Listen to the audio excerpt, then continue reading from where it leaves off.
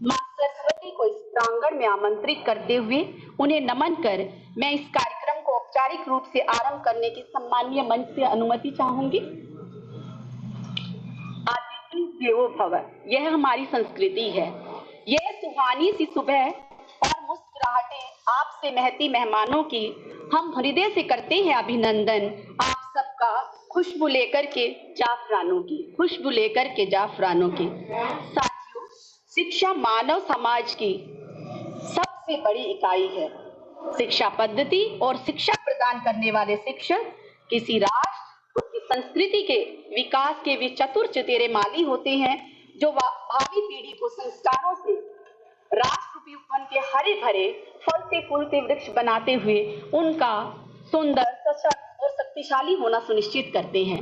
प्राचीन समय में एक सुदृढ़ शिक्षा प्रणाली और महाज्ञानी गुरुओं के कारण हम विश्व गुरु कहलाए, परंतु इसके साथ ही यह भी सार्वभौमिक सत्य है कि मिट्टी के घड़े का पानी पीने वाले को जिस प्रकार असीम संतुष्टि देता है, मगर उस पानी को अगर ना बदला जाए तो वही बीमारी का कारण भी बन सकता है। उसी प्रकार शिक्षा पद्धति को, शिक्षा नीति को समय और काल के अनुरूप बनाए रखने हेतु निरंतर परिष्कृत और परिवर्तित किया जाना अनिवार्य होता है। शिक्षा नीति को एक वृक्ष की भांति जहां जल लेने के लिए जड़ों में गहरा उतरना होता है, वहीं हवा और पानी के लिए ऊर्ध्वगामी होना होता है। यही प्रयास हमारे माननीय दूरदृष्टि प्रधानमंत्री जी और सरकार और विद्वत जनों ने राष्ट्रीय शिक्षा नीति 2020 के रूप में किया है। राष्ट्रीय शिक्षा नीति 2020 इस राष्ट्र को नया उत्थान, नई दिशा देने के लिए बनाई गई है। किसी देश के विकास का मानक निर्धारित करती है उसकी तकनीकी या प्रौद्योगिकी शिक्षा। तकनीकी या प्रौद्योगिकी शिक्षा जगत में क्रियान्वयन हेतु आयोजित कार्यशाला में हमारे विशिष्ट अतिथि एवं अद्वितीय विभूति डॉक्टर अतुल कोठारी जी, राष्ट्रीय सचिव शिक्षा संस्कृति एवं उद्यान्यास, अतुलनीय तकनीकी शिक्षाविद माननीय अध्यक्ष आभासी प्रोफेसर टी.जी. सीताराम, सौम्य एवं कुशल प्रशासनिक प्रमुख सदस्य सचिव आभासी जी का मैं स्वागत एवं अभिनंदन करती हूँ। मैं प्रोफेसर श्रीपद करमालकर, निदेशक IIT भुवनेश्वर एवं प्रोफेसर राजीव प्रकाश, निदेशक IIT भिलाई का भी हार्दिक स्वागत एवं अभिनंदन करती हूँ। मैं आधुनिक युगांतकारी तकनीकी प्रगति के मौजूदा परिदृश्य में प्रौद्योगिकी एवं तकनीकी शिक्षा के नवीन दृष्टि प्रदान कर रहे विभिन्न राष्ट्रीय महत्व के प्रतिष्ठित संस्थानों के प्रमुखों एवं प्रतिनिधियों और यहाँ उपस्थित सभी महानुभावों का हार्दिक स्वागत एवं अभिनंदन करती हूँ।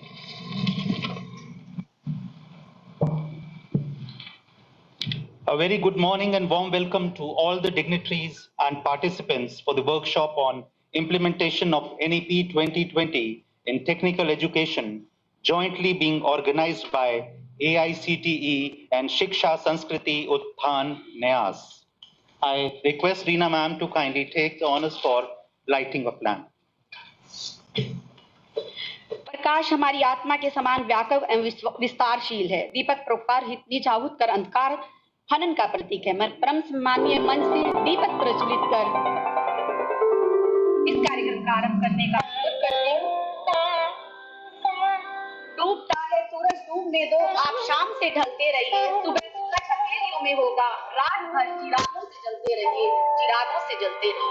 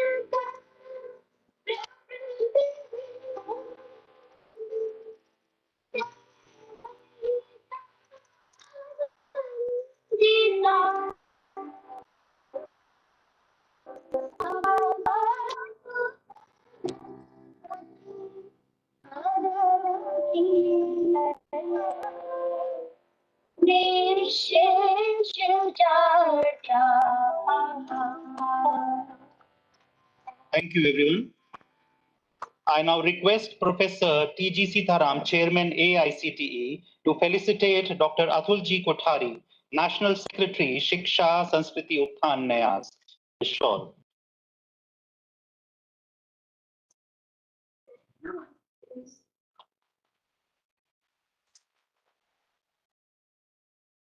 I request Professor Rajiv Kumar, Member Secretary ICT, to kindly felicitate Professor Shripad Karmarkar, Director IIT Bhubaneswar.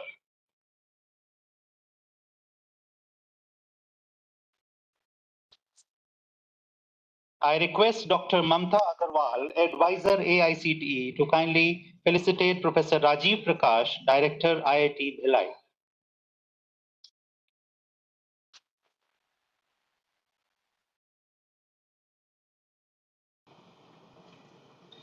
Thank you, sir, ma'am.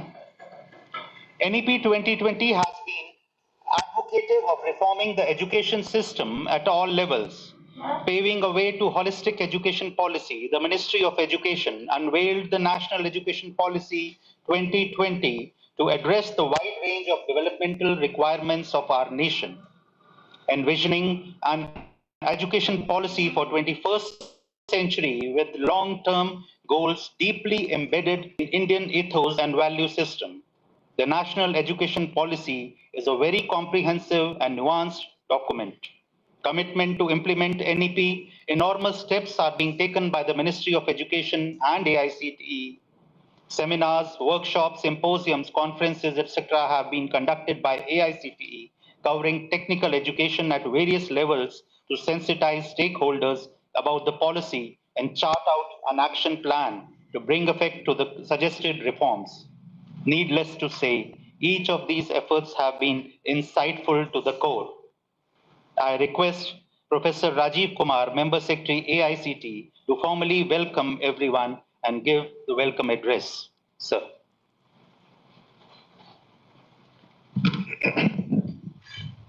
Thank you. Namaskar. Good morning. Respected Atul Bhai Kothari ji, National Secretary, Shiksha Sanskriti Utthan Nyas, Professor T.G. Sitaram, Chairman AICTE, Professor Rajiv, Director IIT Bhilai, Professor Karmalkar, Director IIT Bhubaneswar, Directors of other IITs, NITs, ICERs, NITers, Vice Chancellors of universities, deans of various universities, faculty members, and invited guests. I, on behalf of AICTE and my own behalf, welcomes you all on this important workshop on implementation of National Education Policy 2020 in technical education, being organized jointly by AICTE and Shiksha Sanskriti Utthan Nyas. As we know that NEP 2020 was announced on 29 July 2020, and we are going to celebrate the third year of its announcement. Since its announcement, a lot of discussions were held not only among the academic community, but also in the society as a whole. As we know that Ministry of Education framed and released various guidelines such as Academic Bank of Credit, National Credit Framework, National Higher Education Qualification Framework, etc. for facilitating the implementation of National Education Policy. Almost all the higher education institutions in the country implemented the policy in the best interest of the students. Institutes may be facing difficulty, or they may be requiring some clarity on some of the points of the NEP. Respected Atul Bhai discussed this issue with the chairman AICTE, and it was decided to invite head of the institutions of all prominent higher technical institutions to a single platform to discuss, deliberate, and to understand the good work done by others. We also requested institutions to share 2 to 3 PPTs on their good work on implementation, and I am happy to share that we got very warm response from institutions. We tried to accommodate good number of institutions in the presentation, but due to shortage of time, all presentations could not be accommodated. But I ensure that all head of the institution will get an opportunity to share their good work during discussion. It is my sincere request to all presenters, kindly stick to the time because we have a very tight schedule. We also hope that institution will organize such deliberations at their own places also. Our team will record the proceedings of the day, and in the last session, Professor Ganeshan, Director IIIT, Sirishiti, will present it. Our team at AICTE also utilize this opportunity, and when they come to know that large number of head of the institutions are coming to AICTE, they immediately plan the signing of MOU for internship for J&K students during tea break, because we have very tight schedule, so they planned it during the tea break. So I request all of you to take early tea and join MOU signing ceremony during tea break. I hope your stay during the day at AICTE will be comfortable. I once again welcome you, all delegates to this workshop. Namaskar, Jai Bharat.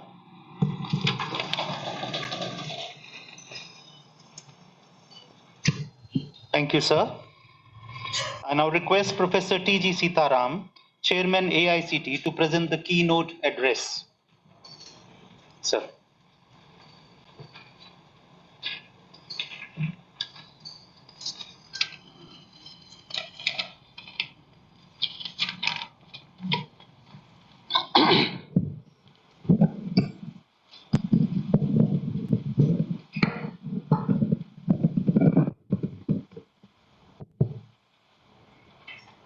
Namaste. Namaste to everyone. It is very, very silent. Namaskar. Very good morning to all of you.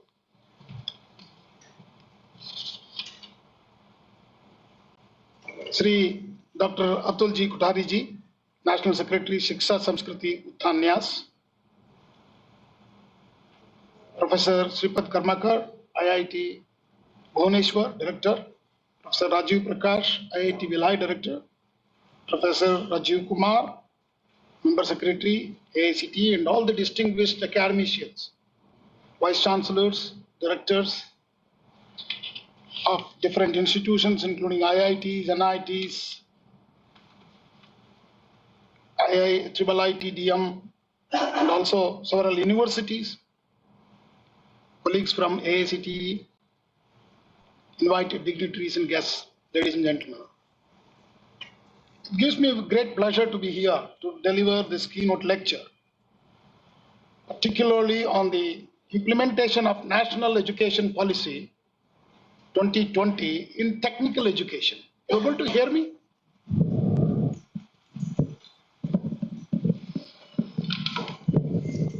Is it clear now? No. Okay, thank you. As we know, implementation of NEP 2020, we are in the third year. On July 29th, 2023, we will be completing 3 years. So I think it's an excellent time to look back what we have actually achieved in the part of implementation, particularly in the technical education. So when Dr. Atul Bhai Kochari ji approached the AICTE, we had a discussion, and I immediately accepted his invitation to organize an event so that we can assemble all the experts in the technical education, assemble at one common place and discuss about what are the best practices we have followed so far and what are the challenges and what are the issues. It is, I think, it's a good time. 3 years is a reasonably good time to look at what are the challenges we have to look at and how we going to address that. National Education Policy is a very comprehensive policy document that outlines the vision and framework for transforming the education system in India by integration of general, which is academic, and vocational education, particularly that's more relevant to engineering and technical education, by integration of general and vocational education while ensuring the vertical and horizontal mobility of students and learners between the academic and vocational streams. In my address today, I'm going to highlight some of the transformative initiatives taken by All India Council for Technical Education towards the implementation of NEP 2020. I will also look forward to hear your experiences and your success stories so that we can learn together. This is an era of learning together and learning from each other and achieve the better results of implementation of NEP.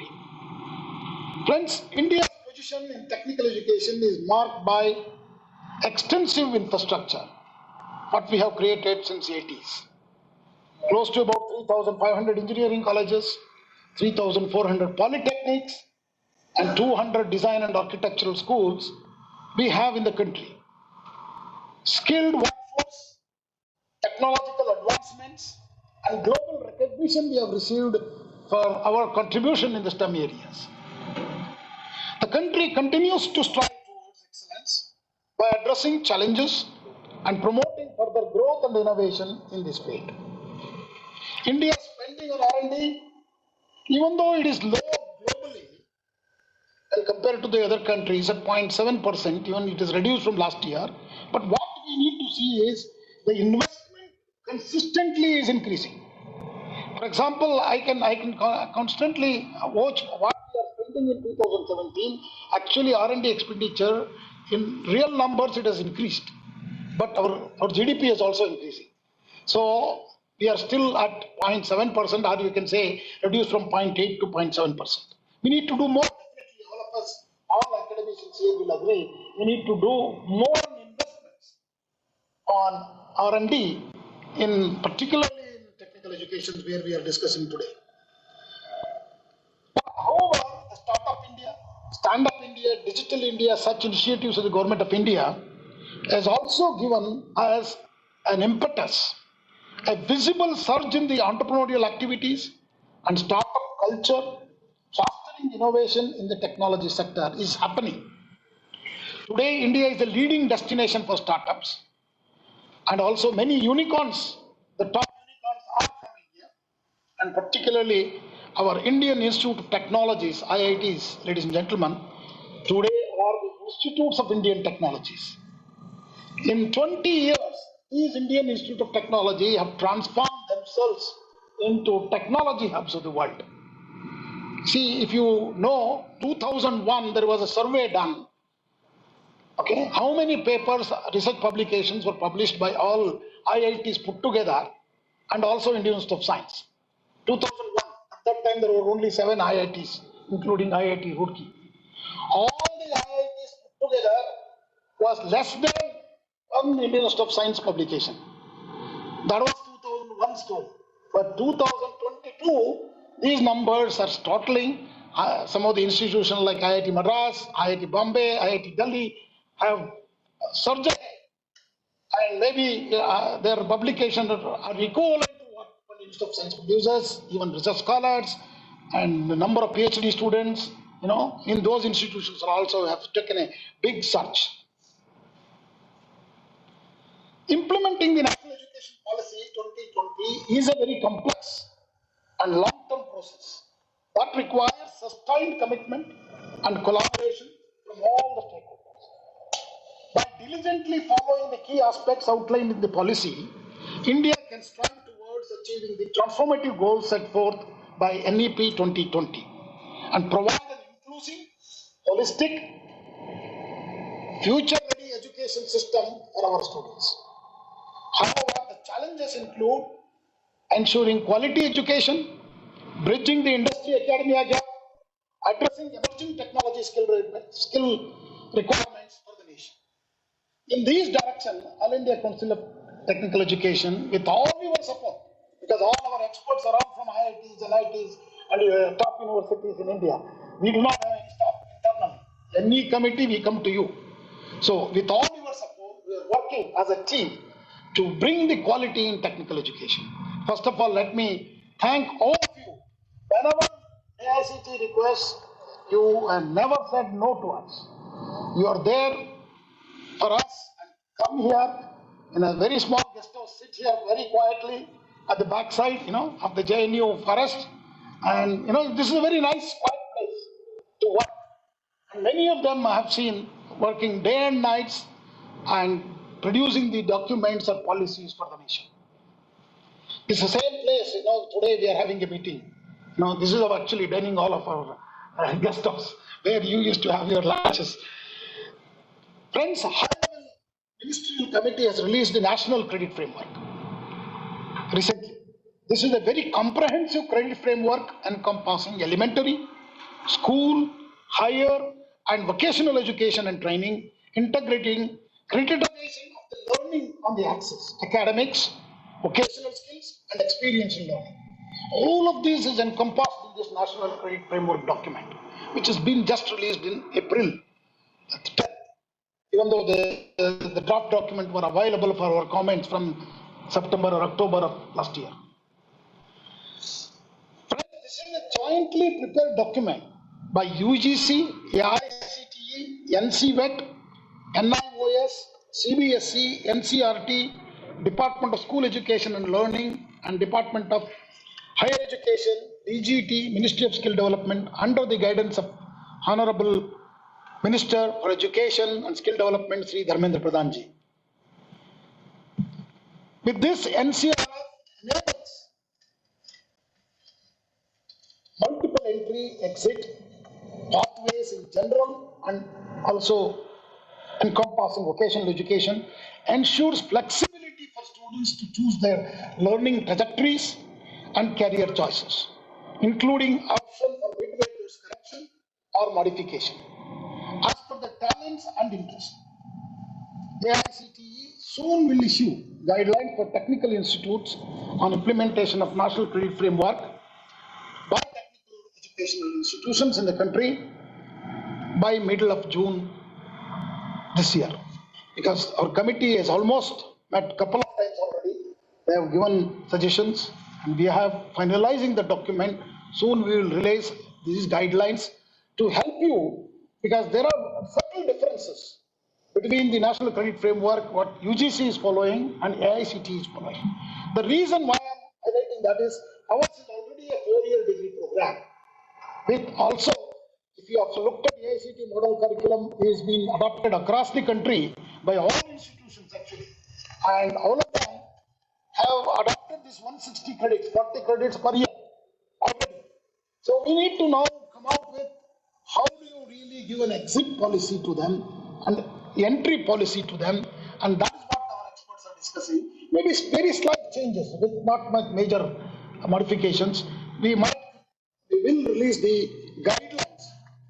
You observe my words, I said guidelines. Still you have the freedom, particularly the universities, private universities and deemed universities and autonomous institutions will have the freedom to choose what they want. That is the essence of NEP. NEP gives up a lot of freedom for you to do what you want to make the people learn. In the last 3 years, National Education Policy 2020 has been translated into actionable policy at various levels in the government. I can confidently vouch, in the last 6 months I learned a lot of things here. Meeting so many heads of the institutions and people and visiting some of the universities, I learned, including central agencies like UGC, AICT, NCTE, NCVET, and also the state and local levels. Lot of activities have happened in the implementation of NEP. I'm very happy to see a big progress in this direction. The government has developed detailed guidelines, action plans, and implementation strategies based on the broad framework provided by the policy, which was NEP 2020 in July 2020. So that means there are many documents like National Credit Framework, National Higher Education Qualification Framework, and many guidelines documents issued by UGC, AICTE, and these all really have shown that we have made a big progress. NEP 2020 emphasized a flexible multidisciplinary curriculum. That is actually in a big way it has been entered. We have also introduced the Indian knowledge system courses into our programs, and the universal human value courses program IICT was following, and now this year onwards we have made that a minor degree also students can earn in universal human values. So such implementations we could visibly see in our institutions. There is definitely this aspect of implementation requires further, relook and discussions and midway corrections. Revising the existing curriculum is very, very important, ladies and gentlemen, because to accommodate some of these things, we need to continuously evolve our curriculum. That's what AICT started doing now. This year, we have started revising the diploma and BTech curriculum. The existing curriculum has to be modified to develop new frameworks that incorporate critical thinking, problem-solving skills, and experiential learning. And many of our offline courses on AR, VR, to students to learn on their own, have been very successful. Curriculum development is a continuous process. I think as an academicians in your institutions, you have also said that. AICT has done a lot of work in this direction, which is based on the principles of student-centric and contextualized learning with critical emphasis on vocational education and training. It emphasizes continuous professional development, promoting research and innovation in teaching practices and ensuring adequate teacher-student ratios. That's where AICT is. Regulation process, even though we have made it very simple, but we are watching the student-teacher ratios in every campus. AICT emphasizes the need for continuous professional development and training programs to equip teachers with the necessary knowledge and skills. So, a lot of teachers training courses have been also taken up through AICT and also the industries jointly. These programs are focused on pedagogical approaches, ICT integration, assessment techniques, and addressing the needs of the students. AICT recognizes the importance of technology in education.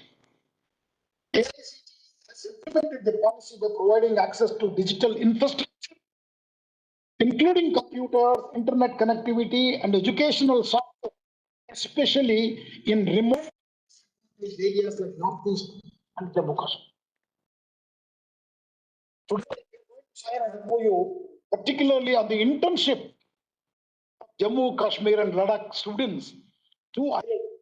Some of the IITs have come forward.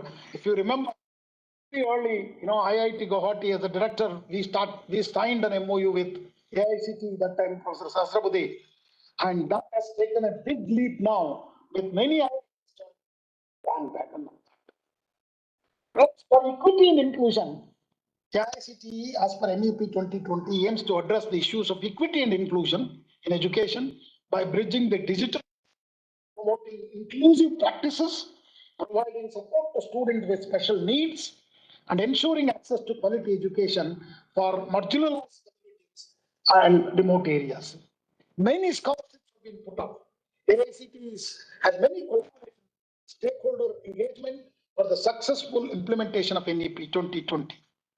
In this, you can watch that, whether it is Saksham or fellowships or Prime Minister Special Scholarship Scheme, lot of scholarship, PG scholarship for all the students across the country who clear the gate exam,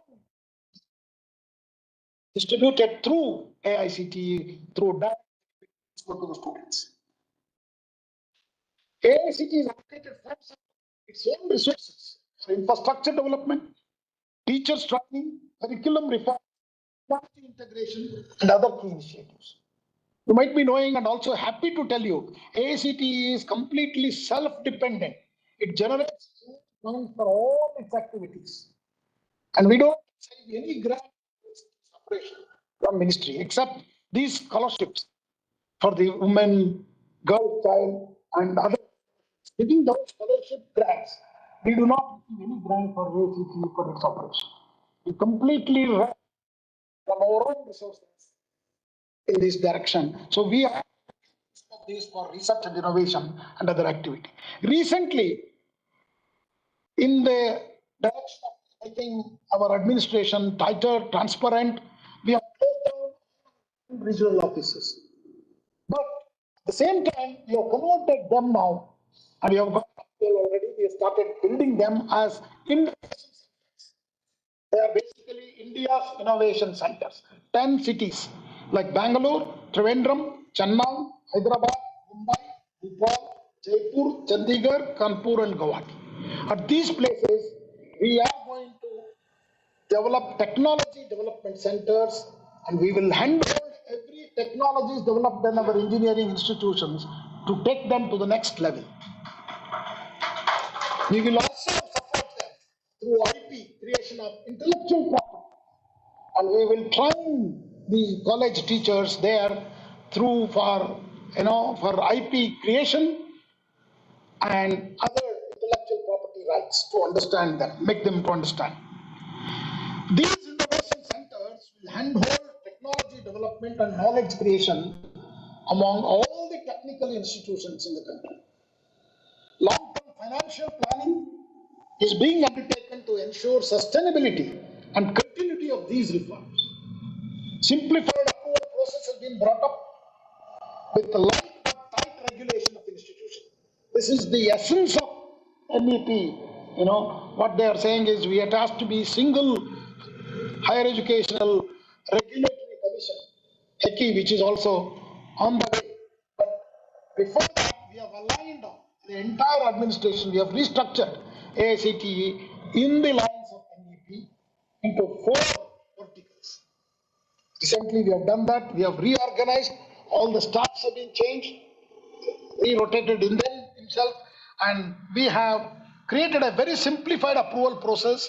And I would be very glad to tell you more than 70% of the institutions have received already their approvals or extension of approval for this year. Another 20 to 25% is remaining, which we are working on it and try to complete the entire process by the June 10th, the next month. There are we need to also look at, based on MEP, AICT started working in 4 areas: research and innovation, academics and curriculum, technology development and society, and students. These are our focus 4 areas. And in this, I am not going to talk much about the innovation councils and their work, because Dr. Jere will speak to you in this afternoon. But today, I'm going to highlight very briefly before I conclude my talk, the transformative initiative carried out by AICTE, which includes revision of curriculum, teachers training, that is faculty certification, and also faculty development program. We are also coming up with a new program under QIP in a short-term technical teachers training at IITs. We are talking to them, and we are also talking to the ministry to really modify short-term so that we have enough teachers in emerging areas. See, right now, a lot of our students are in emerging areas, but there are very few teachers available in emerging areas. We have large number of teachers in core engineering, but there are no students. So we have taken steps to train these are the core engineering professors to teach some of the specific courses which in the emerging areas also. In addition to that, we have also taken steps to popularize core engineering through many initiatives. One is allow the students, because finally, end of the day, the popularity of a program depends on jobs. Where there are jobs, students are going to take that course whether we like it or not. So better assist, but keeping the core engineering intact, because tomorrow there may be a demand. So what we have said is we will create a minor degree program in emerging areas. All the students in the core engineering, civil, mechanical, electrical, electronics can take this minor degree program, which is available to them, and get trained during their college days in the emerging areas. That is one step. Second is we have also tied up with many industry leaders. to create a placement portal, AICTE placement portal, which will actually give jobs to rural engineering colleges initially. So I'm very happy to tell you today, 1,500 companies have already lined up with us, top companies, have shown interest to offer jobs to rural engineering students who are coming out of, so that we can retain some of those students who are not going to rural engineering colleges. So this is a big initiative. We have also strengthened our AICTE's internship portal. I'm very happy to tell you more than 2 crores of students are there to take the internship. So there are more than 70,000 companies have lined up in the internship portal. We are every day. Yesterday, EduSkills jointly with EduSkills, they are getting 1 lakh internships. Yesterday we have announced jointly. So these internships are not very short ones. A minimum 2 to 4 months. They get a credit for that in their institutions. Then mandatory induction of holistic development program for students. A mix between traditional education and MOOCs. 40% of the MOOCs courses are also made mandatory. Encouraging institutes to sign up for academic bank of credits. Induction of universal human values as a compulsory course and also as a minor. Promoting innovation, startups, mandatory internship policy has been developed. Mandatory accreditation. This year approval process, we have clearly said 60% of your programs have to be accredited. I know it is a daunting task. I did talk to the NBA chairman. He said it is very difficult, but I said, we have to make them, encourage them, and make the accreditation a binary. Binary rather than, going through, you are scared to even go to NBA. Instead of that, make it much more simpler so that, they become part of it and apply, learn what are the deficiencies and improve. And we are also helping the institutions develop perspective plan, industry readiness by creating mandatory cell at the institutes. And very happy to tell you 3 divisions of the ministry, that is Indian Knowledge System, Innovation Cell, and NETF are functioning through AICTE. We are supporting all these activities of Indian Knowledge System and Innovation Cell as well as NETF. Our NEET Cell, National Education Alliance for Technology, for enhancing youth employability, skilling and reskilling, is a big initiative, and we have completed NEET 3.0. From NEET next month onwards, NEET 4.0 will be launched, which will be a dynamic one. As the edutech companies come with the product, we'll review and immediately adopt them rather than they wait for 6 to 8 months. Because if they wait for 6 to 8 months, some of these technologies or some of the courses will be obsolete, because the industry is growing very fast. Friends, another important initiative of AICTE is our education in mother tongue and regional languages. It's a very big initiative. Large number of institutes, close to about 70 institutions across the country in different languages, have started offering the degree programs.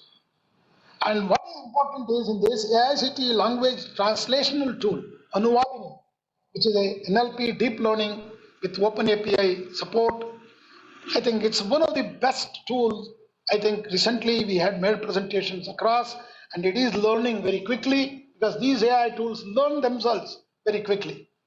So that's where the usage, I urge all of you to look at this tool, and if you would like to use it, it is free of cost to your institution, even translation of your own, some circulars from English to Hindi, English to regional languages. It's very easy. Our tool will be accessible to you, and you please write to us. We will send you a link for using that tool. And we are continuously helping National Testing Agency to organize JEE, CEUT, any exams, the NET, all actually AICTE officials are helping in that process as well to make our students, life simpler. And our launch of technical books in regional languages, AICTE has launched in 13, actually, so far 13 scheduled Indian languages, And we have also translated books on Swayam. 1,000, more than 1,000 courses are available in more than one language today. And there are other 2,000 courses will be progressively available in 13 languages. And recently we took a decision to add another 9 languages like Dogri, Kashmiri, Bhojpuri, and also into that list. So all the 22 scheduled languages as per our constitution, we are going to cover. Smart India hackathons, and we have recently launched the India-Singapore hackathon, which will be held in IIT Gandhinagar. And these hackathons and other details, I think Dr. Jere will present to you this afternoon. Another important initiative is One Nation, One Data, a centralized data collection platform for all higher education institutions. Very happy to tell you there is a big progress, and actually an expert committee under the chairmanship of Dr. Radhakrishnan ji has reviewed, and we are in the process of adding crowdsource information into this so that these data are more authentic and easily transferable to each agencies instead of each institutions filing every day, changing the data every time when they upload the information. Parak is another important initiative, which is an assessment tool. I would like to say more than 1,45,000 multiple choice assessment items incorporating multiple disciplines towards improving the overall competence of the students. This Parak this time has received World Bank also has noticed this. They are going to give the merit of the program. There is huge funding is coming for the Parak, and AICT is going to do in a big way. I need here again support because you are our experts in that as well. Karma is another very big initiative of AICT for popularizing vocational courses. That is Kaushal Augmentation and Restructuring Mission to overcome the dual challenge of scarcity of skilled manpower in jobs and low skill levels of those who are presently in jobs. In this also, in the Karma also, NEET is also playing a major role in high-tech sectors. Promoting and preserving Indian traditional knowledge is again big initiative. Large centers, many 70 and odd centers of the Indian knowledge centers have been created at different institutes, universities. AICT Idea Lab, I should not close without mentioning about AICT Idea Lab. Idea Lab is a mandatory collaboration with industries for innovation and research, and it has been established more than 100 institutions, and 50 of them are funded by AICT, another 50 and odd are actually funded by the private institutions themselves, looking at the success and interest of students as well as teachers. And expanding access to online and module programs, I would like to highlight to you 59 higher education institutions offering 351 full-fledged online programs. 85 higher education institutions are offering ODL programs, aims to extend this to more institutions for better access. Regulations issued for offering online course component in a degree program, as I told you, we have increased to 40% through regulations issued on 25th in 2021 itself. More than 153 universities adopted Swayam courses. Courses offered under Swayam increased to about 800 in a semester from about very small numbers earlier. Vidyanjali is another initiative which I would urge all of you to take recognition. It's an Honorable Prime Minister's vision where a school volunteer program to connect school to our higher education institutions. I urge all the institution heads today to join our Vidyanjali program, help these schools which are nearby to your institutions. Go ask your teachers or students or even your alumni to go to those schools, contribute the way they want. It is not just financially, it could be voluntary, even lecturing and awareness creation, anything you would like to do. This is an excellent program where there are no constraints, it's only advantages. I urge to all of you to seriously implement the Vidyanjali portal and also tell us your success stories to us. So we will bring out a compendium of that. Kapila Kalam program for IP literacy and awareness, and we provide financial assistance to the institutions for filing patents. Yukti 2.0 is a systematic assimilation of sectorial innovative technologies and products by higher education institutions.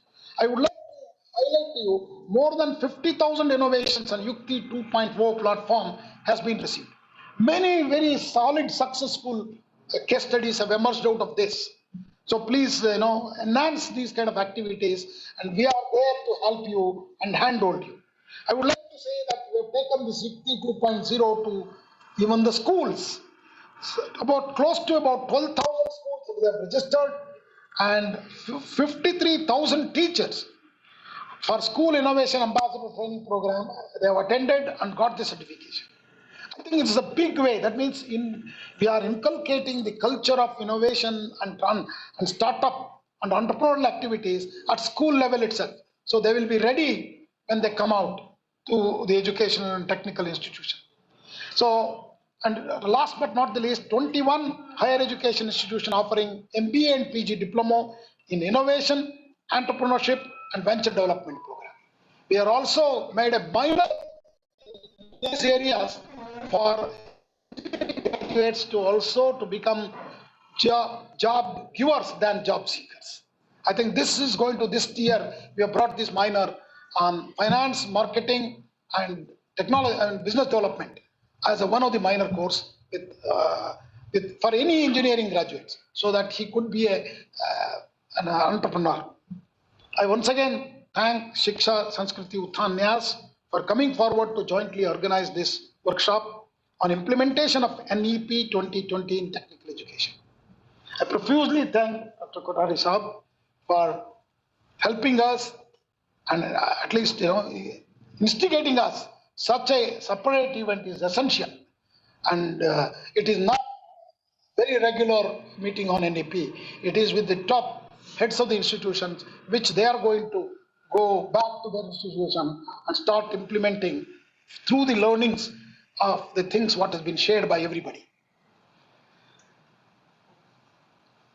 AICT will compile all these success stories and document all these success stories and best practices for benefit of the larger good.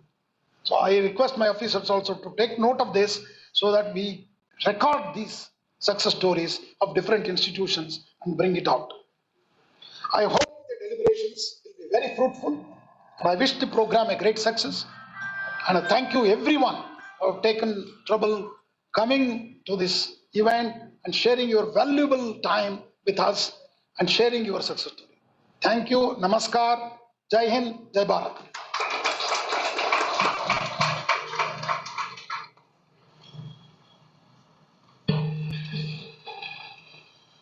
हार्दिक साधुवाद एवं धन्यवाद महोदय। आपने अभाषित की अभूतपूर्व एवं दूरदृष्टिपूर्ण पहलों को सधे हुए सार्थक शब्दों में प्रस्तुत करके सभा को अभिभूत किया है।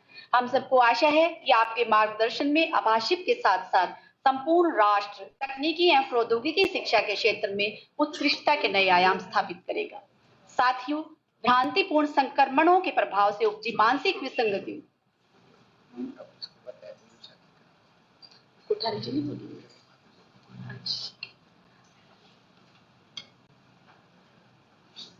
हम कोठारी जी को आमंत्रित करने से पूर्व एक समझौता ज्ञापन पर हस्ताक्षर किए जाने हैं। मैं तरुण जी को आमंत्रित करती हूँ, उसके विषय में बताएं।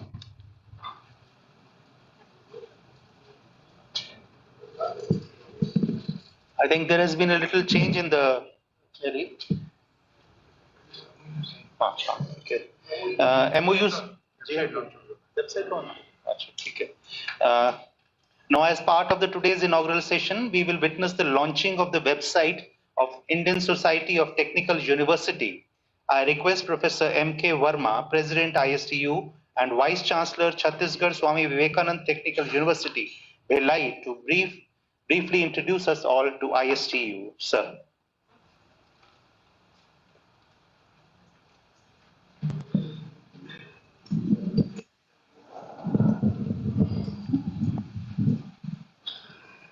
It's a matter of great pleasure for me that we are here on this occasion, and we had been given this opportunity to introduce ISTU Today's function chief guest Dr. Atul Kothari sir, Chairman AICT Dr. Sitaram ji, and directors of IIT Bhubaneswar and IIT Bhilai. Also, all the academic leaders of the country from various institutes. This particular ISTU was conceptualized with former chairman AICT, Professor Sahastra Buddheji, and it was the theme that 90% of the institutes and students and faculties of the technical education arena in the country is coming under the gamut of state government technical universities. So a separate society, just like ISTU, is to be created, just like AIU is working dedicatedly, it should be working in joining hands and fulfilling the vision of AICT. So that is how the ISTU, Indian Society of Technical University, has come into the picture. And now our first target is to get implemented NEP in all the technical universities. And you know that technical universities are created by legislative law, and each and every state is having a different and variations over it. And we are being run by the act. So there is a fixed structure, rules there, and the need is to change it as per the NEP.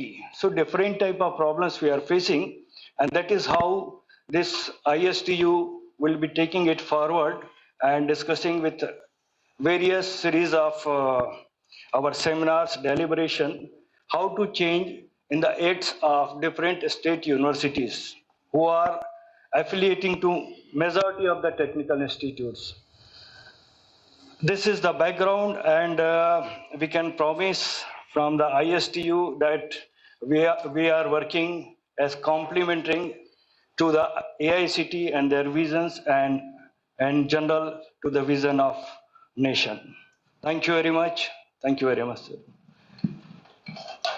You will invite? Right. Thank you, sir. I request the dignitaries on the dais to kindly launch the ISTU website. My colleagues at the end may please be prepared for launching of the website. And I request Professor Verma and Professor Sunil Kumar, Vice President of ISTU, to also be on the dais during the launching ceremony.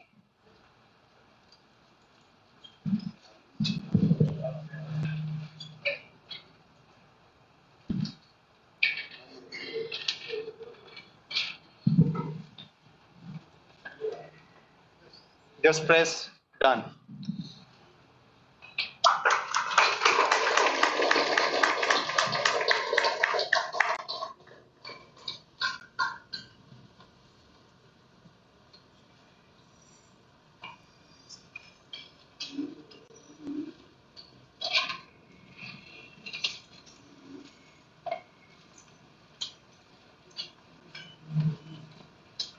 Very nice initiation of the website. We wish our best, we give our best wishes. Thank you, sir.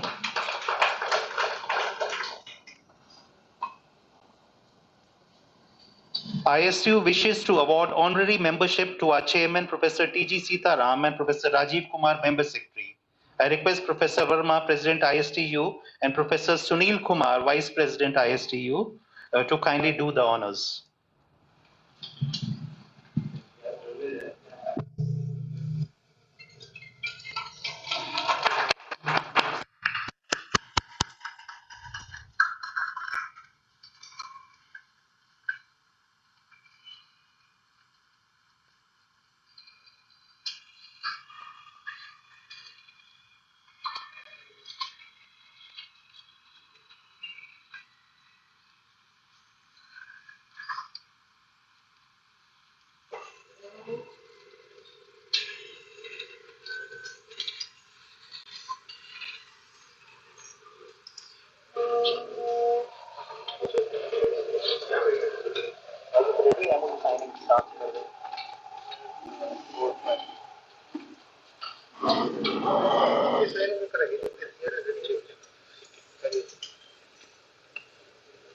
a little deviation from the itinerary. I just request that we have a tea break. Tea is available outside, and parallelly we will have a MOU signing ceremony for J&K internship. I request Dr. Ramesh Unikrishnan, Advisor, Training and Learning Bureau, may kindly take over for MOU signing.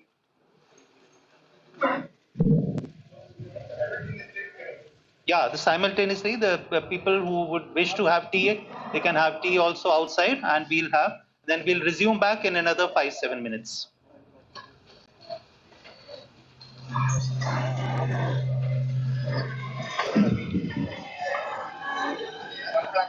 Yeah, so most respected Chairman Sir, Member Secretary Sir, Honorable Adul Kothari ji, and the distinguished guests on the dais and off the dais. Today, this is a moment of glory for All India Council for Technical Education, as we are entering onto a memorandum of understanding with one of the top institutions in our country. The context of the MOU is to provide internship for the students from Jammu and Kashmir who are pursuing their higher education either in some institute in J&K or through any other institutions through the Prime Minister's Special Scholarship Scheme, which is being facilitated by AICT. The scheme was started in the year 2019, and till now we could facilitate about 600 students from J&K who had undergone this internship. So this year, Honorable Chairman had escalated a letter to all the IITs and NITs, and we got a tremendous response from 17 institutions. Like they are willing to provide internship for the J&K students. So out of the 17, 11 institutions are joined here today through physical mode, and 6 will be joining through online mode. So with the permission of Honorable Dais, let me invite the colleges onto the dais so that the memorandum of understanding could be signed. Sir, may I, sir? Okay. So let me call the representative from IIT Roper, Dr. Apurva Mudkal.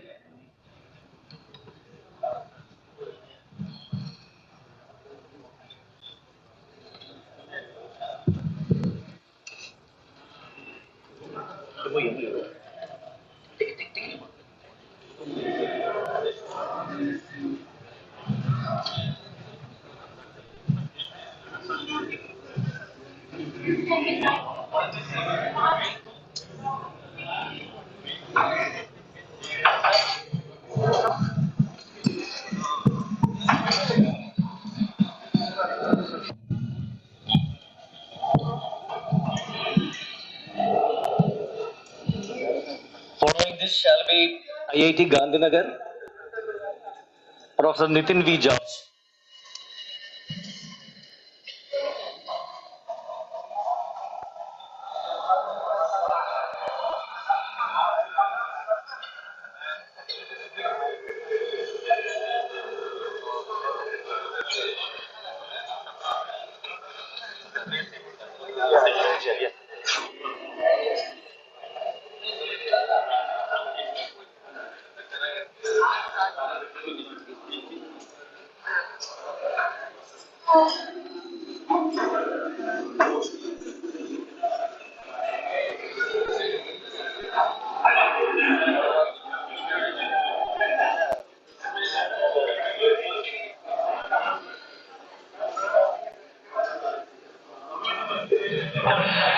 Following IIT Gandhinagar, we have IIT Guwahati.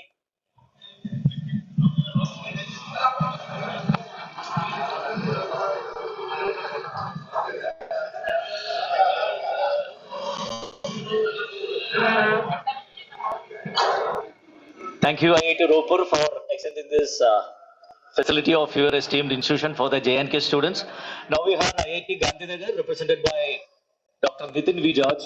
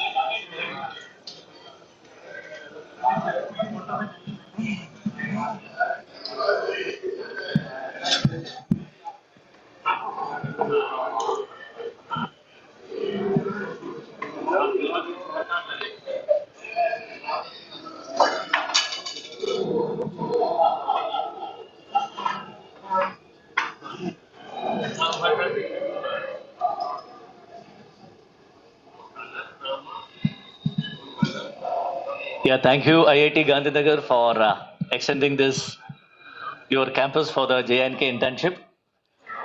Now let me invite the representative from IIT Guwahati, Professor Sukumar Nandi.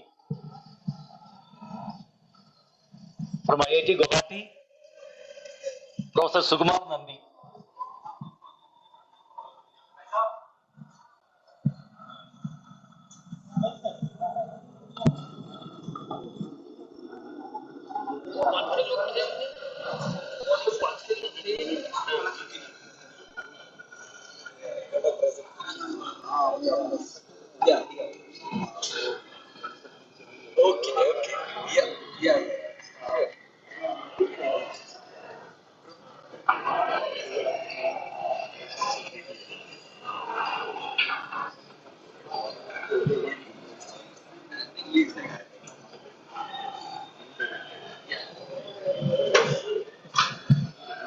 Actually, IIT Guwahati had been the first institute with which AICT signed this MOU of JNK internship.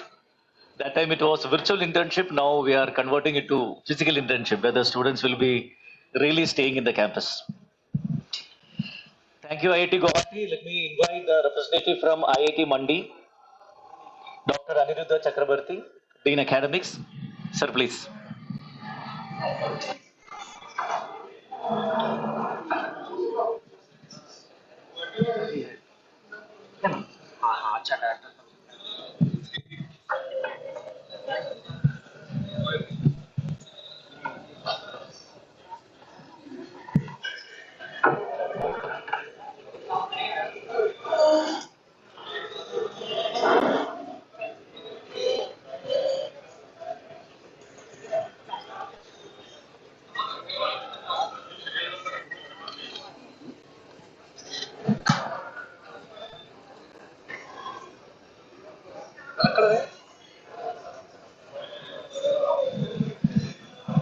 Thank you, IIT Mandi, for accepting our request and offering our campus for the JNK students.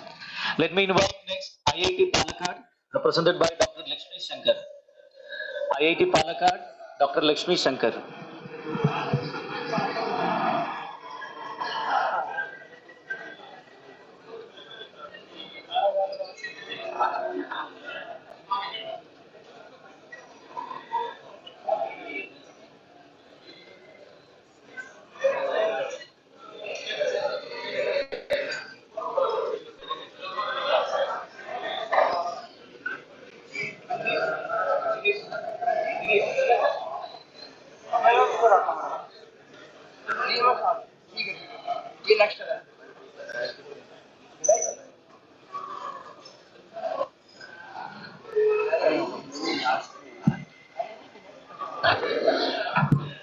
Thank you, IIT Palakkad, for offering your beautiful campus for the JNK students to feel the culture. Let me invite IIT Tirupati. IIT Tirupati, represented by Professor E. Anil Kumar. IIT Tirupati, represented by Professor E. Anil Kumar.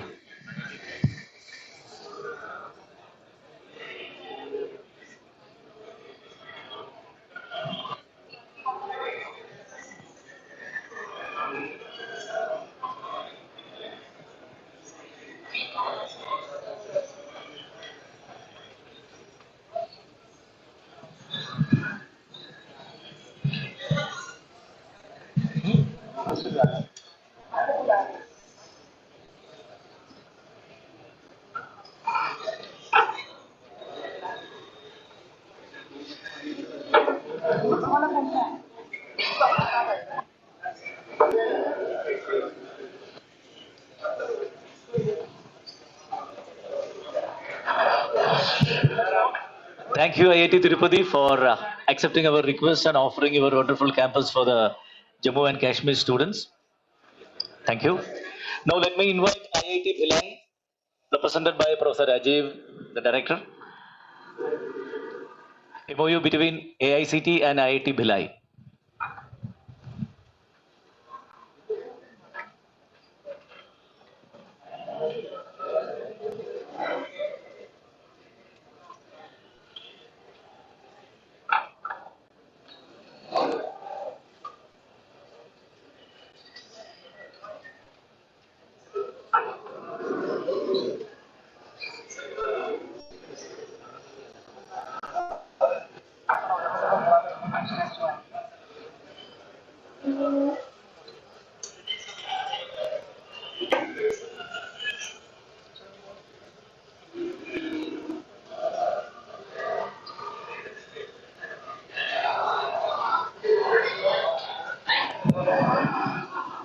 Thank you, IIT Bhilai, for accepting our request and offering your beautiful campus for the students. Let me invite MNNIT Allahabad, represented by Professor R.S. Verma. MNNIT Allahabad, represented by Professor R.S. Verma.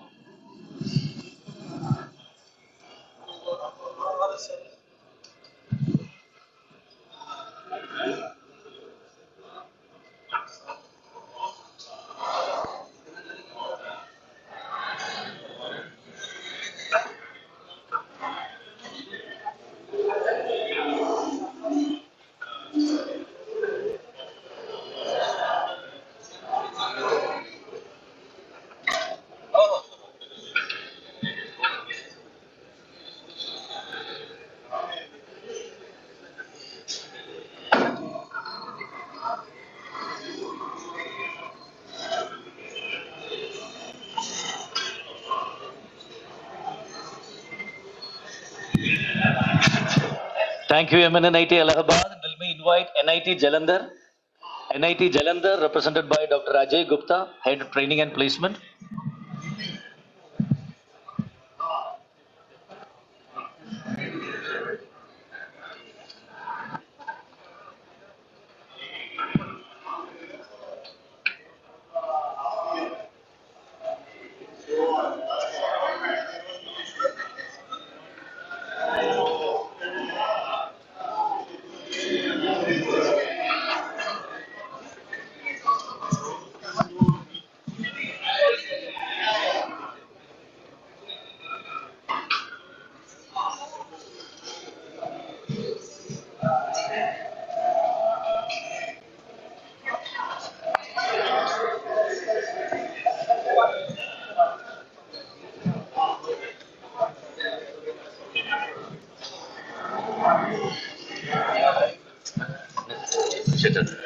Thank you, NIT Jalandhar. Let me invite next is NIT Kurukshetra. AICT signing MOU with NIT Kurukshetra. We have Professor R.K. Sharma, Dean Research and Consultancy.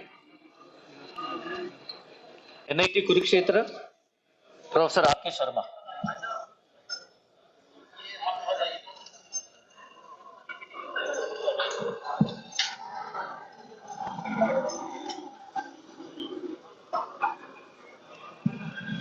This is MOU between AICT and NIT Kurukshetra.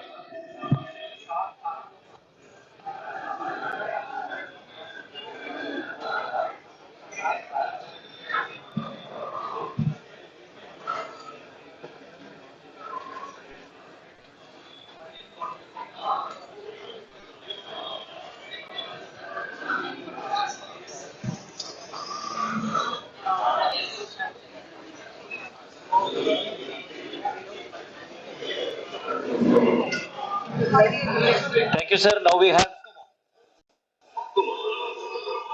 the MOU between All India Council for Technical Education and NIT Meghalaya. Let me invite Professor Gayadhar Panta, Director in Charge, NIT Meghalaya, for the MOU signing. Professor Gayadhar Panta.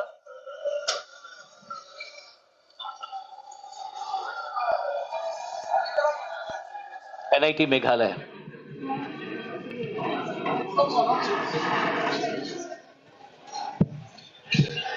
So following this, we'll be having the last among the 11, that is ISER Calcutta.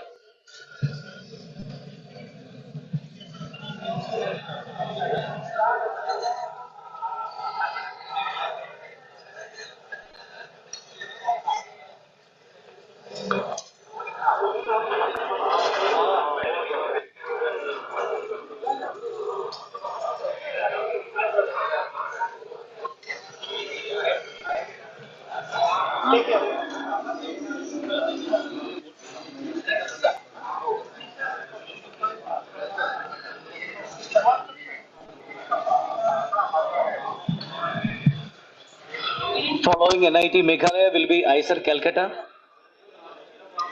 represented by Alkesh Bisai, sir.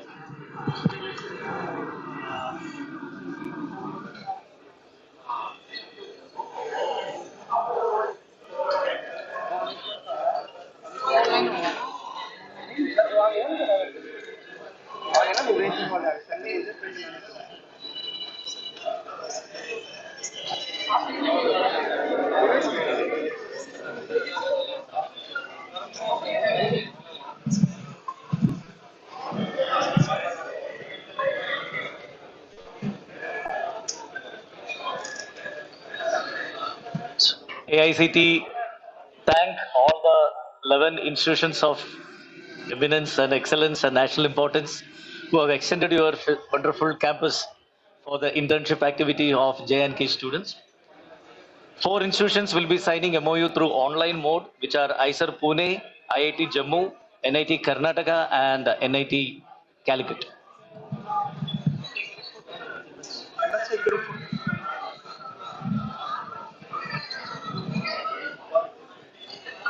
All are requested to kindly take their place. We are about to start with a technical session. Kindly switch off your mobile or keep it on silent mode. सभी से निवेदन है कि अपना स्थान ग्रहण करें.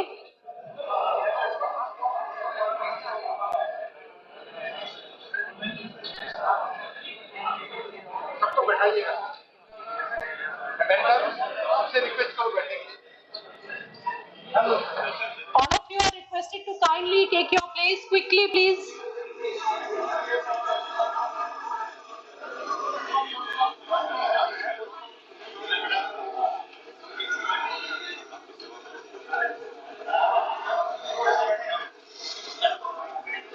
कृपया अपना स्थान ग्रहण करें.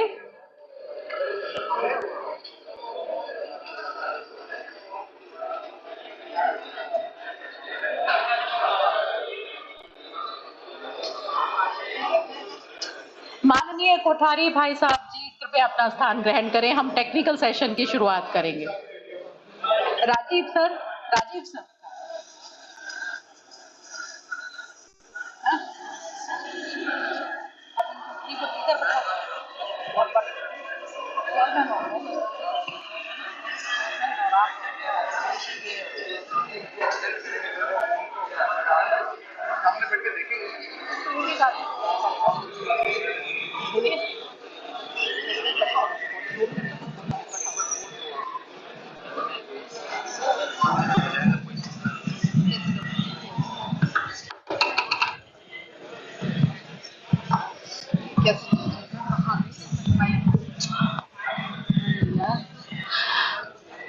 मेरा सभी से अनुरोध है, कृपया अपना स्थान ग्रहण करें. मेरा अनुरोध है यहाँ उपस्थित सभी से, कृपया अपना स्थान ग्रहण करें.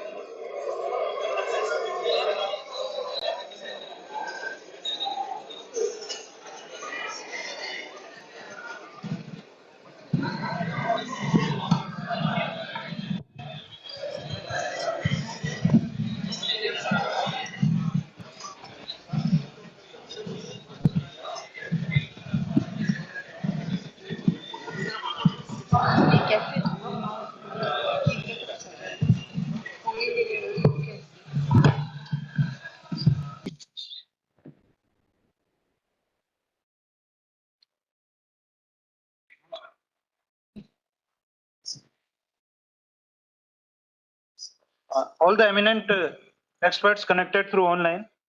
We will share the signed copy of MOU, scanned copy on through online. We will share with you. Thank you for joining.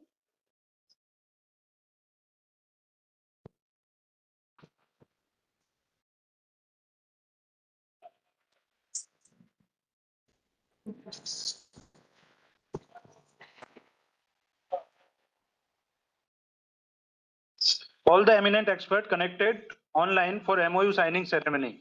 We will share the signed scan copy to you, and thank you for joining this MOU signing ceremony.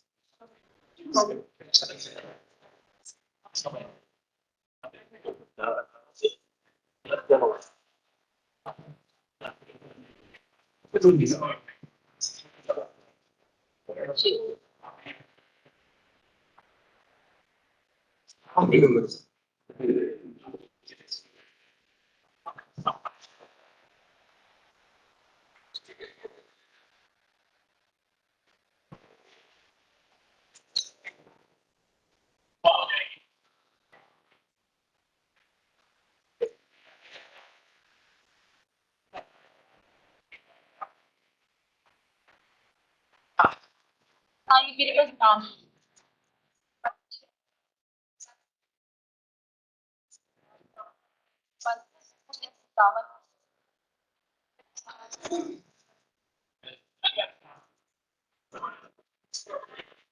कृपया एक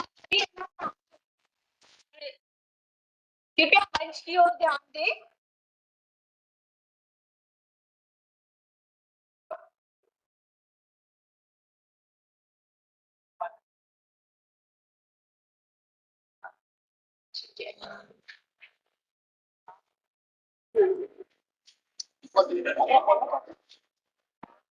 कृपया सभी अपना स्थान ग्रहण कर लें। अब हम अपने तकनीकी सेशन को आरंभ करते हैं।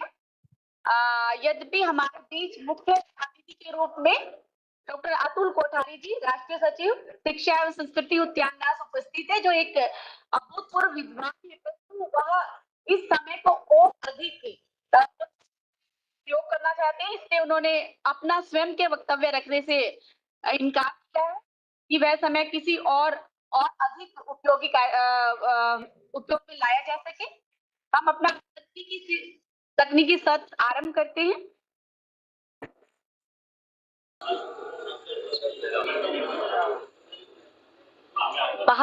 भावी पीढ़ी को आधुनिक ज्ञान विज्ञान प्रौद्योगिकी एवं तकनीकी में सक्षम बनाना है, इसी निहित लक्ष्य को आगे बढ़ाने के लिए तकनीकी सत्र है। इस सत्र की अध्यक्षता हेतु मैं प्रोफेसर लक्ष्मीचंद बेहरा जी, निदेशक IIT, उन्हें मंच पर आमंत्रित करती हूँ इस सत्र की अध्यक्षता के लिए।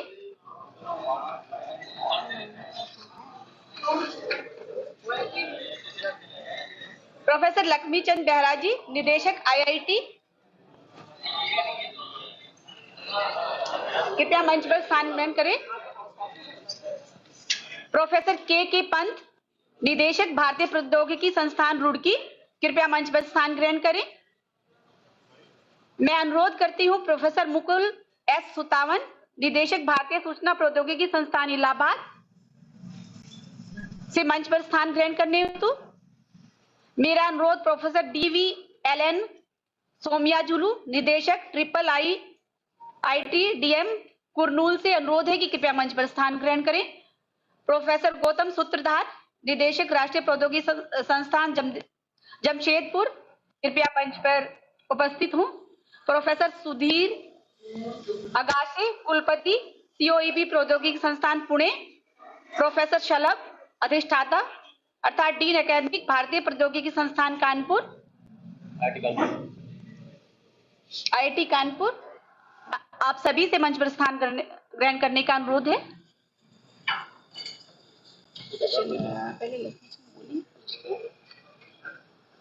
मैं इस सत्र के अध्यक्ष प्रोफेसर लक्ष्मीचंद बेहरा जी से अनुरोध करती हूं कि वह 2 शब्द इस सभा में कहें और इस सत्र को आरंभ करें।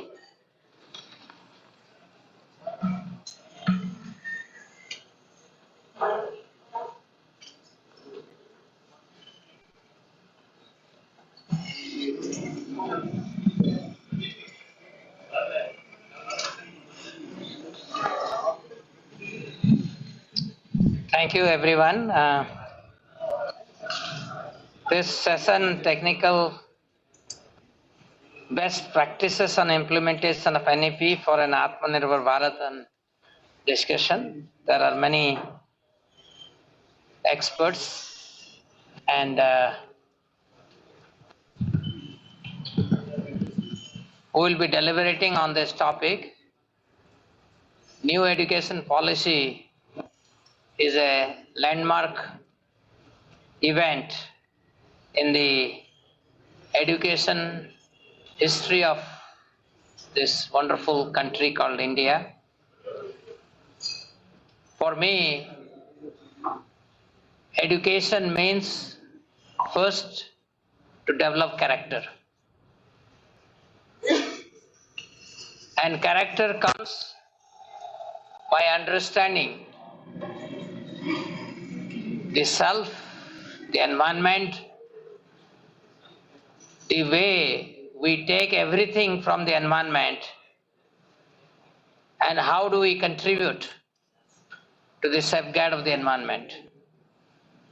Looking a holistic view of everything and seeing how technology can be used for the benefit of all. So, without taking any time, I'm hoping that this particular session will enlighten all of us in various aspects of implementation of NEP. I am from IIT Mandi, and just to let you know that in IIT Mandi, one of the key program in NEP is that in the very first year, we teach all students compulsory course on Introduction to Consciousness and Holistic Well-being. And this particular course is so designed where the students, they not only learn the science of consciousness, they learn certain practices like yoga, meditation, cooking, community services,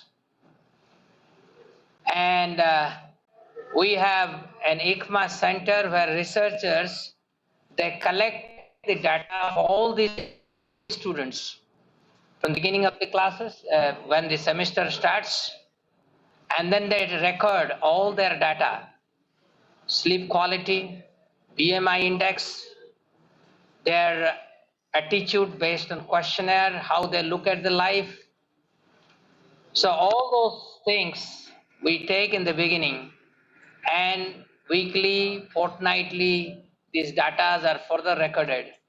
And we see that how students are acquiring values, their attitude towards their fellow peers, how it is changing, how they are seeing the life in a very holistic perspective, how they have actually looked themselves as a part of the whole. So this is something that we have already started at IIT Mandi, and I'm sharing just to let you know that such a course has really made a lot of impact on the lives of students, given the current problem of stress and anxiety that students are facing in campuses, particularly IITs, where suicides are going up. People are not able to, students are not able to handle the stress and anxiety. So hence, we need to look at the education in a newer perspective, where the foundation of every student in terms of the understanding the life itself should be very strong, such that they can take the success and failure in the same stride, and they should be able to see life is much bigger entity than so-called success and failure. So with that, I thank you all.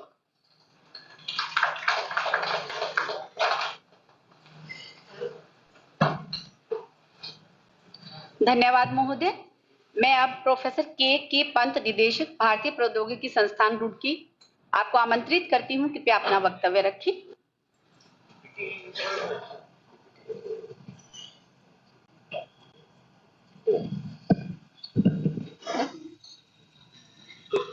Very good morning to all of you.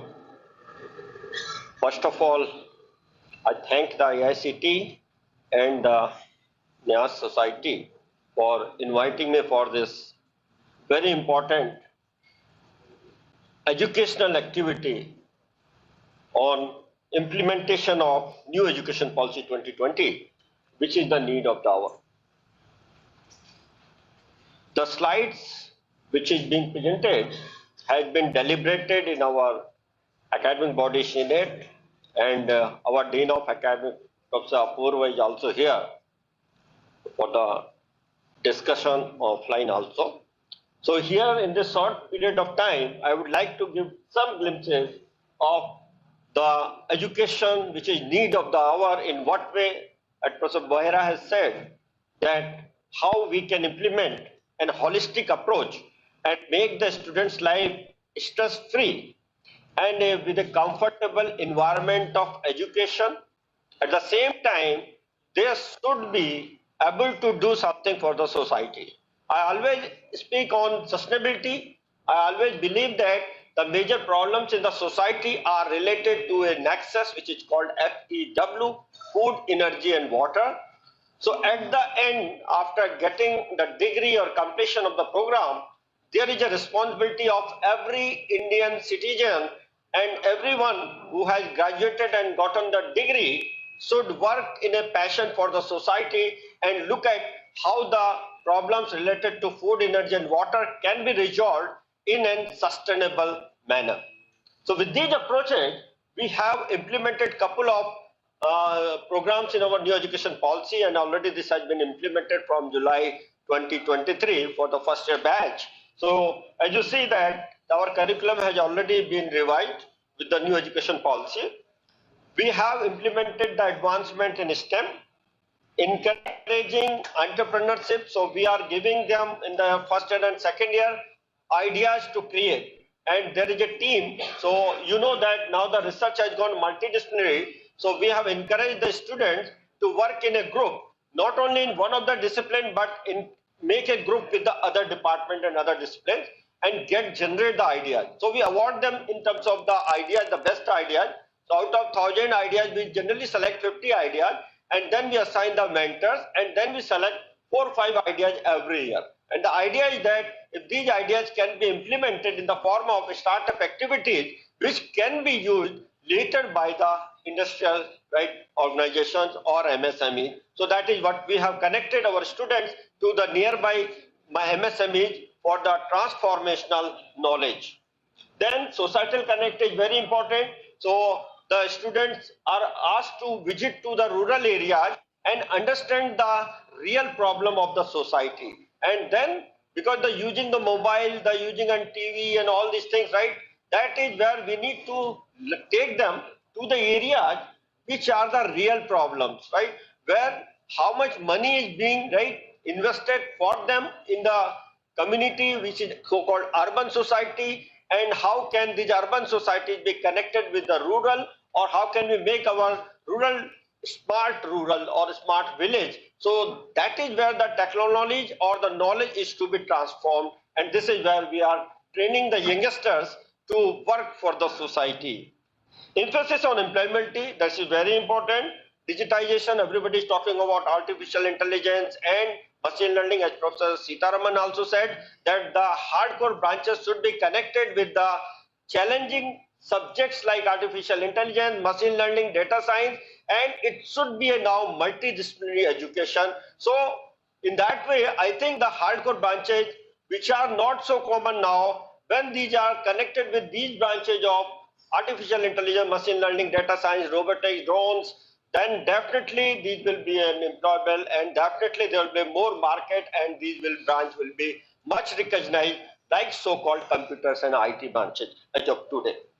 Then we are working our hard to promote the Indian knowledge system, so traditional Indian knowledge system, where already the science have been developed, already lot of technologies like the maths and all these have been implemented, and this is must that our young generation should be aware of that. So we have implemented a course on Indian knowledge system. And similarly, what we are talking, the stress buster, so we have a robust wellness center where we have more than 15 psychiatrists and counselors and the senior student mentors to train these youngsters since from their first years that education means the holistic approach, not just the bookish knowledge and the CGPA. So they should have much more, right, a diversified approach, and overall development is very important. So there are a lot of opportunities, a lot of challenges.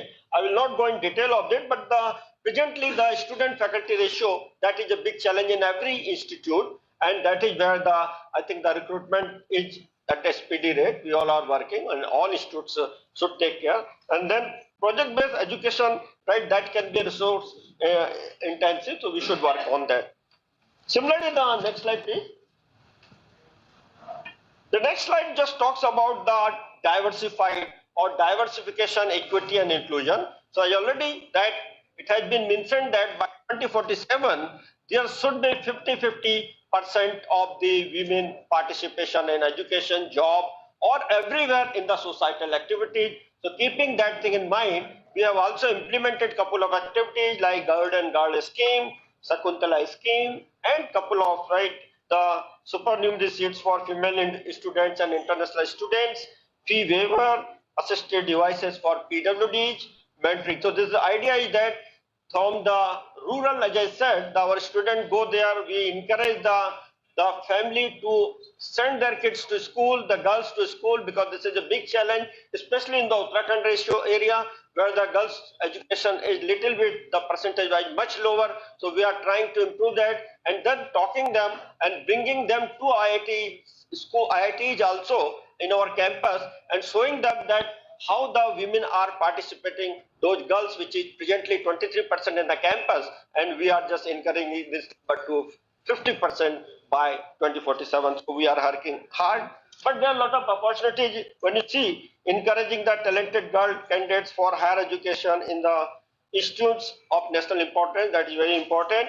Attracting underprivileged without compromising the academic quality. So we have to train them, right, and then bring to the academic system. So we are working on that. There are a lot of challenges, as I said, developing a foolproof mechanism to reach the most vulnerable. That is a big challenge, in fact. And situation is little, right, when you talk about participation of girls, right, so already when you talk about from urban areas, the large number of girls are participating, but when you say the rural areas and coming to the engineering education, coming for the PhD, this is still a challenge, and that is where we need to focus, and I think all of us to work together for this kind of activity. Then we have already worked on this multiple entry and exit program, but this is a real challenge, that at what level you are saying the multiple entry and exit, and how are you going to implement it for the sake degree or certificate or diploma. I think this is one IIT cannot do, one NIT cannot do, or one education institute cannot do. If you are talking about holistic approach, I think the curriculum need to be a kind of common educational system, or there should be a couple of professional courses with every institute, which can be which can make it possible to have the multiple entry and exit. Student from A institute can go to the Y institute or anywhere, provided there are the syllabus match with respect to the creditability or academic bank credit system which you are talking, or ADB system which you are talking. This should be well dynamic, and then I think this multiple entry and exit can be done. So presently we are thinking from certificate point of view, diploma point of view, and we are working on these aspects, and that is very important when we are talking that how this program can be implemented.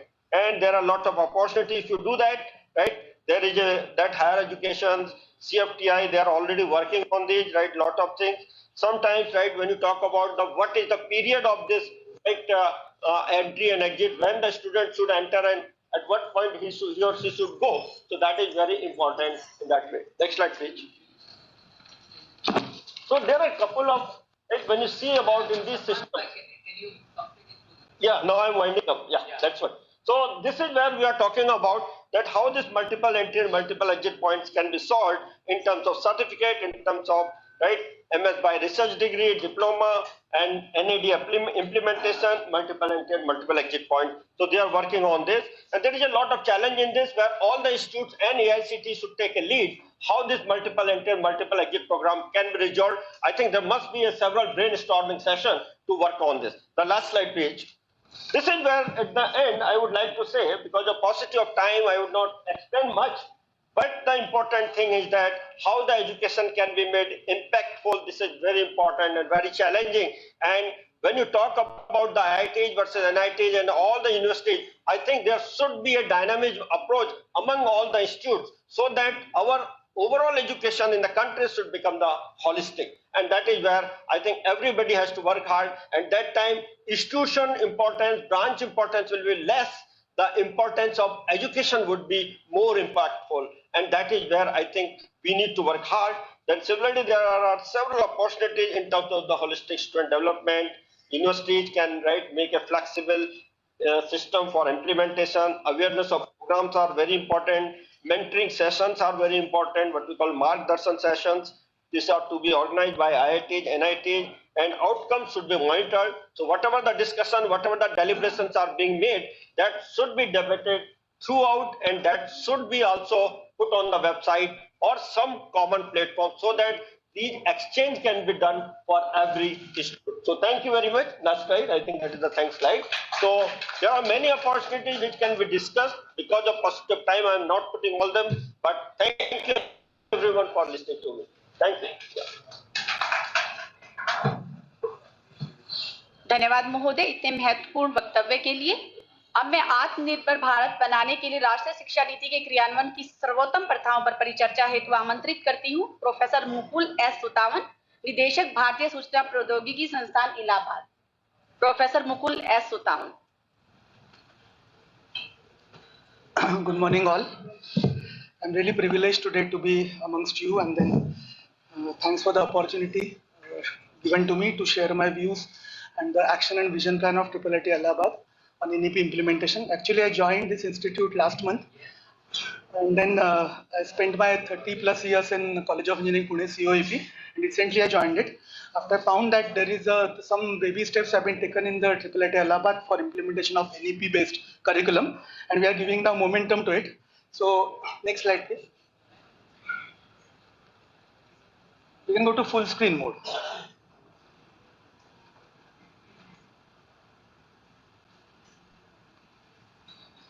So all of you know that IIIT Allahabad happens to be one of the 5 centrally funded IIITs. And then since its inception in 1999, it had been following a multidisciplinary education and research path. It has 2 programs, IT and EC, with the naturally catering to aspirations of IT and EC learners. It has very strong, equally strong applied sciences and management studies department also, which are aligned to IT and EC areas. But they have their own programs, bioinformatics, business informatics, biomedical engineering, and so on. Next slide, please. You can just scroll it down, yes. You have 12 slides. But 9. Yeah. Okay. Yes. And there was an attempt which the institute did in the form of flexible academic program, FAP, last year. It was but dropped, and then in light of some kind of improvement in it, and the NEP aligned curriculum is to be developed now to be implemented from July 2023. All of you know that. Next slide. Keep on scrolling it. Yes. Next slide. So NEP envisages, as we know, that holistic and equitable, inclusive, futuristic, multidisciplinary kind of education system at NEP envisages. But we say that holistic means that we have to develop the student personality as a holistic personality.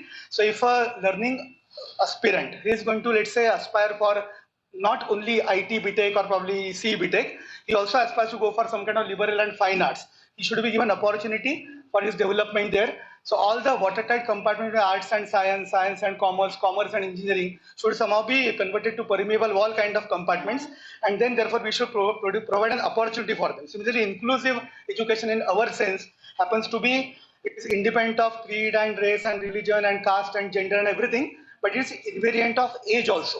So because right to education is a lifelong opportunity, we should also provide something independent of age probably, and therefore NEP stresses upon a very novel, promising and exciting idea of multiple entry, multiple exit.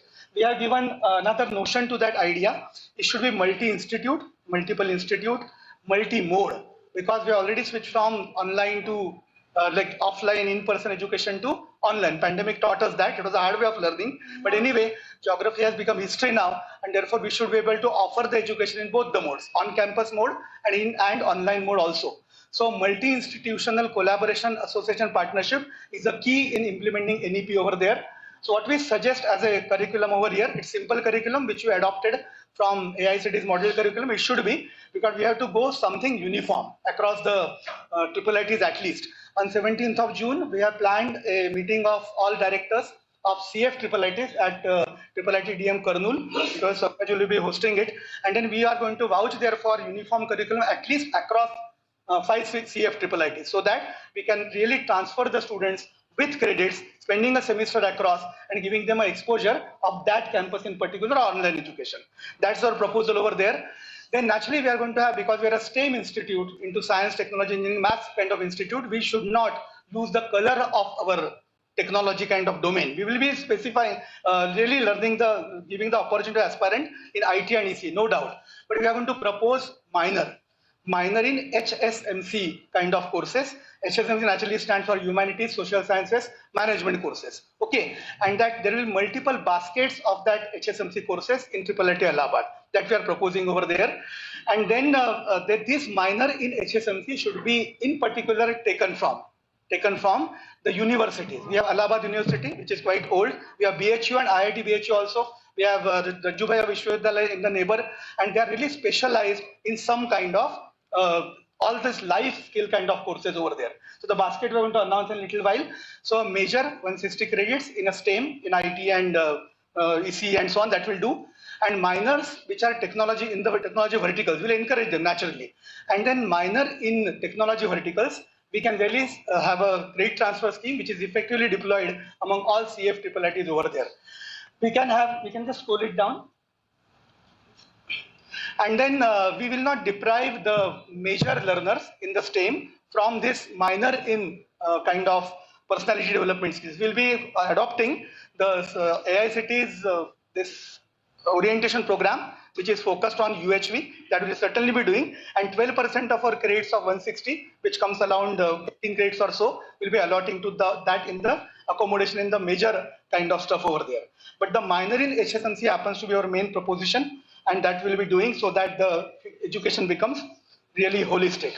Coming to the basket of HSMC space minor. Yes, please.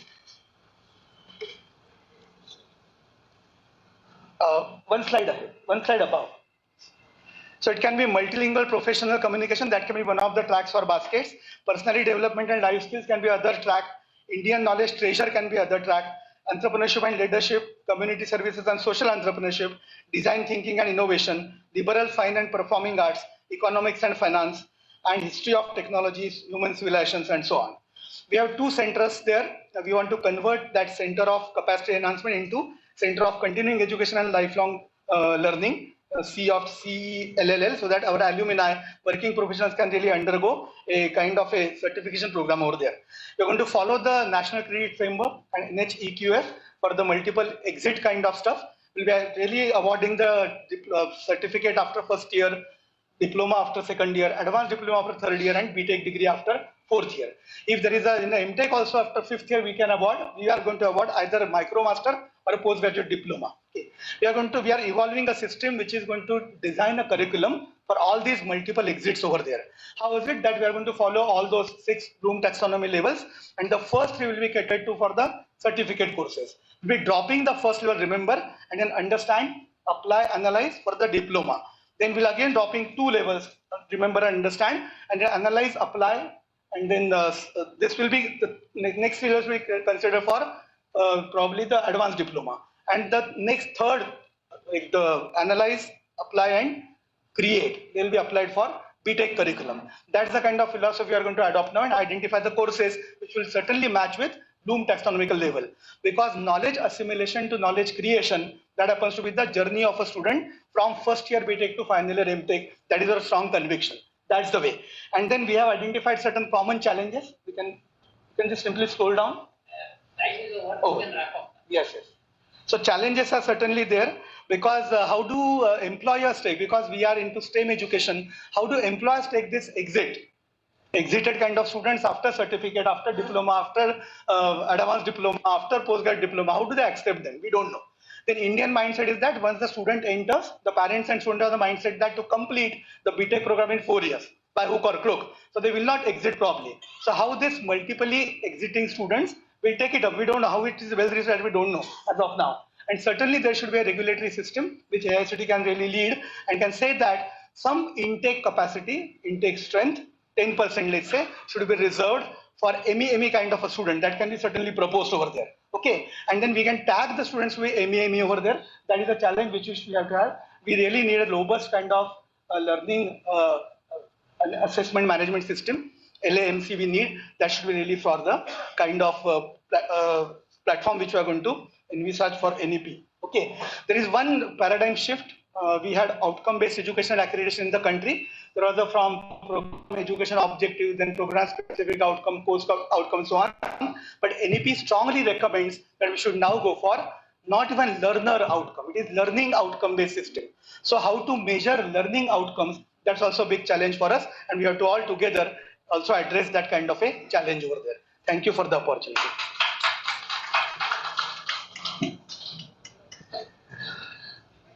साधुवाद एवं धन्यवाद महोदय इतनी सशक्त प्रस्तुति हेतु। अब मैं कुछ और नवीन पहलों की प्रस्तुति होते आमंत्रित करती हूँ प्रोफेसर DVLN सोमयाजुलू, निदेशक triple ITM Kurnool.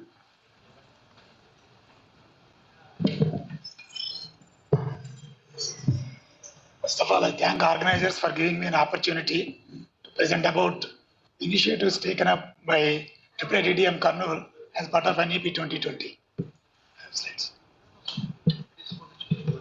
Okay. Sir, as our institute started functioning from our campus since 2019, so in the last 3 years, we have taken up initiatives pertaining to skill development, multiple entry exit education, ABC, and academia industry interaction. On these 4 aspects, we have taken up initiatives and started implementing in a slow-paced manner. To start with, as far as skill development is concerned, MIT has given the responsibility of handling the UAS and drones project with 13 institutions, wherein 5 IITs are designated as RCs, and remaining 20 institutions are from other NITs and IIITs and centers, CDACs and ILET. So, as part of this project, we are going to train 50,000 plus skilled manpower in UAS and drones on different levels, certificate courses, and then minor degree programs, and then MTech courses. In addition to that, all 13 institutions can do joint research in this domain. In addition to that, under this project, 5 work themes are identified. IITM Kurnool is working on guidance, navigation, and control in association with IIT Bombay, which is a work theme center for our institute. And we are also submitting a proposal for entrepreneurship and skill development program to Ministry of MSME for the year from 2023-24. There are a lot of opportunities exist. One thing is manpower training is important. In addition to that, faculty and staff of these 13 institutions are getting an opportunity to work on innovation, patents, research papers, and ideations, etc. But one challenge is getting resource persons, particularly in this domain, is difficult. IIT Kanpur is the only institute offering MTech in UAS and drones. So we are strongly taking support from IIT Kanpur and IIC Bangalore and IIT Bombay to give training for all the other NITs and IIITs. Then coming to the next one, multidisciplinary education point of view, we started minor programs on Internet of Things, robotics and automation, entrepreneurship, machine learning and drones. And we are also starting from the next academic year, drones and IoT MTech program, which is an interdisciplinary program open to all branches. And recently we signed an MOU with the University of Agder, Norway, for faculty and student exchange program for master students. But the idea is to have international collaboration because ours is a new young institute. We want to slowly get into the international collaboration also. So, our challenge is maintaining the interest among the students to complete the course without break is a difficult task because whenever a particular elective is offered as part of minor program, number of students whoever registered in the earlier semester should continue to register, but that's where we are making this, finding some difficulty, but we are addressing all those issues. Then the next one is Academic Bank of Credits. As already AAIT Allahabad director has mentioned, 3 AAITs signed an MOU to enter into a flexible academic program. To start with, we floated one elective course. Now, after a meeting on 17th June, we will plan for one semester exchange, etc. So that flexibility is given for the students to learn across different clusters of universities, and but the challenge is fixing a common schedule and mobilizing the students from one institute to another institute, and conducting classes in hybrid mode requires some ICT infrastructure, etc. All those things we will deliberate on 17th June meeting, and then we'll come up with a proper action plan to implement this. Next slide, please. Then under academia, industry academia interaction, as director, I have decided to set up 3 different strong labs with industry, one for each at least department or domain, computer science and electronics and mechanical engineering, manufacturing, because ours is the AAIT DM. So we are already started offering design projects in an interdepartmental manner. One student from each department should form a group and then do a project with joint mentoring. That is already there in our curriculum. And with 2 years of struggle, we got an opportunity to have an MOU with Samsung Research Institute, Bangalore. And then we established Samsung Innovation Campus with funding of 1.15 crores from SRI Bangalore.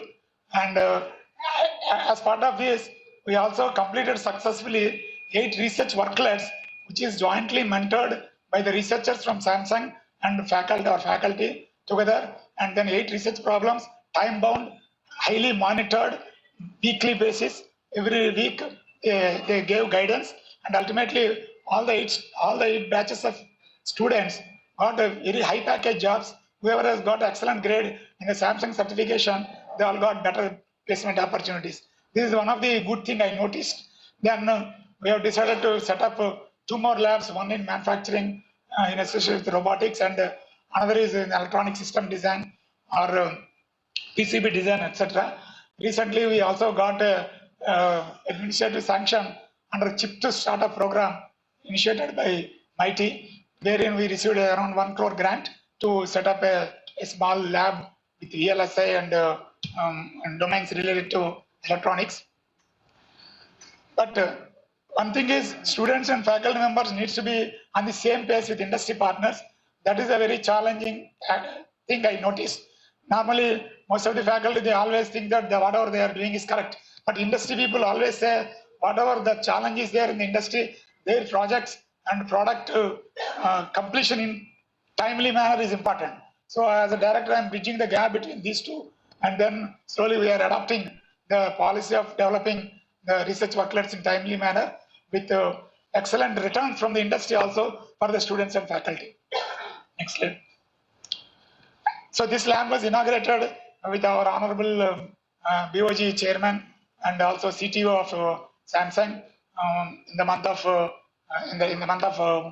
August, and this has given a lot of good opportunities for us to have a training on AI/ML, IoT, data science, etc.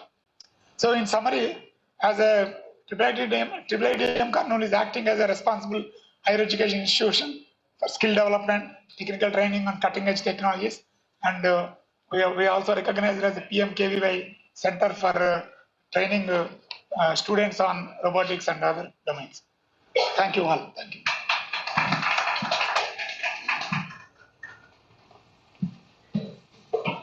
बहुत बहुत धन्यवाद महोदय। मैं professor Gautam सूत्रधार, निदेशक राष्ट्रीय प्रौद्योगिकी संस्थान जमशेदपुर से प्रस्तुति देने हेतु अनुरोध करें।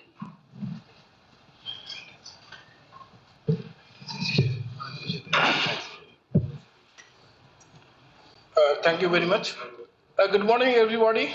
I am really thankful to Atul Kothari ji and Professor Sitaraman ji, because this workshop is very, very pertinent. I will just focus the target and which we have started from NIT Jamshedpur.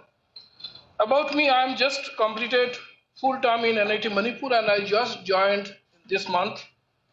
And I already, when I got the invitation from Professor Sitaraman, so just I am telling first point, we have already started the first year course this year.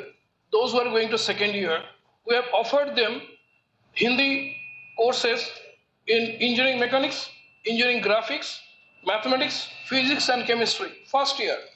What actually the result is, about 30% of the student who are purely Hindi passed from 12th standard, they have took it. But ultimately, thinking the placement situations and other thing, they ultimately dropped. So it is very early to conclude the whether it will again try this year. Those who are second batch, which will coming this year, first year, so we'll again try. What NIT Jamshedpur is there doing, they are doing very slow, but we are very steady. We already overhauled the whole syllabus and in line to the NEP 2020. Now, previously the total credit in the curriculum was about 190. Now we converge into 160 to 165. Still, we are in the planning for fine tuning. Here, I just want to mention that we, regarding the skill development, what we are doing. Just 1 year, what I am doing. In the after 5th semester, we are giving some digital learning. Okay, in EV, electrical vehicle, turbine for the power engineering, and fuel cell for the energy, and also machine fault diagnosis. This is actually developed by our teachers, and we are going to start something in so that we can do in work on hand. So I am actually trying to procure not digital, also work on hand so that skill will develop. Second is in the culture is coming, and because the final year students at 8th semester they are getting internship training as well as job offer. So what we have done basically last 1 year, it is from it started, but now last year almost 60% students in 8th semester they are under internship program. And what we did, we have just we changed little bit and we offered them for the MOOC courses that they take courses from there, and during their internship they will do that. So these are just started. This is the first year. Now with that, what we have just changed something. It is we have already inducted Indian knowledge system as a credit course, and then environmental, then personality development courses, IPR. But still, we want to add from this year entrepreneurship and startup. This course not yet started in NIT Jamshedpur, so this time we are trying. And international students, we are getting figure is not very high. It is only single digit, but still this year we are already done from DASA. Now I want to again put something that multiple entry exit system is actually, we know, it is not compulsion. When a student is under medical or any family problem, then he can exit, but it is not compulsion. We know entry we have not think so far, but exit we have think. After third year we are giving the diploma for all courses, and for MCA course is there. So after 2 years we are giving the postgraduate diploma. So entry, multiple entry we have not so far started. So slowly we are doing, and we have started one interdisciplinary industry-oriented BTech program following the IIT Delhi, that is BTech program in engineering and computational mechanics. The acceptance of this course is almost similar to mechanical engineering. Okay, so this is the second year, so I cannot predict much on that, but we have started. Then already multiple specialty degree, what Professor Sitaraman and other speakers told, that it is a major and minor jo issue hai, that mechanical engineering with minor subject in computer science, we allowed for 8 credit course. So any minor we are allowing 8 credit course. It started already. We are studying this is the second year we will start. So already it is there.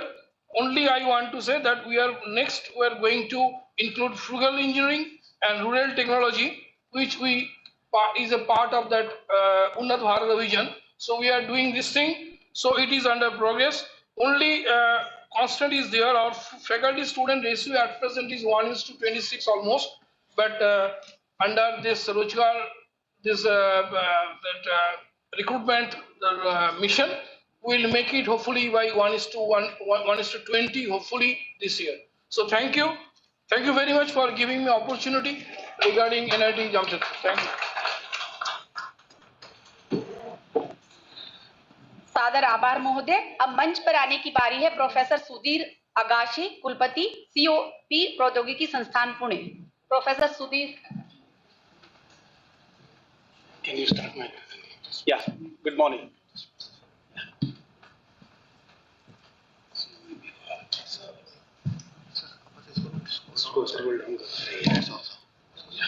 Okay.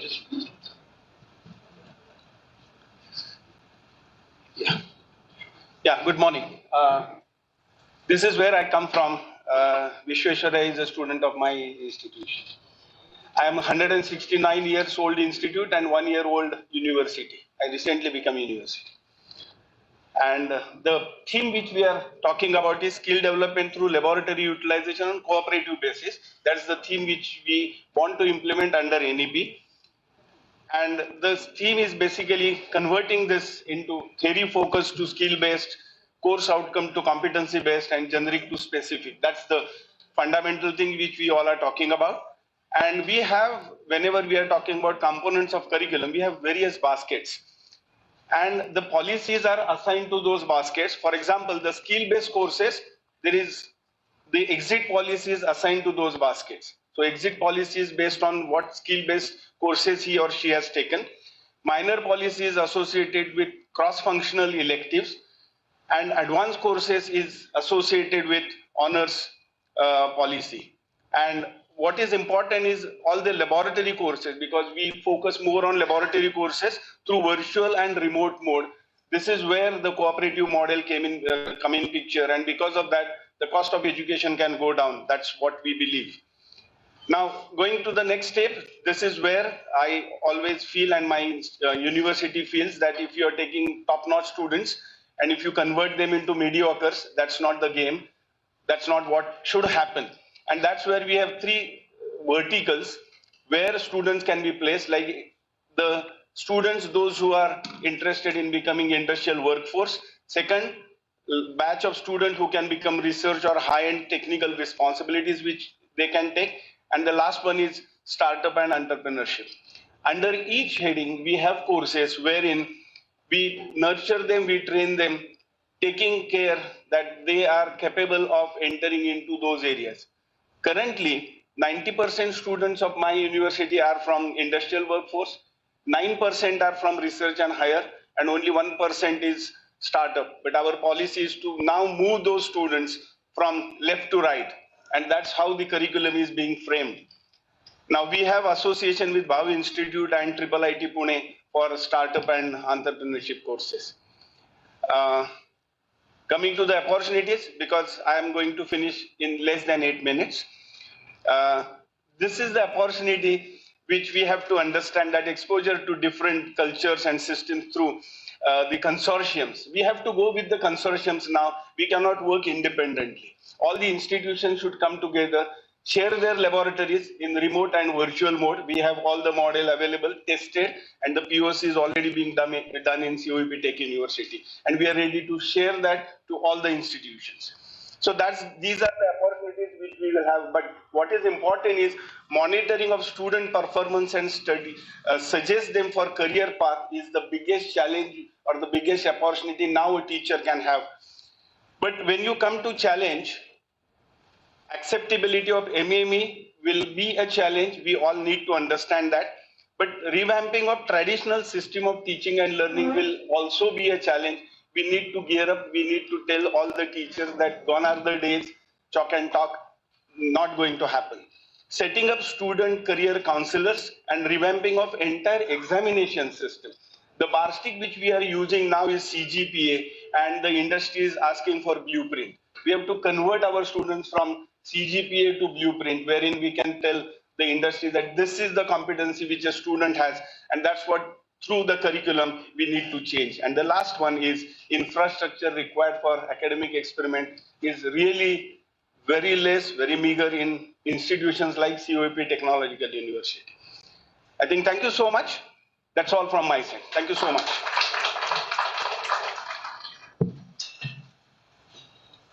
धन्यवाद महोदय। मैं आमंत्रित करती हूँ professor शलभ, dean academic, भारतीय प्रौद्योगिकी संस्थान Kanpur.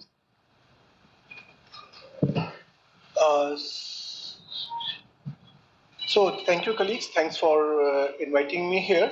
While listening to all the speakers, if I try to express my views over NEP, what we have done at IIT Kanpur, they are little different from others.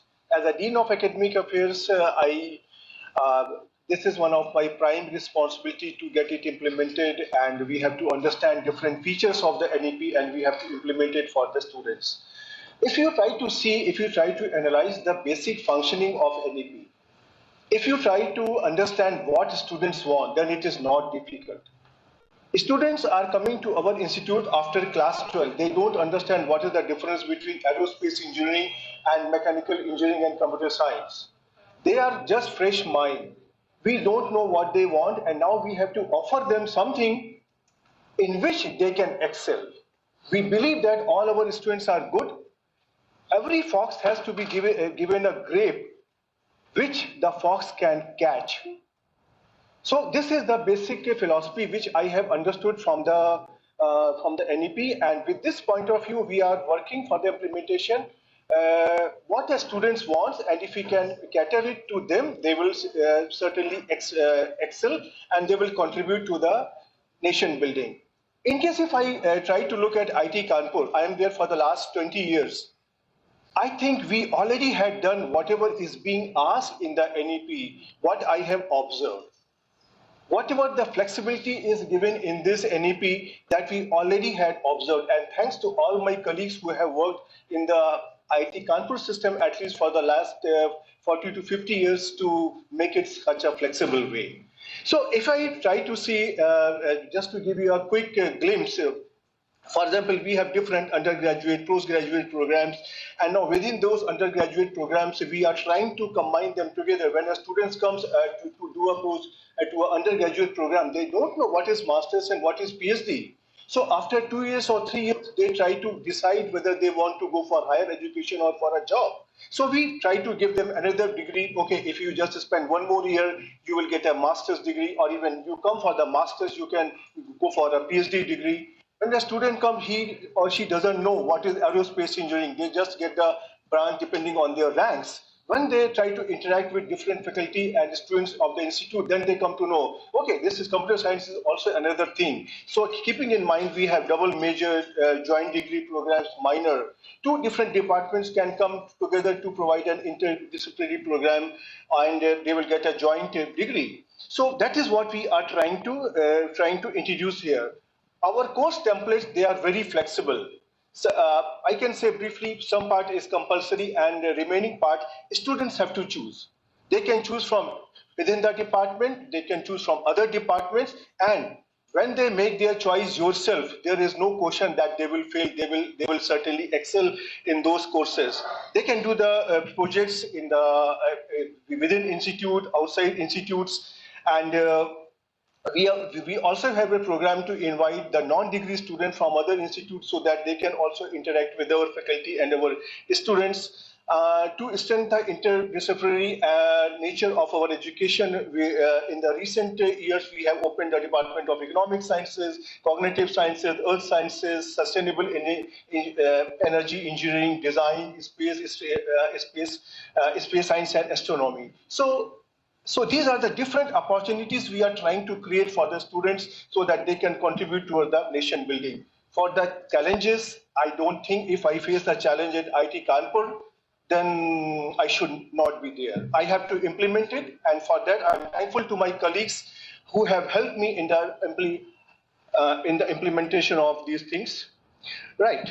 Now, when we talk of the holistic approach, we are already having a holistic approach at our IT Kanpur. We have a BTech program, BS program, and we have now different these streams like as honors, regular, and even now we are trying to incorporate the management education also in this BS program. We are going to start. We are going to establish medical school also, SMRT, where we think that the medicine and engineering can work together so that our medical science and our engineering science both will flourish very well. So we are going to have this soon, and after that we are going to start some program with medical and engineering science also. And and then the question comes when we try to talk of multiple entry, multiple exit. Then we are working on this, that how the two different levels of two different institute can be brought together so that the multiple entry and multiple exit can be offered. And then now we are trying to have a bachelor in technology and management program, bachelor in science and management program, and we are also enable the student entrepreneurship policy. So the students can earn credit, they can establish a company, they can work there, and even if they fail, there is no loss, they will get the credits. And those students who are coming from a rural background, we have established a English language cell to help them for the UG and PG program both. And we are trying to develop the program in Hindi and other Indian languages by establishing a center over there.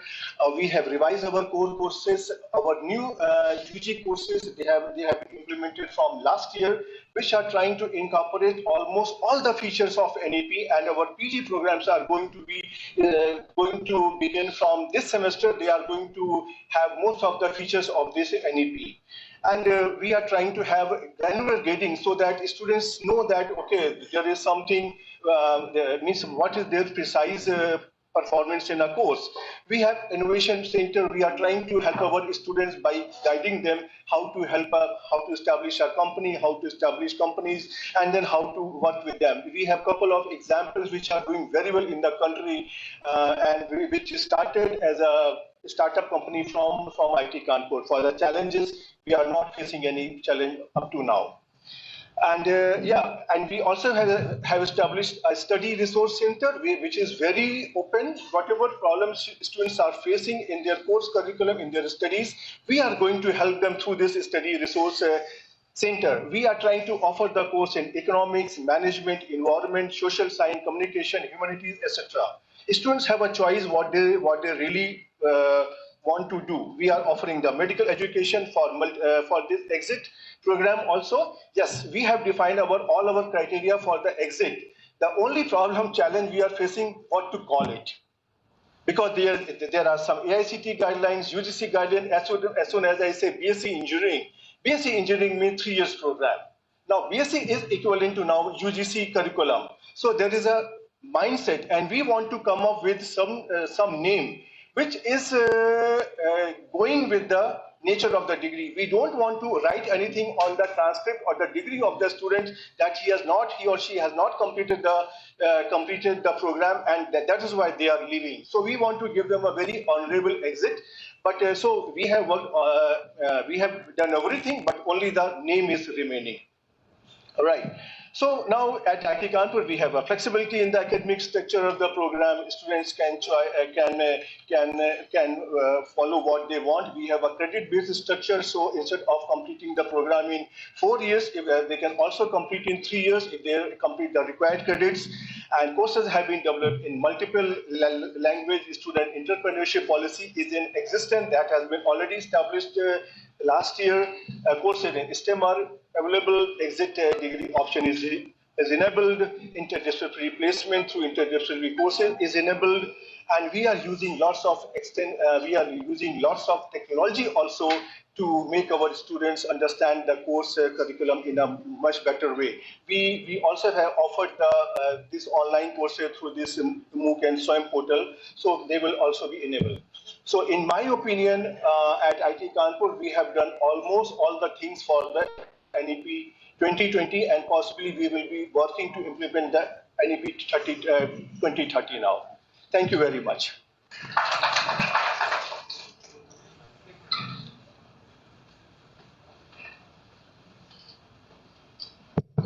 thank all my colleagues who really kept to time. I am really grateful. Now, I request Dr. Atulji Kothari to enlighten us, enlighten the audience in this NEP 2020. Welcome, sir.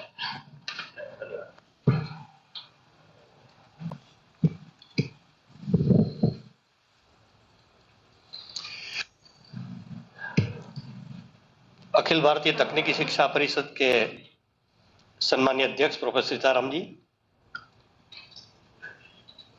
इस सत्र की अध्यक्षता कर रहे मंडी भारतीय प्रौद्योगिकी संस्था के सम्मानीय निदेशक प्रोफेसर राजीव कुमार, सभागार में उपस्थित सभी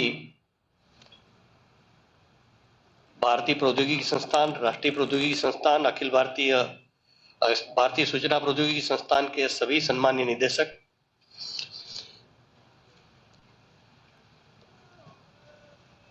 वैसे तो मैं इस सत्र के बीच में आपके और जो अभी डिस्कशन का चर्चा का समय था उसमें बीच में मैं आ गया हूं, क्योंकि मुझे उद्घाटन में बोलना था, लेकिन उद्घाटन में समय फिर का ध्यान रखते हुए मैंने ही कहा कि उद्घाटन में अभी छोड़ दीजिए। मैंने कहा समापन में तो मैं बोलने ही वाला हूं, लेकिन आयोजकों में, वैसे तो मैं भी आयोजक में हूं, लेकिन वास्तव में इस कार्यक्रम का जो आयोजन करने वाले हैं वो 3 प्रमुख लोग हैं। एक का तो परिचय हो गया, प्रोफेसर राजीव कुमार मंच पर थे हमारे सामने। दूसरा है कि आईसीटी में एडवाइजर है प्रोफेसर ममता अग्रवाल, पीछे है डॉक्टर ममता अग्रवाल। तो ममता जी आप आगे आइए। और हमारे शिक्षा संस्कृति उत्थान न्यास के जो टेक्निकल एजुकेशन के काम चलता है पूरे देश में, उसके जॉइंट कोऑर्डिनेटर है प्रोफेसर प्रदीप गोयल। प्रदीप जी है? तो आपसे कांटेक्ट इन लोगों ने किया होगा, तो मुझे लगा कि हम लोग मंच पर तो बैठ जाते, लेकिन जो जमीनी काम, बेसिक काम करने वाले लोग रहते हैं, उनका इंट्रोडक्शन, परिचय होना चाहिए सबके सामने।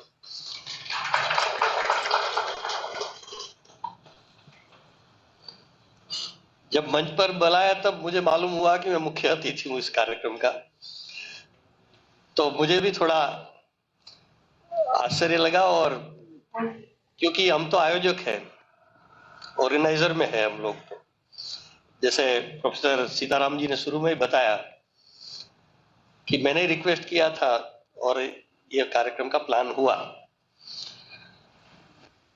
राष्ट्रीय शिक्षा नीति के बारे में कुछ कहने की जरूरत नहीं है। हम सब यहाँ बैठे हुए बहुत विद्वान लोग हैं और इम्प्लीमेंटेशन में इतना बहुत अच्छा काम कर रहे हैं। जो सारे यहाँ प्रेजेंटेशन हुआ है, सभी का प्रेजेंटेशन हो नहीं सकता है क्योंकि समय का, टाइम का मैनेजमेंट मुश्किल है। इसलिए एक सजेशन ये भी आया था कि ये कॉन्फ्रेंस 2 डेज का किया जाए, 2 दिन का किया जाए, लेकिन फिर आया कि आप लोग बहुत बिजी रहते, व्यस्त रहते डायरेक्टर्स, तो इसलिए 2 दिन आपको बुलाना थोड़ा ठीक नहीं रहेगा, इसलिए फिर 1 दिन का प्रोग्राम किया। आगे लास्ट सेशन में जो आप सजेशन देंगे फ्यूचर प्लानिंग के, इसकी दिशा में फिर आगे प्लान करेंगे हम लोग मिलकर। ये जो पॉलिसी है उसमें कुछ मेजर जो पार्ट है, जो बाकी तो बहुत सारी बातें हैं, लेकिन इस पर प्रेजेंटेशन में बात आई भी है। जो इस पॉलिसी का एम है वो हिंदी ड्राफ्ट, मैंने हिंदी पढ़ा है, उसके पेज नंबर 8 पर लास्ट में एक पैराग्राफ है, इंट्रोडक्शन के लास्ट में, वो 8 लाइन का ही पैराग्राफ है हिंदी में। इंग्लिश में कितने लाइन मुझे ध्यान नहीं है। वो जो 8 लाइन का एक पैराग्राफ है एम ऑफ पॉलिसी के लिए है, वो उसको मैं 1 लाइन में आपके सामने प्रेजेंट करने का प्रयास करता हूं कि शिक्षा नीति का उद्देश्य, इस शिक्षा नीति का उद्देश्य ऐसे नागरिकों का निर्माण करना है कि जो विचार से, बौद्धिकता से और कार्य व्यवहार से भारतीय बने।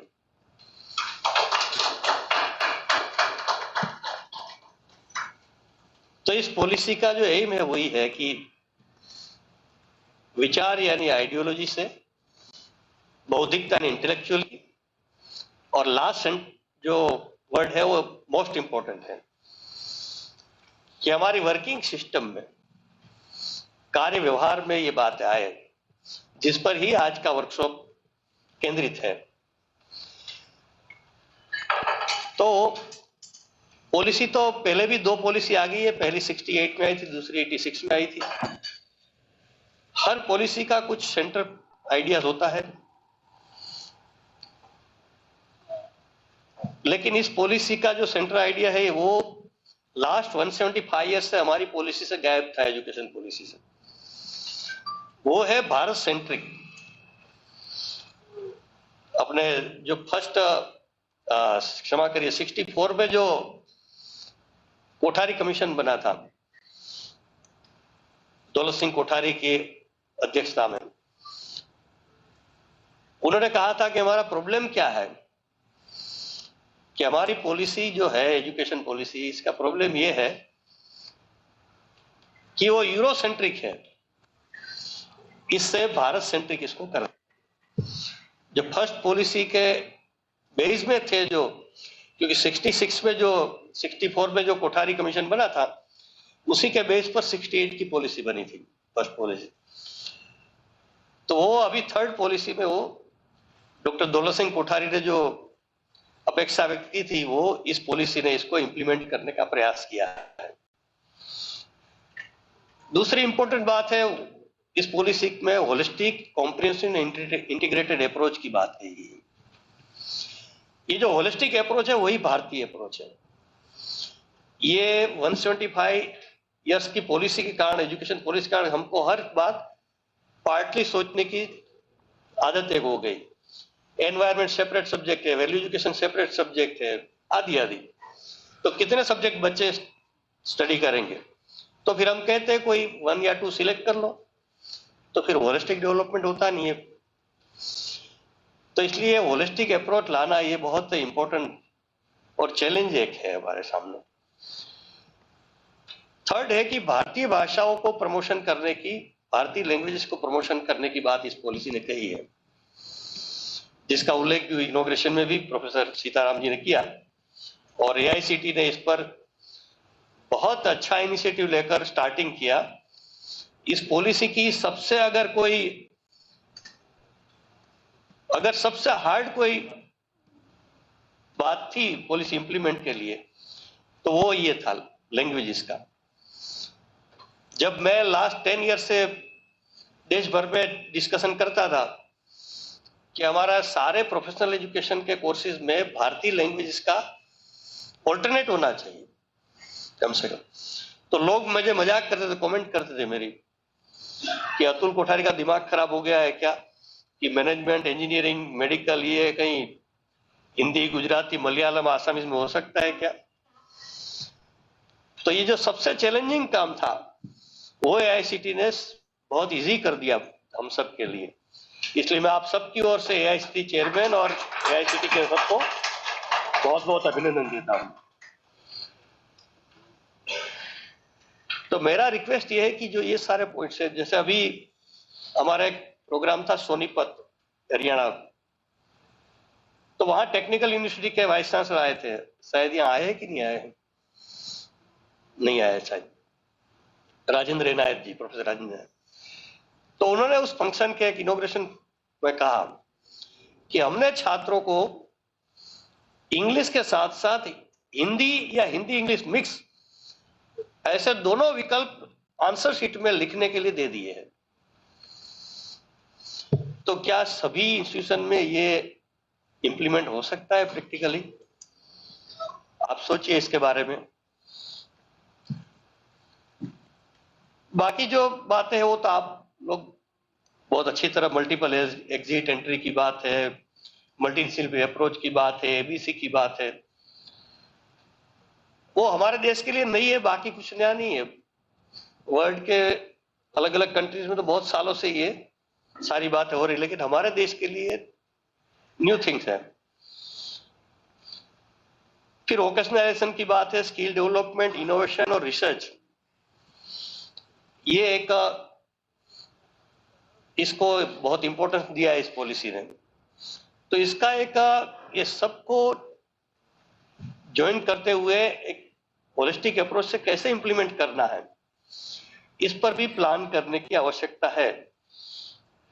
अभी ये सब सेपरेट सेपरेट सब्जेक्ट डिस्कशन में तो आता है, लेकिन वोकेशनल एजुकेशन टोटालिटी में इंप्लीमेंट होता है और स्टूडेंट्स उसमें एक्सीलेंस प्राप्त करता है तो स्किल हो जाता है, उसमें कुछ न्यू एक्सपेरिमेंट करते हैं वो इनोवेशन हो जाता है और बाद में उस पर रिसर्च करता है तो पीएचडी हो जाता है।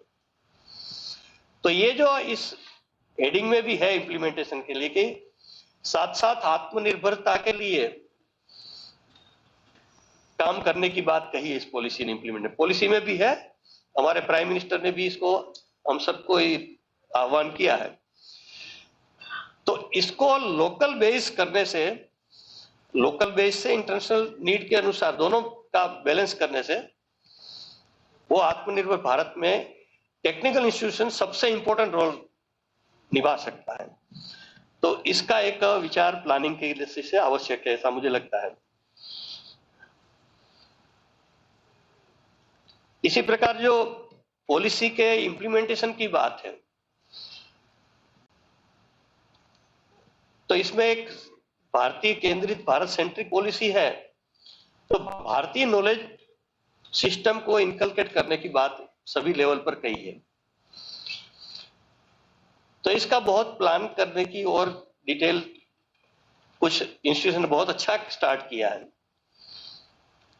कि सिलेबस करिकुलम में भारतीय नॉलेज सिस्टम को कैसे इनकलकेट करना है, ये फर्स्ट है।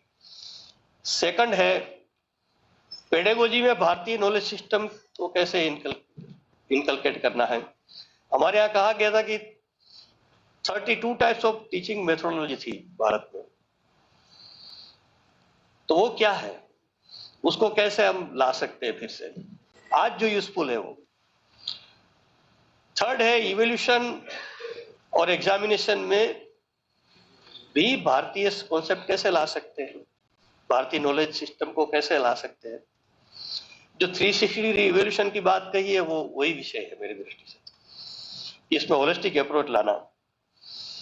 तो इस प्रकार एक टोटालिटी में भारतीयता को कैसे एजुकेशन में लाना है, इस पर इस पॉलिसी ने काम करने की बात कही है। और जो अभी माननीय अध्यक्ष जी ने शुरू में इंट्रोडक्शन में कहा, अपनी सबसे इंपॉर्टेंट जो बात है वो है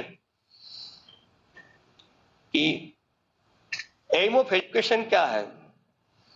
तो जब स्वामी विवेकानंद जी को पूछा गया तो उन्होंने कहा था मैन मेकिंग कैरेक्टर बिल्डिंग।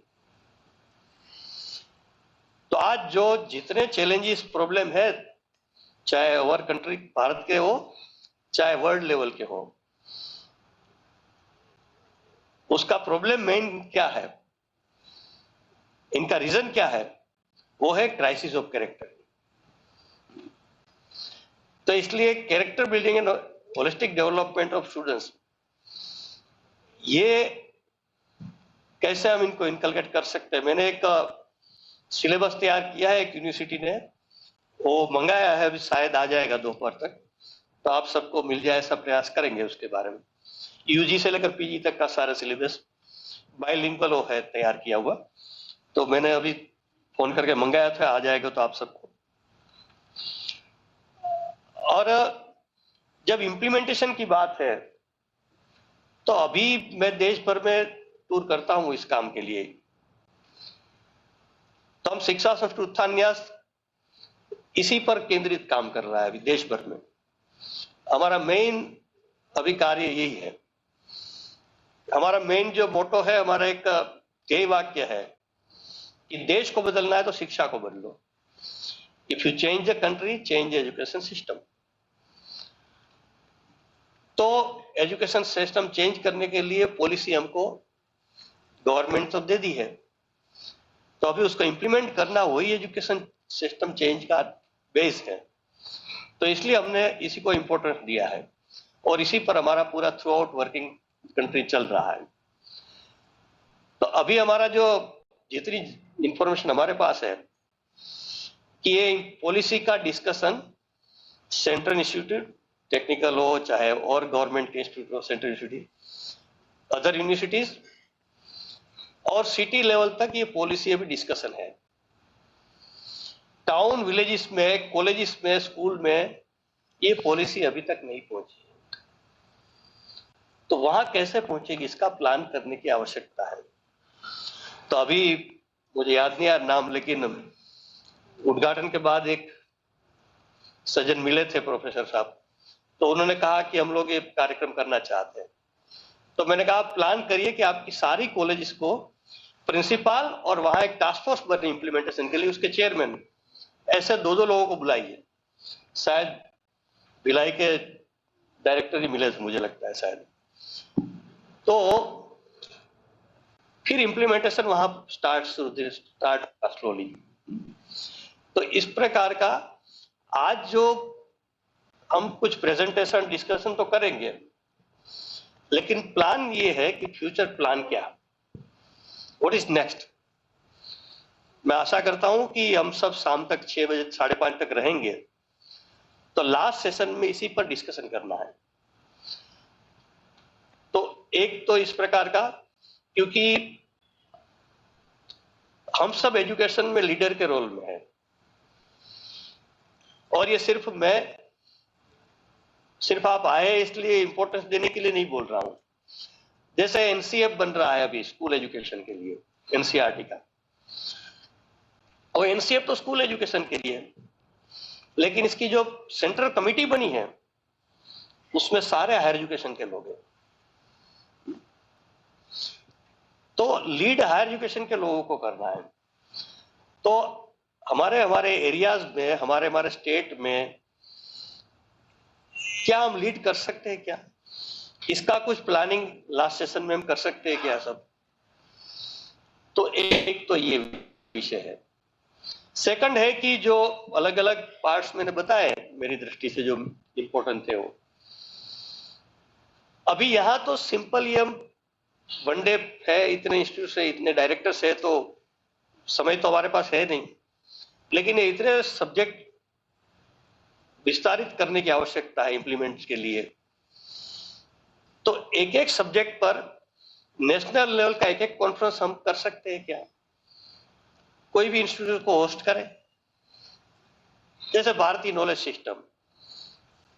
तो उदाहरण करिए कानपुर आईआईटी होगा, खड़गपुर आईआईटी होगा, जिनके काम किया है, और भी हो सकते हैं, तो इस पर नेशनल कॉन्फ्रेंस कर सकते हैं। Character building and holistic development पर एक नेशनल कॉन्फ्रेंस हो सकती है। Multiple exit entry, multi approach, ABC, इसको मिलाकर एक नेशनल कॉन्फ्रेंस हो सकता है। तो इस प्रकार का एक दूसरा प्लान एकेडमिक दृष्टि से, ये दो प्रकार के प्लानिंग लास्ट सेशन में हम करें ऐसी अपेक्षा है। तो मुझे लगता है कि ये जो वनडे कॉन्फ्रेंस है ना, उसका रिजल्ट थ्रू आउट कंट्री में देखने को मिलेगा। और जैसे यहाँ एक छोटा एक्सपेरिमेंट है, डिस्कशन, एकेडमिक सेमिनार आदि जो होता है, इसलिए इसका नाम वर्कशॉप दिया है। तो इसमें प्लानिंग हम जो यहाँ किया है उसी प्रकार मैं सजेशन दे रहा हूं कि जिन्होंने बेस्ट प्रैक्टिस की है, एक्सपेरिमेंट किए हैं, प्रैक्टिकल जमीनी काम किया है, उन लोगों का ही प्रेजेंटेशन होना चाहिए। भाषण देने वाले बहुत अच्छे अच्छे लोग हो सकते हैं। हमारे देश में एक सेमिनारिस्ट कल्चर है ना, जिसका काम ही है सेमिनार में लेक्चर देना, प्रेस में प्रेजेंट करना, बस काम पूरा हो गया। तो इस प्रकार के लोगों को नहीं, लेकिन आप जैसे प्रैक्टिकल जो काम कर रहे हैं, जैसे मल्टीडिसिप्लिनरी अप्रोच, एग्जिट एंट्री और एबीसी वगैरह है, तो इस पर जिन्होंने अच्छा काम किया है, उस जो वर्कशॉप होगा वनडे का, उसमें ऐसे 4, 5, 7, 8 संस्थानों का ही प्रेजेंटेशन होगा, और इस पर डिस्कशन के लिए भी पर्याप्त समय रहे, इंटरेक्शन के लिए भी सफिशिएंट टाइमिंग हो। तो इस प्रकार का एक, तो जो ये सिनेरियो चेंज करना है ना देश का एजुकेशन का, वो ये है कि अभी तक जो बहुत अच्छा लेक्चर देते थे वही स्टेज पर आते थे। इसके बदले चेंज ये आना चाहिए कि जिन्होंने बेसिक जमीनी काम किया है ऐसे लोग स्टेज पर आने चाहिए। तो मुझे लगता है कि देश का सिनेरियो बहुत जल्दी चेंज होगा एजुकेशन का, और पॉलिसी भी हम टोटालिटी में इंप्लीमेंट कर सकेंगे। बस लास्ट सेंटेंस बोलकर, एक इंग्लिश में है ना सेंटेंस छोटा सा कि कम टुगेदर स्टार्टिंग, तो हम लोग इकट्ठे आए हैं। थिंक टुगेदर, साथ में विचार चिंतन चर्चा कर रहे हैं हम लोग। और थर्ड है जो मैंने फ्यूचर प्लान की बात की, वो हमने लास्ट सेशन में प्लान करना है, वो है वर्क टुगेदर। हम मिलकर काम करें, और ये भारत के लिए बहुत नया विषय है मेरी दृष्टि से। मैं आज से 10-15 साल पहले की बात करूं कि 2 वाइस चांसलर 2 यूनिवर्सिटी एक साथ मिलकर प्रोग्राम नहीं ऑर्गेनाइज करते थे, 2 एनआईटी एक साथ मिलकर प्रोग्राम नहीं करते थे।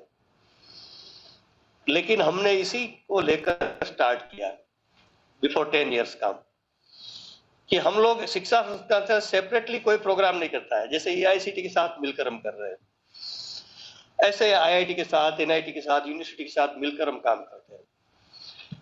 तो अभी तो बहुत सारे ऐसे संस्थान मिलकर काम करने लगे।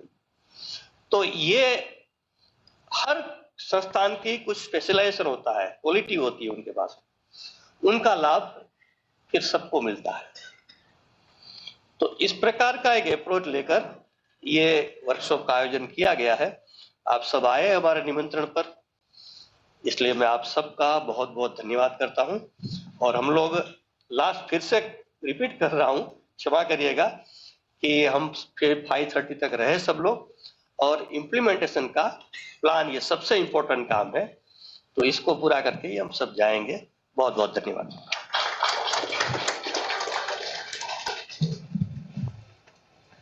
हार्दिक धन्यवाद एवं साधुवाद महोदय। आपने राष्ट्रीय शिक्षा नीति की संरचना और कार्यान्वयन में अभूतपूर्व योगदान दिया है। भ्रांतिपूर्ण संक्रमणों के प्रभाव से उपजी मानसिक विसंगतियों के कारण भारत में भारतीय ज्ञान विज्ञान परंपराओं, कला, शैली, शिल्प, संस्कृति को भुला सा दिया गया था। राष्ट्रीय शिक्षा नीति से फिर लगा है, फिर किसी ने भारतीय चेतना के तार पर उंगली धरी है। मुद्दतों के बाद भारत को जगाने का पहला चरण पूरा हुआ है, पहला चरण पूरा हुआ है। बहुत बहुत आभार और धन्यवाद।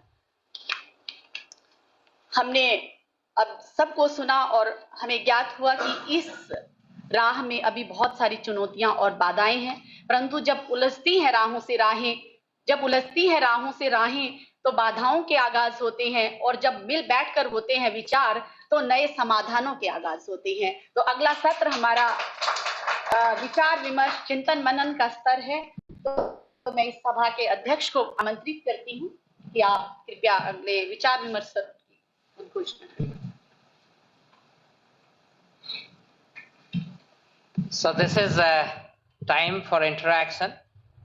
तो मैं सभी को रिक्वेस्ट करूंगा, अगर आपके मन में कोई प्रश्न है जो पेश किया गया है, हर डायरेक्टर, वाइस चांसलर अभी इस सेशन में जो बातें आपके सामने रखे हैं, उस संदर्भ में अगर आपके कोई प्रश्न है आप हाथ उठा सकते हैं। फिर प्रश्न शुरू करिए। थोड़ा अपना परिचय दीजिए, फिर जिनके लिए प्रश्न है वो भी बताइए और शुरू करिए।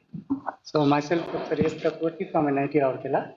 Just I want to mention that our director, Professor K. Umama sir, could not present here because due to reschedule of our non-teaching recruitment and all. So as per that from IIT Kanpur, that he was telling that this NEP, actually we are already following those whatever little bit means 70 to 80%. And other things we are now doing, and from 2023 session we are going to implement all these. And on 5th and 6th May we have already actually hold an NEP workshop where different IIT directors, NIT directors attended online and offline mode, and we are deliberated and discussed many things. So during this implementation that I have not two concerns.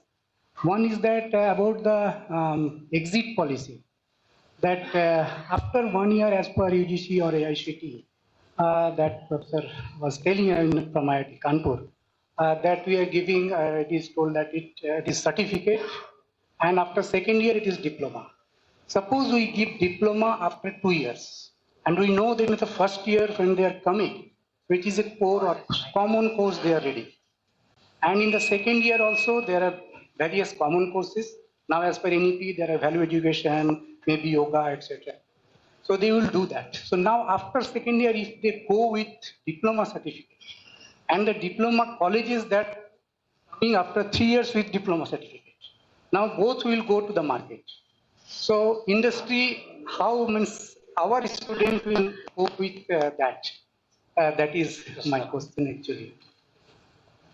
Right, sir. Exactly. This is what I pointed, that giving them a decent certificate, honorable certificate or some degree after 2 years, that is acceptable. But that is our actually challenge with which we are struggling, that how to call it. If you try to see the problem, anybody who is qualifying the JEE advanced examination and he or she is completing 2 years at suppose IT system, and then leaving, and anybody who is coming after class 12 and going to a polytechnic, completing 2 years or 3 years and then exiting, there is a huge difference in the levels of the students. So that is why nobody at IIT Kanpur is agreeing with the nomenclature, this diploma. But certainly we will come up with some decent name, and the second challenge is that with these names, diploma, BSc, MSc, or say MTech, there is a psychological thing also which goes into our mind, because we have been trained to understand this nomenclature in a particular way, and this cannot be changed overnight. So that is why we are coming up with different options. I can give you a better example. For example, if somebody comes for a PhD program, and suppose he or she has done say certain number of courses in the next 2 to 3 years, and due to some reason they are unable to complete the PhD degree, then we have proposed that we will give them MS by research degree. So that makes sense, because for MS research they are coming after masters and they are spending 3 years, and we will make sure that they have done the same courses which others have done. And if there is some difference, we will ask them that you please try to do these many courses so that you are equivalent to MSR degree, which a normal student is also getting. So your concept is correct, but then yeah, nomenclature, we ourselves are struggling. I have another concern about the academic bank of credit. Yes. There actually, as I heard it, about in the YouTube and all on UGC, some lecture were there, that in the academic bank of credit, the credit, whatever it is stored, that will be valid for 7 years. I don't know whether I'm correct or not. Whether it will be valid for lifelong or up to 7 years. So if it is 7 years, then if it is suppose after first year somebody take out, means exiting, then after 7 years it will be, means that first year credit will not come into picture. So that is why there is some fallacy, means that I am thinking, in my opinion. So yeah, as a Dean of Academic Affairs, my job was to implement the Academic Bank of Credit, and that we have done recently. The only thing is left that, okay, because Academic Bank of Credit needs the data to be aligned in a particular structure on which we are working. But yeah, for this, whether it will remain there for 7 years or 10 years, this is the decided by the people sitting over here. So means I cannot comment on this thing. But if you want to know that how to get it done, that I can help you. नमस्कार, मैं Just a moment. I would like Professor Sitaram also to reflect upon this exit policy. How the students are going to, face the social Thank you.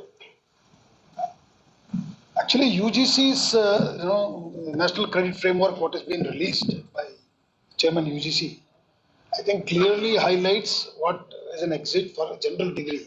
First year, second year, third year, 4 year, and also the academic credit 7 years. So as I told you in my speech, and I think some of you missed it, We have also constituted a committee. Committee has met couple of times now. They have not yet given the report. But we will actually, these exit policies will be, I agree with the professor who asked that question.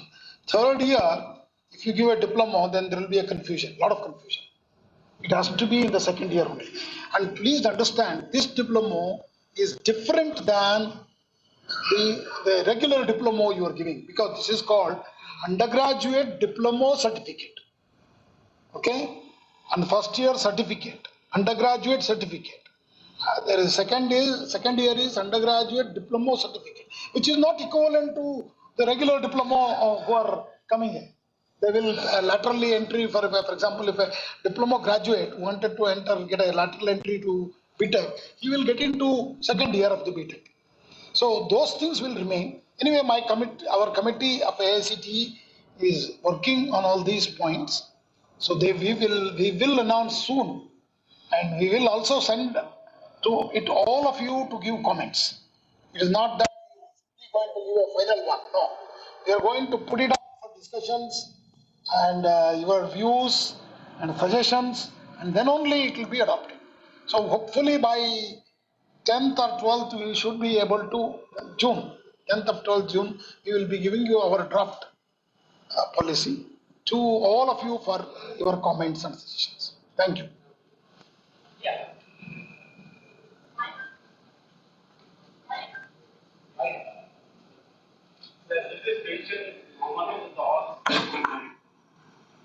Out of 3,500 institutions, almost all under AICTE are encouraging the multi-entry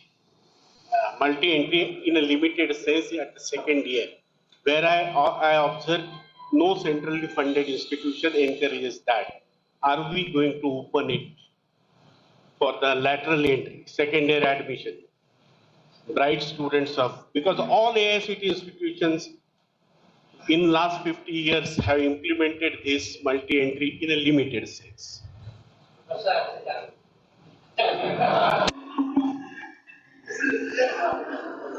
This is a very difficult question because, as I told you, I was a director of IIT. I can tell you, see, the aspirations of the entire people of India for the JEE, start preparing them from 6th class. I don't know how we can really crash that immediately. I think we need to little bit careful in that, because the other things are no problem there, where we are not really admitting.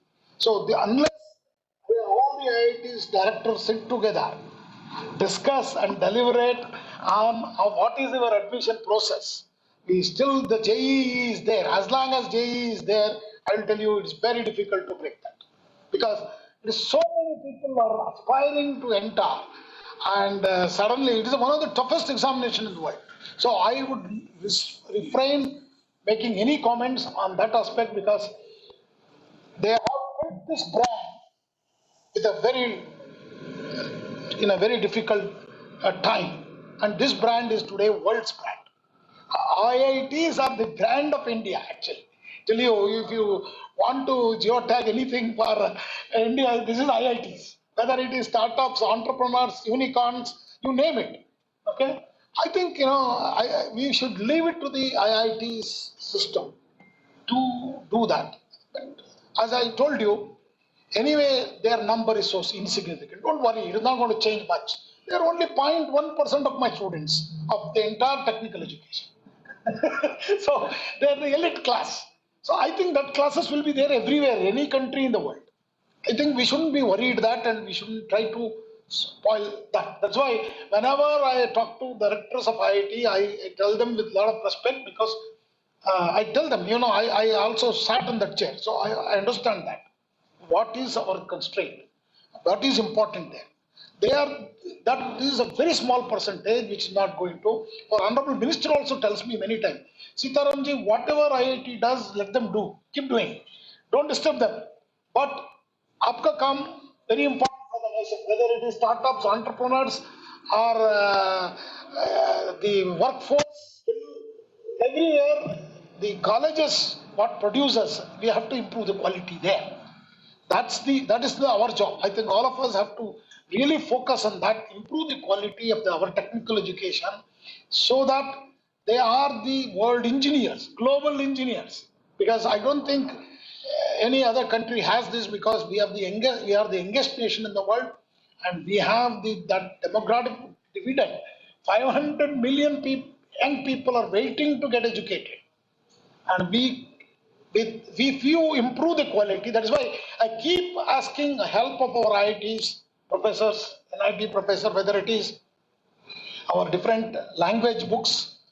Sir, I have to tell you, it's a major contribution has come from IITs and NIT professors in this. So let us first congratulate them, thank them for their human contribution in the direction of whether it is language, textbooks, the teaching, learning, everything I think is emanated there.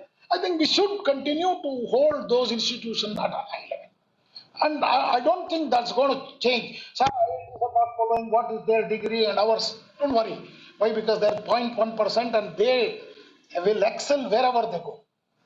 So they are not going to be competing with our other students of institutions, and we have a better things to do. Large number, 98% of other students are with us. So we have to do that quality improvement and NEP implementation properly, but we have to be uniform. So I urge all the other institutions to follow this 160 credit model for 4 years. That's very important, 40 credits per year. Even maybe IIT directors also may consider that, because we want to follow you in the curriculum and other thing. Please see whether if it is possible. So that's why I see, watch my words, what I'm requesting them. Whether if they can also bring these 40 credits per year, because I was just talking to Rajiv on IIT Bhilai. He said, sir, my students are taking 240. I think that is too much. I will tell you honestly, Purdue offers 4-year degree in BTech with 120 credits. And basically, in our AICT model also, even though 160 credits we say, majority of the courses, they can do 40% of the courses through MOOC and NPTEL. So if you basically consider them, they are not in the classroom that time. Ours is also similar to about 100 credits. We are doing it. So I think that is quite good enough. We can cover all the subjects, whatever we want to do in that. So if we can uniformize that, I think that will be very good for the entire nation. I think I also directors look into that aspect carefully, not just the multi-entry, multi-exit. It is uniformization of our credits in every semesters they take and year what they complete. I think that is very important for all of us. And the textbooks are also. I think I would like to urge to all of you to look at AICT model curriculum textbook, what has been brought out for the diploma as well as engineering so far are actually outcome-based textbooks. They are one of every unit has a unit objectives, unit outcomes. And at the end of every chapter also unit objectives, chapter objectives, and outcomes are there. So with these outcome-based textbooks, I think they are one of the unique. I'm very happy to tell you, we had more than 1.2 lakhs or 1.4 lakhs downloads of these textbooks from 47 countries. We are still understanding why all these countries are downloading our textbooks, because these are all free educational resource textbooks. They are not run-of-the-mill textbook. And who are the authors?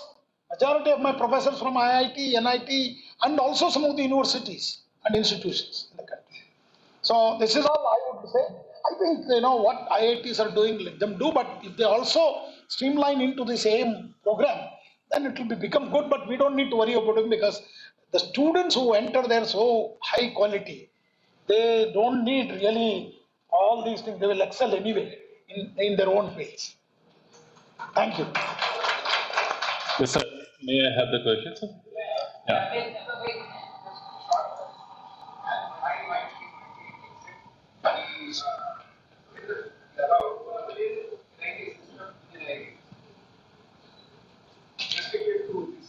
Yeah, I think we should allow the multi-entry exit, because the number of dropouts, if you have seen, it's very small. You see, generally, as somebody was telling me here, so our concept is students who enter would like to have a degree and go.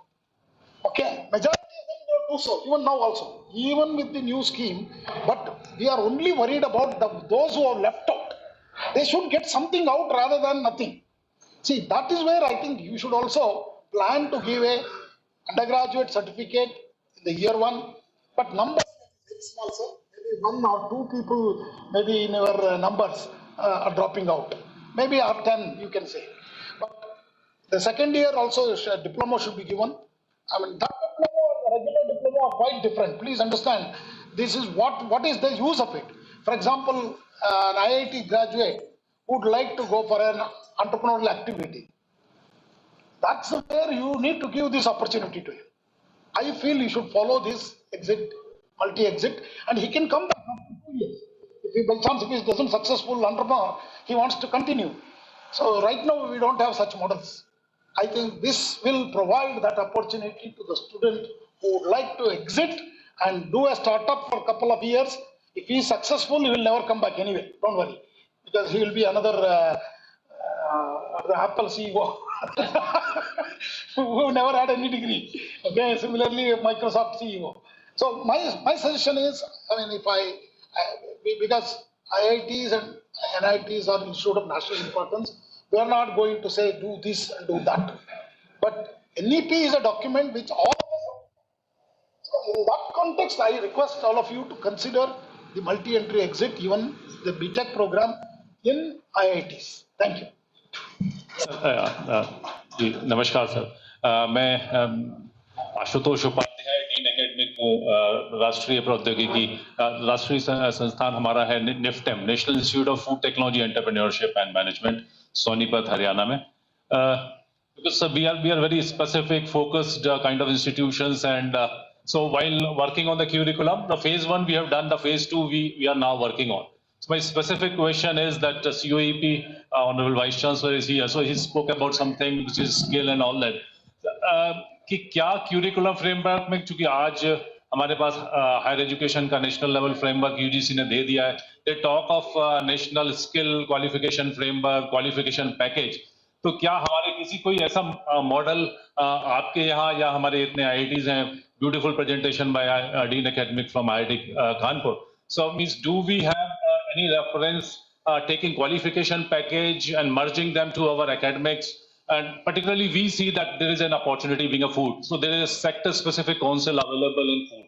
So that's the question specifically to the COEP Vice Chancellor and any other that integration of skill qualification framework, qualification packages and multi-exit, clubbing that.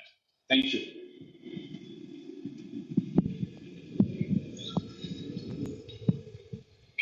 Yeah, at present, I don't think we have that framework in place.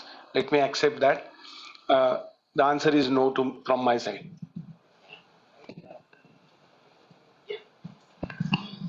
But you see, my thing is this: if that framework doesn't exist, why can't you create it?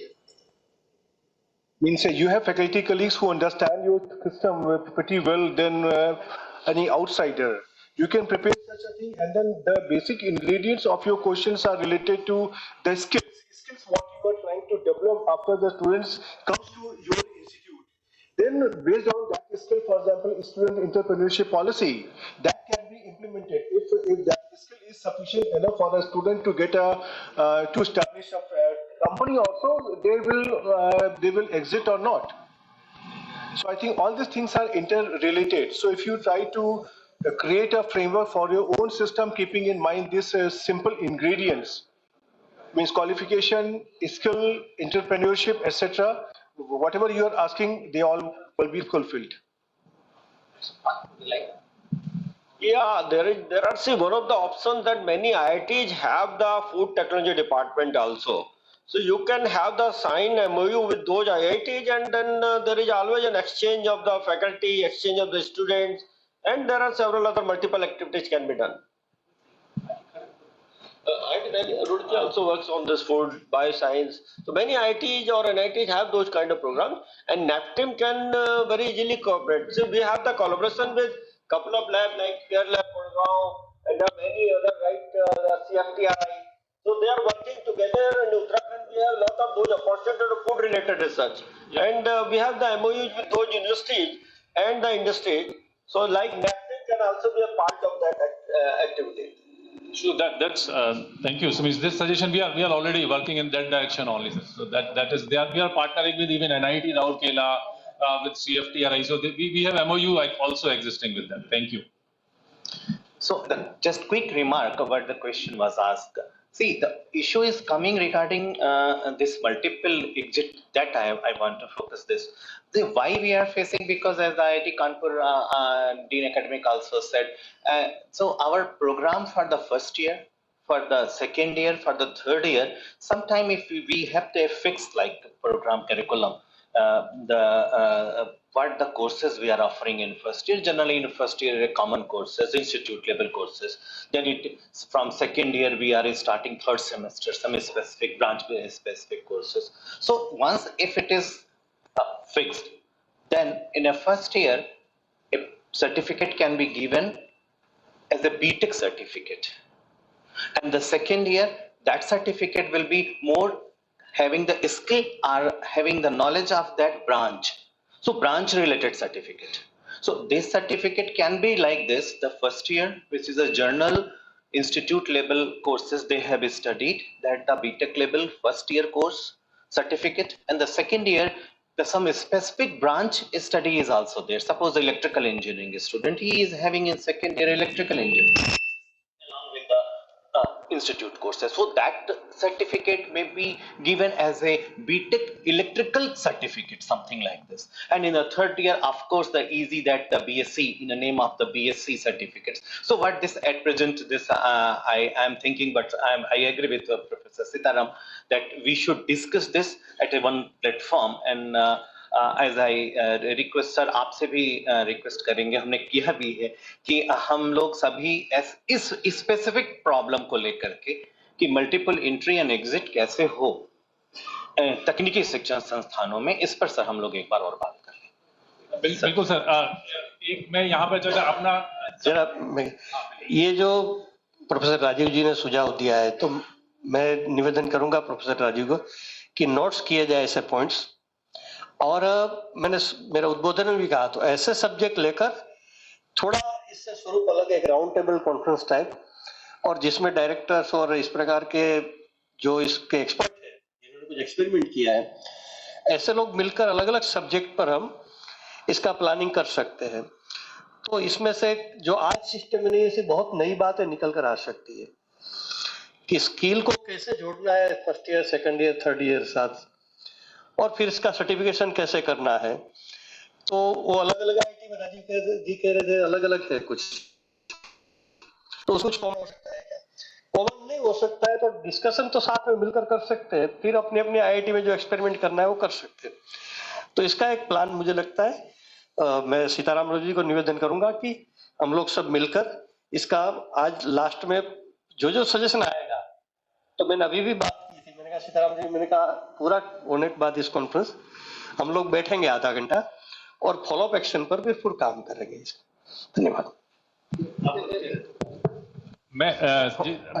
मैं बिल्कुल जो अभी राजीव साहब ने कहा, हम लोग उसी दिशा में कर रहे हैं। हमने यही सोचा है और मतलब इस दिशा में काम कर रहे हैं, क्योंकि स्किल्स में जैसे अवेलेबल है, bakery is a skill for a baker, there could be a processor which is a thermal processor, उसके लिए फ्रूट्स वेजिटेबल क्लीनिंग एक स्किल हो सकती है। So means we will be working on the certificate and diploma simultaneously. वो skill वाला exam देने के लिए भी वो हो तो उसको डुअल सर्टिफिकेशन हो कि स्किल का भी सर्टिफिकेट, और अगर उसे लेटर सुनने लगता है कि मुझे BSc in skill food skills का जो स्किल यूनिवर्सिटीज कर रही हैं, तो दैट वे वी आर, हमारे पास तो आसान है फूड में, we have the commodity specific skills developed, so that हम लोग वैसा करने का कोशिश कर रहे हैं। Thank you.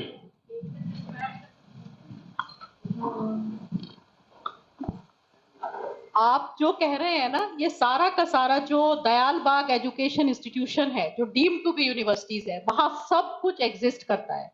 एक जो डेयरी में कर रहा है वो माइग्रेट कर सकता है एकेडमिक में, उसके बाद तो आप अगर वहां एक बार भी जाकर आएंगे तो आपके जितने प्रश्न हैं सबका उत्तर राइटिंग मैं सम्मिलित हो चुका हूं। हाँ, तो वो उनके जो सारा का सारा है कि स्किल एकेडमिक वोकेशनल, टेक्निकल, इन चारों को एक इंटीग्रेटेड हायर एजुकेशन सिस्टम कैसे बनाना है वो वहां पे उन्होंने इम्प्लीमेंट किया हुआ है। और हमारी जो नेशनल क्रेडिट फ्रेमवर्क की कमेटी है वो भी इस पर बहुत ही माइक्रो डिटेलिंग के साथ कार्य करेगी, जिसकी रिपोर्ट जैसा हमारे ऑनरेबल चेयरमैन सर ने कहा कि हम लोग उसको एक पब्लिक डोमेन में एक बार रखेंगे और फिर से सभी लोगों के साथ डिस्कशन होगा। For your specific questions, actually the entire ecosystem already exists. Kindly have a look into it. Thank you. There can be a meeting of all the IITs, how to implement NEP in IITs, how to implement NEP in NITs, and like this we have started. This is good that IITs, NITs, all colleges are meeting together, and then separately for these groups there can be meetings to answer like what you said. That will be good. I just want to say only one sentence, particularly for IITs. IITs के लिए exit will not be a problem. Entry will be definitely a serious problem. Okay, please आपको थोड़ा सोचना पड़ेगा, but similarly NITs also, because their entry comes from a very very toughest examination, aspiration में unless we demolish that one. Somebody is talking about it because it is a stressful and we should not have that exam, but anyway.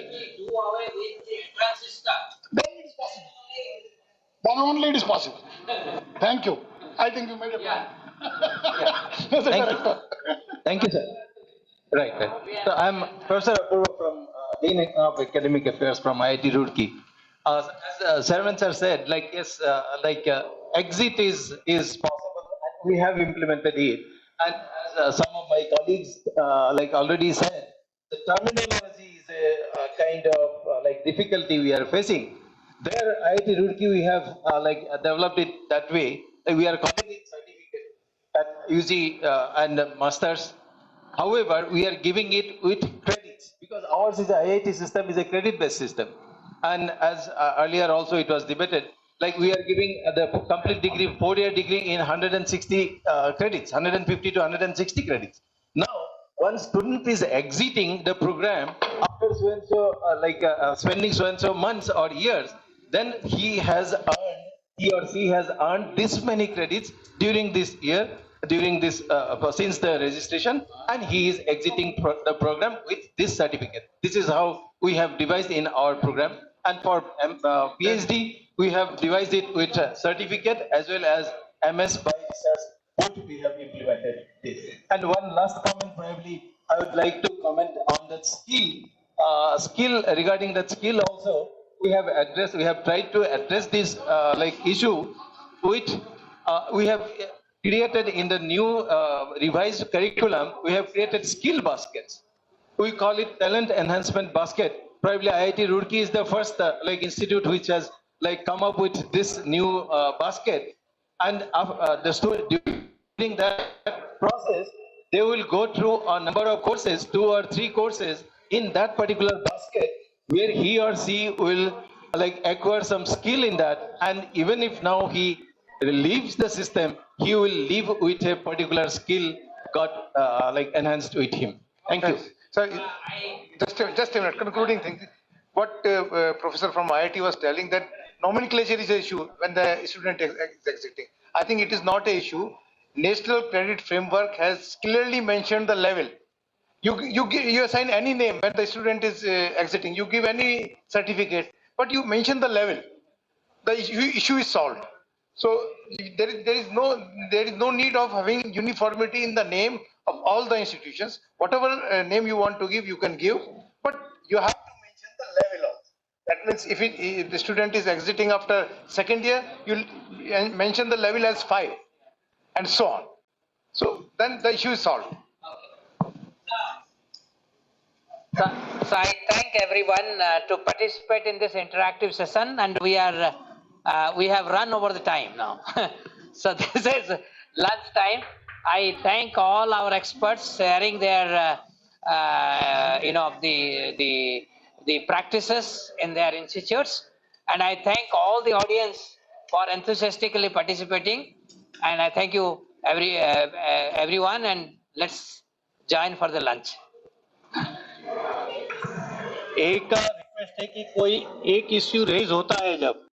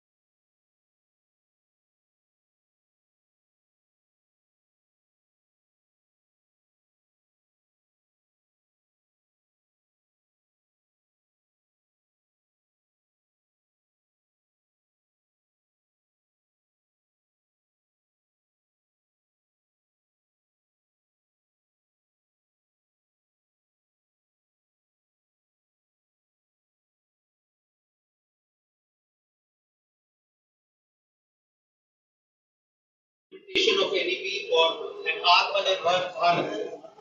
The session will be chaired by Professor Shripad Kalmarkar, Director IIT Bhubaneswar, and the distinguished speakers in the session are, may I request them to kindly come in front and take seats.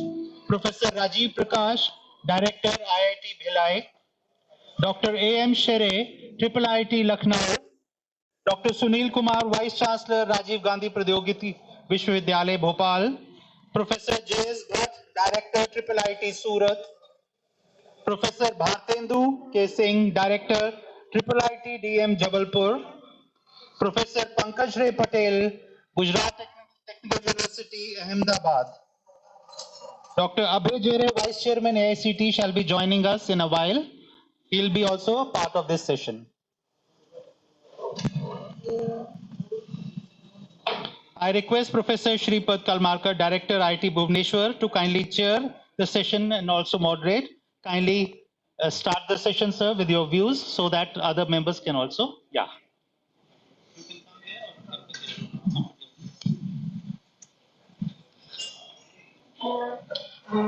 So thank you, organizers. The way we will work is each person will be given the time that is specified here, and I will make my comments at the end. So let's start with Professor Rajiv Prakash, Director IIT Bhilai.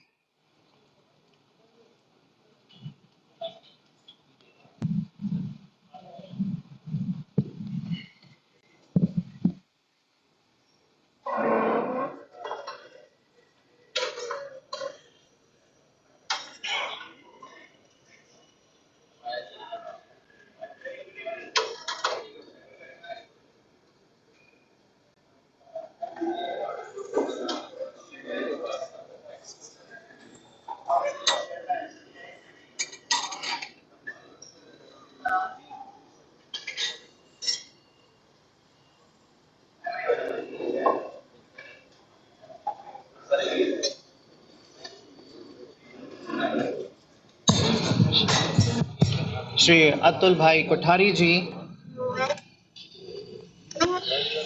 directors and vice chancellor from various organizations, my dear colleague, let me first thanks to AICT for giving this opportunity for holding this program. And from morning session, we are getting interaction and each other we are discussing and which I am following. Really, it's very, very interesting.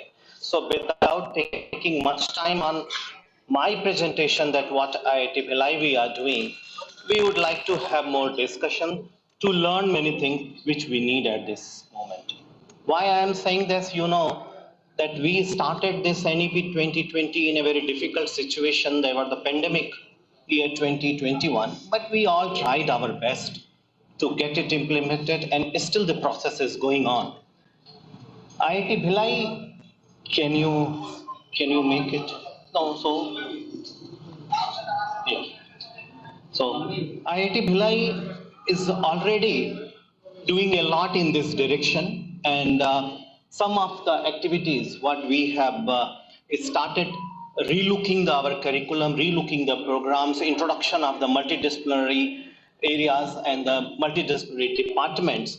And so the first things what we did, we tried to bifurcate the curriculum, and in the basic sciences and humanity courses, how much percentage the department core and elective and open elective and culture and art and liberal art, all these as I have shown here. So opportunity what this is giving to our students in diverse and multidisciplinary area. If there is the issue of the multiple exit, that we can also handle by giving this program, making it for the first year and what the second year will start, and in this way we can frame the certificate as in the first session we were talking. Also, to make the program our more interdisciplinary and collaborative, we are joining for these programs, many programs with some other organization. Example, recently we have started biomedical engineering, materials and metallurgical engineering. It is not the alone running in IIT Bhilai, but we are running this program with AIIMS Raipur for say the biomedical engineering and for In metallurgical and material science, we are collaborating with the VSB. When we are saying a collaboration, it's a fruitful collaboration in the way that theory is running in IIT Bhilai, labs in AIMS Raipur or BSP Bhilai steel plant. Why the students will get the real feeling if the bioimplant we are developing in IIT Bhilai, then how these bioimplants will be placed in patients are the users. What the steel we are talking or alloy we are talking, how this is the manufacturing or the developing in the industry. So giving this feeling. So a collaborative is starting from very much beginning. Students are giving options to choose elective courses. As we all know, there are the buckets having the sufficient courses. The beauty of here is that we have introduced the major and minor, you say, are in a name of we have introduced as an honors program. In an honors program where you can take some of the courses, some of the credits of the different discipline. If some of the courses are possible from the same discipline, giving the honors of the same discipline. Say, electrical engineering students taking some of the extra courses in the same discipline, we are giving the honors degree in the electrical engineering. This extra credit is not only the theory, but it can be lab also, it can be the project also, because the project-based or practice-based learning, this is our objective, the major objective as per the NEP 2020. So when the students is taking these extra credits from other disciplines, they are allowed from the 5th semester onwards to take the extra credits from the other. So the electrical is taking extra credits, say, from the computer engineering department. So in that case, the minor will be the computer engineering and the major is the electrical engineering. So the students are getting chances to have the two disciplines are the two programs in a one BTech engineering, and it is also increasing their employability. So opportunities for the standards students to work on the research problem by opting the thesis credit. This is the new what we are practicing in at IIT Bhilai, that the research credit, the thesis credit will be given to UG students also. New initiative has been taken where as a core course in the UG engineering curriculum, students are from the multiple branches such as the mechanical, electrical, computer science, etc. will come together to perform an industry-led project. So as I said, a BTech without having the engineering or without having the industry knowledge, what I believe that degree is having no meaning. If we are giving them training for mechanical engineering for automobiles, they should learn what is the electric motor and what is the simple design of those motors which we are talking today in an electric vehicle. Long back story, without much taking time, I would like to tell that in IIT BHU, when it was Benko, and when mechanical engineering was introduced, so Pandit Madan Mohan Malviya ji at that time, he brought two cars and Rolls Royals and gave to our BTech engineering students to open and see the engine. So this was the concept. Now, fortunately, in NNEP, we have this type of things that we can go students to industry training during their curriculum. So this is very much we are following, and students are getting opportunity to do the projects, combined projects, not only in one branch, making the 2-3 branches and combined projects for the industry. So students can also, as I have already discussed, this the practice-based learning. So project-based learning from very much beginning, say from the second semester onwards, this opportunity students are getting. And for this, many industries which are local nearby, that is useful, that is easy for collaborating, that students can go and can do and come back by evening or in a half-day giving, like the Bhilai steel plants or the Jindal steels. There, the close by places are there where they can get easily these type of trainings. Our commitment towards the society, and that is the important point. It is also mentioning in morning session, today in the morning session, that the Center for the Preservation and the Promotion for the Tribal Art, this initiative we have taken. And here I would like to add that it is not only an extracurricular activity, but we are trying to introduce in the course curriculum, the maybe non-graded one, but is this curriculum for our students where they will involve the society problem. They will involve with the problem what the nearby people, nearby village people are facing. So in the same line, in the same direction at the vocal for local, the students are visiting those villages, students are trying to understand the problem, and also as a Chhattisgarh, which is a tribal belt, they are having a lot of traditional art. So those arts needs some technology inputs. We don't want to disturb, we don't want to change any of their tradition, but we want to put some extra effort so that they get ease in their work. So not only giving the technical input in their art, but also providing them a market platform. So market platform is the one way if we can push it for the GI tag. So GI tag, IPR in design and production, all these things can be taken care. So from this next session from July, we will introduce this program in our curriculum where the students from the various disciplines will involve and take at least one problem related to villages. So coming in concluding remark for this today's my presentation, that the implementation of the NEP initiative in the skill and entrepreneurship in the front, this we are opening as a Atma Bharat, Atmanirbhar Bharat and skill development, collaboration with the nearby institutions, national importance and industries. This is the another one which we are achieving, and students with the multidisciplinary experience and ability to work in the diverse streams, different areas, but together as a team, and awareness and motivation towards the society need and problem, and association of the students with the society problem from very beginning. So these are the some activities we are trying to incorporate in our BTech program, master's program.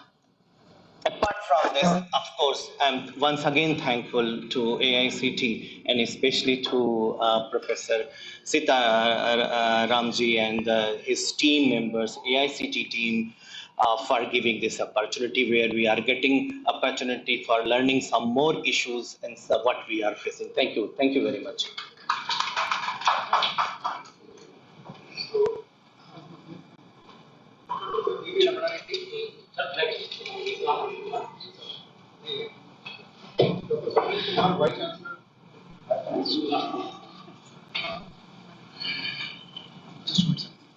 ज्योति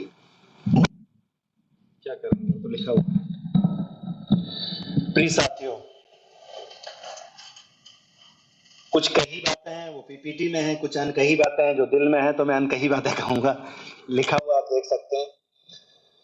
जब ये NEP 20 की बात आई तो मध्य प्रदेश से हूं तो निश्चित तौर पर हिंदी तो एक बात थी ही, तो मुझे बताते हुए हर्ष हो रहा है कि 2015 से हिंदी को हमारे यहाँ लागू कर दिया गया था और हिंदी इंग्लिश दोनों में पेपर आते थे और हिंदी में आप प्रश्न पत्र लिख सकते थे और इस वर्ष से हिंदी में टीचिंग भी चालू हो गई।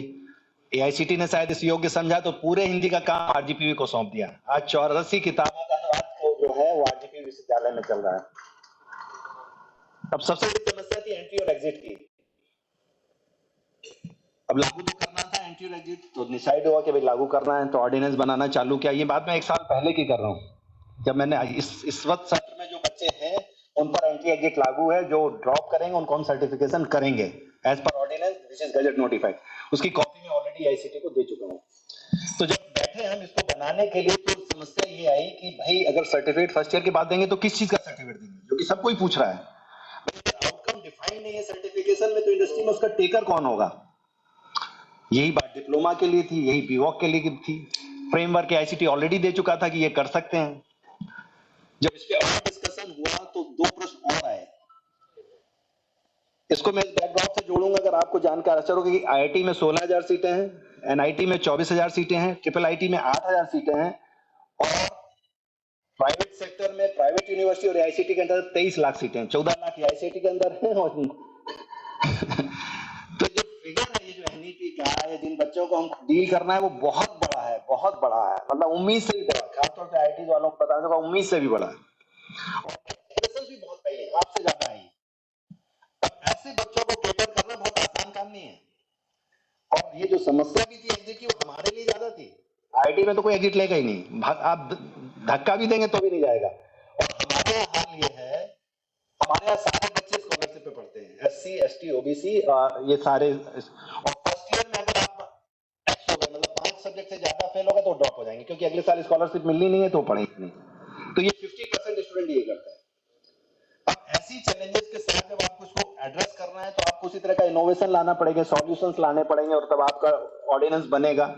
उसमें काफी डिबेट हुई, फाइनली ये तय हुआ हमने किया कि भाई हम आउटकम डिफाइन के बिना हुआ तो कोई सर्टिफिकेशन नहीं करेंगे, नहीं बिल्कुल नहीं करेंगे। तो इस पर फिर ये तय हुआ कि भाई हम 10 क्रेडिट का एडिशनल क्रेडिट कराएंगे और जिसमें से 40% थ्योरी होगा, 60% हैंड्स ऑन होगा। अगला प्रश्न आया, अरे भाई जब एग्जिट ले रहा है वो पढ़ना नहीं चाहता वो 10 क्रेडिट क्यों करेगा? फिर इसका सॉल्यूशन निकला कि नहीं, ये हम किस तरह से करेंगे, जो आईटी से रिलेटेड अभी मॉड्यूलर सर्टिफिकेशन जो हायर एंड पे हो रहे हैं उनके हमने सर्टिफिकेशन डिफाइन किया, उनका पूरा प्रोसेस डिफाइन किया। हमने कहा इसको हम हाइब्रिड मोड में भी देंगे और ऑनलाइन मोड में भी देंगे, ये हमने उसको डाल दिया। तीसरी बात ये आई कि भाई सवाल ये है कि जो बच्चा फेल हो गया उसका सर्टिफिकेशन आप क्यों करेंगे? हमने कहा नहीं, हम उसका करेंगे, जितने में पास है उतने क्रेडिट देंगे और जितना नहीं फेल हुआ तो भी हम सर्टिफिकेशन करेंगे। फिर दूसरी बात ये आई कि जो बच्चा मान लो फर्स्ट ईयर की बात और सेकंड में जा रहा है तो क्या वो लोग सर्टिफिकेशन, हमने कहा हाँ, हम सर्टिफिकेशन सबको अलाउ करें, हम डिग्री भी देंगे और सर्टिफिकेशन भी देंगे, मतलब those who are interested in degree along with certification हम उनको भी कैटर करेंगे, क्योंकि हमें क्लास में स्ट्रेंथ भी चाहिए। तो हमने ये भी निर्णय ले लिया कि जो लोग फर्स्ट ईयर पास हो रहे हैं सर्टिफिकेशन चाह रहे हैं they are also welcome, those who are trying to drop वो भी वेलकम है, जो क्रेडिट का ट्रांसफर लेना चाहते हैं वो भी वेलकम है, और उसका भी एक मॉड्यूलर स्ट्रक्चर तैयार किया। ऑर्डिनेंस की कॉपी ऑलरेडी आईसीटी को हम दे चुके हैं, हमने जो क्रेडिट स्किलिंग के लिए भी जो है वो भी मॉड्यूलर है, वो भी हम आपको शायद हमने दिया था आपको कॉपी, नहीं तो वो भी हम आपको प्रोवाइड कर देंगे। दूसरी बात है जब हिंदी में बात आई, आप भी समझते हैं हिंदी में बात करना और कोर्सेज चलाना बड़ा स्टिग्मा है इस देश में, लेकिन भाग्यशाली मैं हूं क्योंकि मैं मध्य प्रदेश में हूं। मध्य प्रदेश भारत को रिप्रेजेंट करता है, हमारे यहाँ कोई आप मध्य प्रदेश ही नहीं कहेंगे, आप किसी को आप बिहार को बिहारी कह देंगे, हरियाणवी कह देंगे, पंजाबी कह देंगे, गुजराती कह देंगे, कुछ भी कह देंगे, लेकिन मध्य प्रदेश एक ऐसा प्रदेश है कि जो भारत को रिप्रेजेंट करता है। तो हमने ये तय किया कि नहीं, हमको मटेरियल चाहिए था, एआईसीटी हमको जिम्मेदारी, लेकिन हमने फिर क्या किया, हमने अपनी लैब जो उसको सर को मैंने विजिट भी कराया था, हमने उसको सबके वीडियो बनाने चालू कर दिए, क्योंकि हिंदी में टीचर्स नहीं उपलब्ध है, कोई बात नहीं, हम जितना मटेरियल अनुवाद कर रहे हैं उन सबके हम वीडियो भी बना रहे हैं, और वो वीडियो हमारे आरजीपीवी की आप साइट पे जाएंगे तो उसे यूट्यूब पे डाल रहे हैं। तो हमने उन मटेरियल्स को अपने सिस्टर इंस्टीट्यूशंस को अवेलेबल कराना चालू कर दिया, बच्चों को अपनी ई लाइब्रेरी में डाल दिया। हमने ये कहा कि आप उससे भी पढ़ सकते हैं, टीचर पढ़ा नहीं पढ़ा, लेकिन आपको बिल्कुल स्टैंडर्ड मटेरियल जो कि आईसीटी दे रहा है वो हम आपको उसको पढ़ा रहे हैं और आपको कर रहे हैं। बाकी जो प्रोविजन है जो फॉर्चुनेटली हम पहले ही लागू कर चुके, हमने जब 2017 में आपने जब स्कीम लाई तो सारी की सारी चीजें हमने 2017 में ही लागू कर दी थी। कॉन्सेप्ट ऑफ माइनर स्पेशलाइजेशन हो, concept of BTech honours degree हो, जितने भी प्रोविजंस थे वो सारे के सारे प्रॉब्लम थे। लास्ट में जो एक बात छोटी सी मैं लाइटर मोड में अभी बता भी रहा था, एक छोटी सी स्टोरी भी आपको सुना देता हूं। अभी हमारे एनबीए हो रहा था, एनबीए टीम में तो अब 72 हो गई कैपेसिटी, 60 इनटेक देता है एआईसीटी, 10% लेटरल एंट्री होती है, हमारे यहाँ से डिप्लोमा से बच्चे आते हैं तो 6 उससे जुड़ जाते हैं, और 10% इकोनॉमिक वीकर सेक्शन में आते हैं तो 72 आ जाते हैं। तो एनबीए वालों ने कहा कि आपकी 60 सीटें लगी और 72 आपकी इनटेक है। तो मैंने कहा thanks to the RGP provision हमारे यहाँ 75% ही अटेंडेंस अलाउड है, मतलब मैक्सिमम चाहिए। तो बच्चे प्लान इस तरह से करते हैं कि 25% आते ही नहीं है। तो अभी तो हम पूरे बच्चे बैठे कि वो भी है, और अगर लोग ये जो मल्टी डिसिप्लिनरी स्कीम में जाएंगे तो अभी भी हमारे पास अभी स्कोप है 5-7% बच्चों का, जो इन बच्चों को ऑफ करेंगे, इन बच्चों को जो कि हमने भी 2 सब्जेक्ट अलाउ कर रखे हैं, आप दूसरे ब्रांच से भी ले सकते हैं, तो इन बच्चों के लिए भी अभी सीटें अवेलेबल है। तो 2 लोगों का मैं खास तौर पर ध्यान दिलाना चाहूंगा, एक सीओपी का जब प्रेजेंटेशन हो रहा था तो उन्होंने कुछ इंफ्रास्ट्रक्चर इश्यूज बताए थे, ये बहुत बड़ा चैलेंज है, इसको हम माने या ना माने, लेकिन चैलेंजेस का सॉल्यूशन 3 तरीके से निकाला हमने। मल्टी डिसिप्लिन बनाने के लिए Indira Gandhi national open university से हमारा एमओयू हो गया है, तो जितने भी आप सब्जेक्ट जो इंजीनियरिंग से इतर है उनकी आप एक सब्जेक्ट भी अगर पढ़ेंगे तो उनकी क्रेडिट हम ट्रांसफर कर रहे हैं। दूसरा, हम आईटी को थैंक्स करेंगे, आईटी इंदौर ने भी हमें 100 सीट्स ऑफर की हैं। फाइनल ईयर में 8 सेमेस्टर में हमारे 100 बच्चे अब आईटी इंदौर में पढ़ेंगे, और 50 बच्चे हमारा मैनेट के साथ एमओयू है, 50 बच्चे हमारे मैनेट में जाने की तैयारी कर रहे हैं। तो हर चीज का जब भी समस्या आ रही है तो सॉल्यूशन कहीं ना कहीं से बड़े सहज भाव से आ रहा है। और मेरे को लगता है ये जो चैलेंजेस वर्ड है ये सेट ऑफ माइंड है आपका। जिस तरह से आप सोचते हैं तो आपको चैलेंज लगता है, नहीं तो कोई चैलेंज नहीं, क्योंकि सारा एम्पावरमेंट विश्वविद्यालयों में निहित है, सारी ऑटोनॉमी है, सब कुछ है, आपकी बोर्ड्स हैं, आपकी काउंसिल्स हैं, आपको समस्या है, नेक्स्ट डे मीटिंग बुलाइए, उसको हल कर दीजिए। बाकी जो चैलेंजेस है वो ये चर्चा का प्लेटफॉर्म है नहीं, हमारे पास फाइनेंशियल कंचेज हैं, हमारे पास दूसरे बहुत से सूचे जहां पर हमको लगता है कि स्टेट और centre should come forward to help this universities, जहां पर कि लाखों लाख बच्चे पढ़ रहे हैं लेकिन उस तरह की फंडिंग नहीं अवेलेबल है, उस पर भी बहुत गंभीरता से विचार करने की बात है। मैं आज के दिन अपने चेयरमैन जो बोर्ड बैठा है उसके लिए, हमारे एससीटी चेयरमैन सामने बैठे हुए हैं, और अभी सभी साथियों को बहुत बहुत धन्यवाद देता हूँ। Thank you very much.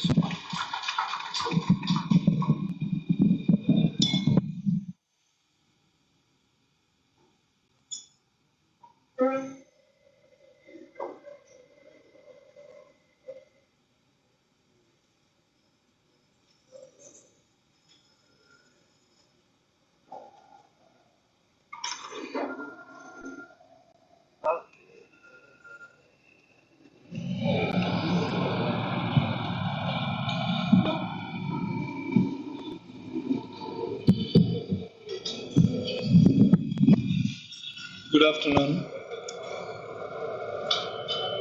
Thanks for this opportunity given by the ACT and the organization which is conducting this program. I'm director of IIIT Surat and the 5th year of my service in IIIT Surat. This is a PPP institute established by Ministry of Education in 2017, and the infrastructure development that is required for all these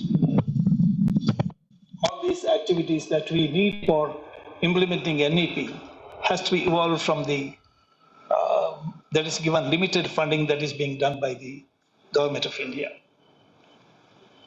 But we have tried our best to make the students happy with the more updated syllabus like that. We have BTech course in Electronics and Communication Engineering and Computer Science Engineering. It is not the conventional ECE or CSE. It is having both the subjects which are important from the present context, like machine learning, cloud computing, and these all other subjects, cyber security, etc. These are all learned by electronics people also, as well as computer science people. So in the first year, now according to NEP, we are teaching constitution, wherein the importance of engineers in the e-governance is also taught to them. And secondly, knowledge about establishing a industry, how to make a startup, all those ideas are given in that particular subject. In addition, we have ICT workshop exclusively for electronics in the first semester and ICT workshop for computer science in the second semester. So these are common subjects because both will be learning about embedded systems, both will be learning about the relevant topics which are important for the computer science people in electronics. So this way they are made good for learning both the subjects. At the end of the 8th semester, and the 8th semester is fully internship in the industry, and the first 2 batches, nearly 85% of them have done the internship in the batches. Our intake is at present 184. Out of that, nearly 80% of them are in the internship. They are doing it in the industries. And successfully placement is also going on that. So the concept of NEP regarding this, as we have been discussing in the right from morning, in the curriculum, I have put only one exit point other than the final year, that is BS degree at the 3rd year with a corresponding subject, ECE or computer science. Of course, they have to go for a mini project in the 6th semester, and then 121 credits they have to accumulate for getting this BS degree. And at the end, there is a 4th semester, 4th year, they have to complete an internship. The total credit is 160 only. So here, the BTech degree, in addition to that, we have thinking of the lateral entry, that is for diploma students, but they must have passed JEE mains because that is the criteria for admission to the BTech program in IIIT. Of course, that may be a possibility, but we have not getting any. And second important point here is, since it is in PPP mode, it's very difficult to say, I can leave so many students. The institute runs with the fee paid by the students, and so less number of students can be permitted to go. That's why I put a condition that 95%, less than 95% will not be the strength of the students in BTech program at any time. So even after third year, if they are leaving for the BS degree, 95% strength should be maintained. So this kind of curriculum is developed. So, and in addition, we are giving you the ideas of business management, entrepreneurship, and other activities in that.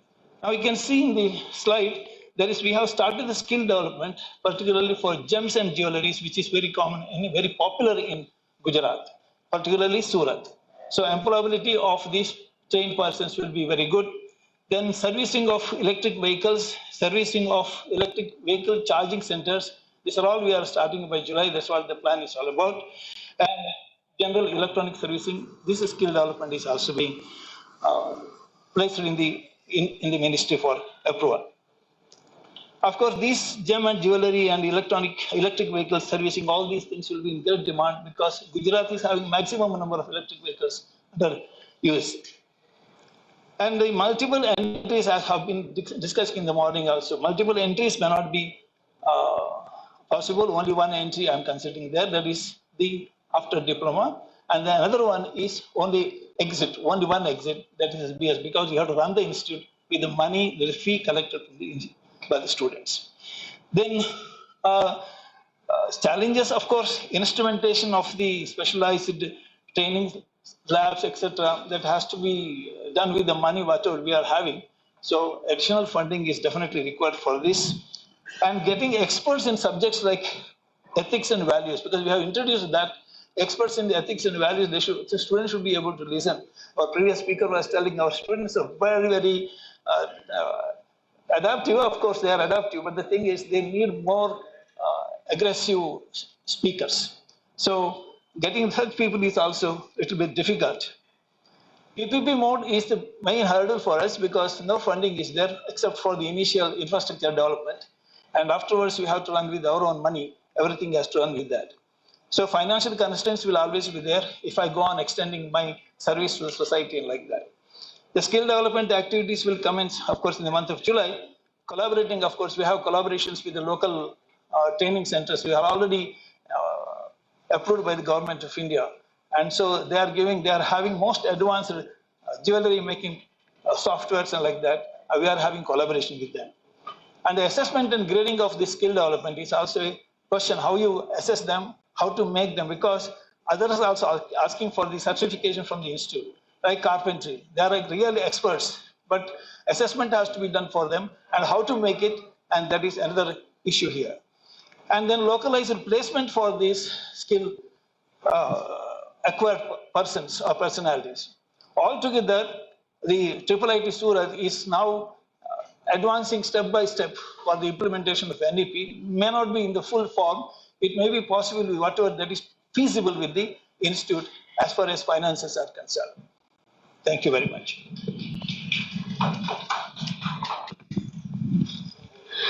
धन्यवाद sir.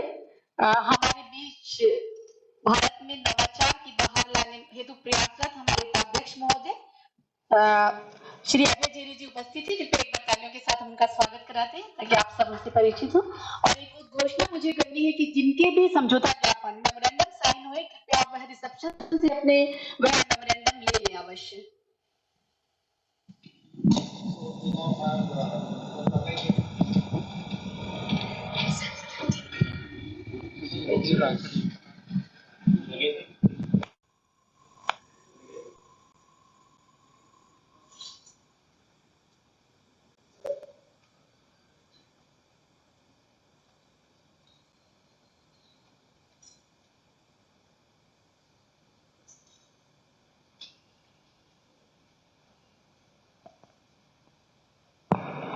Hello.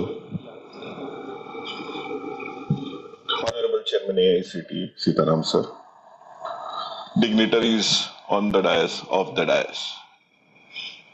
First, I would really like to thank for giving me this opportunity. inviting me here to talk about how we can nurture innovation ecosystem in our educational institutions. As you might be aware that in 2018, Ministry of Education actually created a post called as Chief Innovation Officer. Even many of the big private organizations, multinationals, don't have this designation. But our ministry has went ahead and created this designation because we understand the importance of innovation, entrepreneurship, and how we can promote our youngsters to take on that track. So, in Ministry of Education and AICT, we are doing multiple initiatives, and I'm actually going to use this opportunity not to talk about more of a philosophy, but the initiatives which we are undertaking so that we can have you as partners in many of these initiatives. So as AICT, we are working on 4 pillars which will help in promoting innovation. The first pillar is the regulatory pillar. The second pillar is hand-holding of students, of institutions, because it's easy to stand on dais and talk about innovation, entrepreneurship, startup, because these are buzzwords. But how you actually go about it? Because when I talk to some of the leaderships in private, what I have realized is that the approach is quite hodgepodge. It's not uniform. So we felt that we have to have a very uniformed approach. So that is the second hand-holding pillar. The third pillar is bringing out new courses which will give push to this innovation and entrepreneurship activity within our organizations or within our educational institutes. Fourth, and the final pillar is very important again, is to create more and more national platforms so that students, faculty members actually have the opportunity of showcasing their talent, showcasing their ideas. And as Innovation Cell, we are actually working on all those pillars simultaneously in a very harmonious way. So in 2019, we got on policy pillar National Innovation and Startup Policy for faculty and students. I don't know how many of you are aware about that policy. If you are not aware about that policy, please look into that policy. Because when we looked or when we actually studied some of the policies of our even premier institutions, we felt that they were not uniform. And some of the policies were really atrocious. I can quote one example. I had a discussion with a student in a very premier institution, and he actually developed a small platform, and he started selling few things to that platform. He developed it while he was working from hostel in the evening.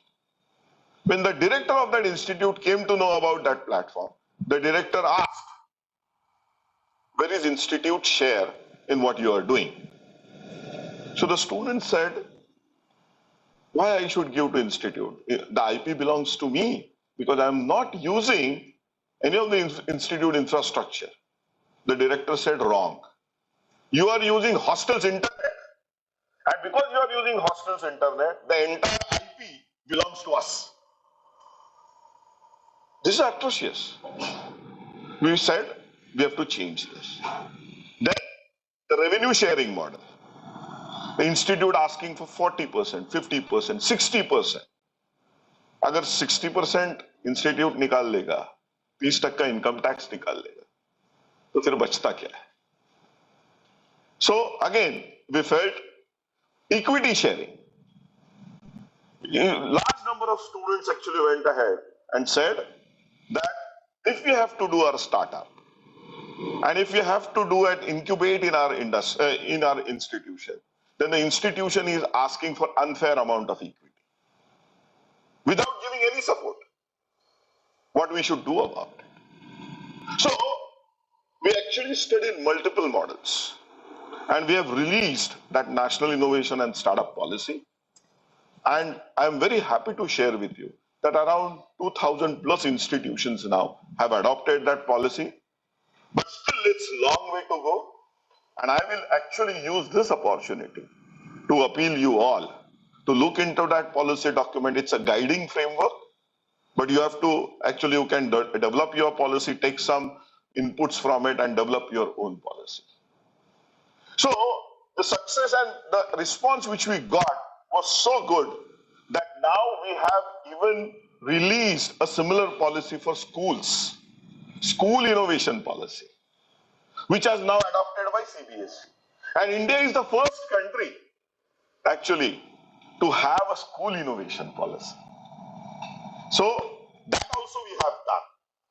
And recently, about 6 months back, CBSE actually has done a big program and released that policy. So this was on the policy front. On courses front, where I said the second pillar. So we came up with multiple different kind of courses. We are working on minor in innovation, but we have already launched one very innovative program called as MBA in Innovation, Entrepreneurship and Venture Development. We are calling it as MBA because people know what MBA program is, but the structure of this MBA program is very different. It's not a classroom-based MBA. It's an incubator-based MBA. The classroom component is only about 30%. But the reason why we got this MBA was also very, very unique. When we spoke to youngsters, and we were telling them that why don't you pursue your idea? Why don't you get into this entrepreneurship track? The students told us that we want to do it, but our parents are not allowing it. Our boyfriend, girlfriends are not very keen on we getting into this track because वो बोल रहे हैं क्यों मगजमारी कर रहा है? Big 4 में job ले लो या टीसीएस विप्रो में जॉब ले लो. सुबह से 8 बजे से रात के 8 बजे भी काम किया तो भी Saturday Sunday Netflix and chill करेंगे या मॉल में घूमने जाएंगे. Entrepreneurship is 48 hours job a day, right? So we said we have to do something about it. So we got this program. It's an incubator-based program, as I said, where students can take admissions into that programs if they have ideas. So the primary screening criteria is they should have a good idea. And what we wish to do or what we wish to achieve through this is that MBA, during that MBA course, you will work on your idea to explore whether you can convert it into a startup. But for others, you are doing an MBA. So आपके माँ बाप, आपके boyfriend, girlfriend जो बाहर जाके बोलेंगे मेरा बेटा MBA कर रहा है. But under the garb of that MBA, you are actually doing or pursuing your startup activity. So we have launched, we initially did this pilot in 4 institutions. We got some good response. We are getting feedback. Again, it's a very innovative program. Now we have it around 20 institutions currently. And let's see what is the outcome. We are also tapping the way the program is moving. We are getting the feedback. But this is another important initiative. Apart from that, we started training faculty members as innovation ambassadors. Because who kills ideas?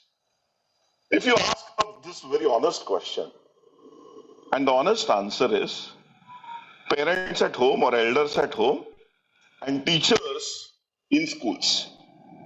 इधर उधर की बातें मत कर, बड़ी-बड़ी बातें मत कर, marks कितना मिला बता. That's the common philosophy. At least 3 years back, that was the common philosophy. So we said we need to actually create on-ground change agents. And we started with this innovation ambassador training program, where we are training students and faculty members, especially faculty members, on concepts like design thinking, like IPR management, how to handhold an idea at a pre-incubation level or an incubation level, what is technology readiness levels, and so on and so forth. And this has become so hit now that subsequently CBSE again approached us and said that let's train our students, our faculty members or our teachers also in this regard. And till date we have trained about 15,000 school teachers also on design thinking and other such modules. Because when we spoke to large number of faculty members, we realized that their problem solving ability is not very good because the approach is not systematic. And at that time we felt that this design thinking approach has to be very, very important. Design thinking is not about design, it's about how to think, how to identify a problem, how to visualize a solution. So we did that. We trained about 15,000 higher educational institute faculty members also. So the total number is around 30 plus, 15 schools wale, 15 higher wale. And now CBSE has went ahead and adopted design thinking as an elective from 6th standard itself. And we have released books for design thinking and innovation from 6th to 12th standard. So if you just go and Google, you will see those books which are formally adopted by CBSE in public domain. And more than 1,500 schools have now started offering design thinking as subject from 6th standard. Again, India is the first country to do that. So this is the hand-holding pillar. And I can go on and on and on. There are many such initiatives. But due to time constraint, I will focus on major. The third pillar of hand-holding of institutions which I was talking about.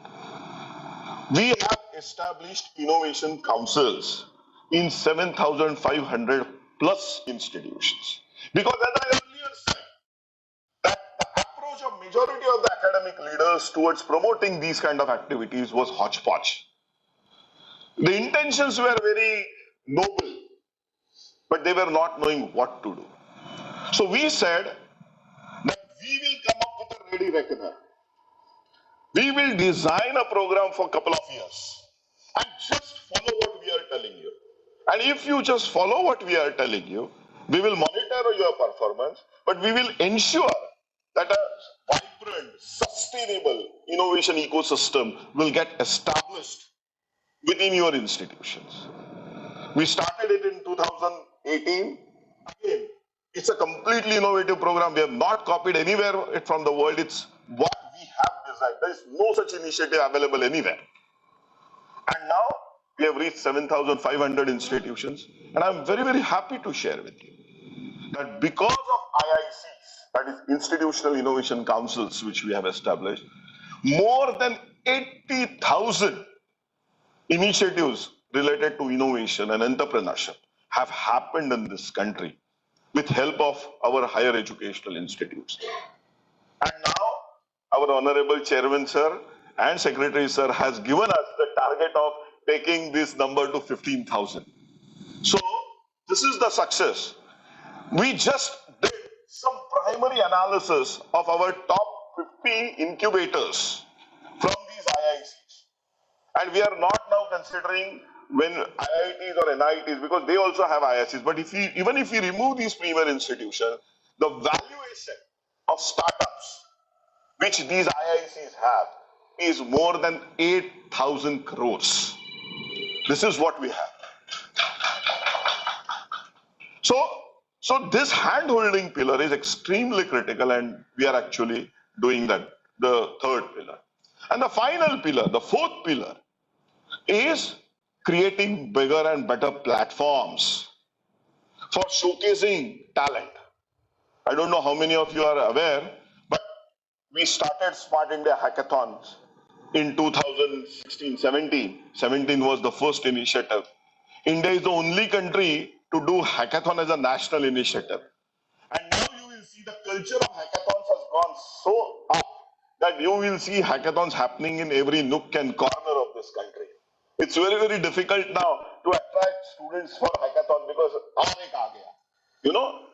But what you can see is that because of Smart India Hackathon, a culture of hackathon has developed in this country. And what this hackathon means? You go to youngsters with your problems, challenge them to give solutions, and within a limited time span, they will give you solutions for it. It may be crude solutions, but they are innovative solutions. And if you like the solution, you can engage them, you can work with them. And what we have realized in terms of employability is that because of these hackathons, the students who are participating in these hackathons are getting 4 times the offers of what they usually used to get. So their employability has gone up substantially. जिसको एक offer मिलता था उसको 4 offers मिलने लगे हैं या कभी-कभार 4 times even the cost जो पैसा मिलने वाला था वो भी मिल रहा है. So it's something really unique. Apart from that, we have Yukti Challenge, National Innovation Challenge, where we are funding startups, ideas which are coming from different IICs and from different forums, and we have budget to fund 100 ideas. And per idea we can fund up to 10 lakh rupees. But unfortunately, still we are not getting ideas which we can fund more than 100. So last year we got about 78. We started with 20,000. We had 5 levels of screening, and then we eventually ended up getting 72, 73, and then we had some earlier from other sources, and we actually had 75 ideas funding as part of 75 years of Indian independence. So we have a long way to go. We have to create huge amount of intellectual property for our country, because when we are talking about ideas, when we are talking about showcasing ideas, we are talking about intellectual property. And that component is still not very great. And we have to push our educational institutes to create more and more intellectual property. Because if you just look at some of the numbers internationally, China is on annual basis is filing about 15 lakh patents. I'm just now coming to patent. Intellectual property has other components also, copyrights, trademarks, those. But if we just focused on patents, China files 15-16 lakh annually. US is already half of China, about 7 lakh, 7.5 lakh. And India is only 60,000. We have 50,000 higher educational institutions. We can safely say more than 85%, 90% of our educational institutes have never filed an IP ever. So we have to create that kind of mechanisms. A country with 55,000 educational institutions filing only 3,000 to 3,500 IP annually.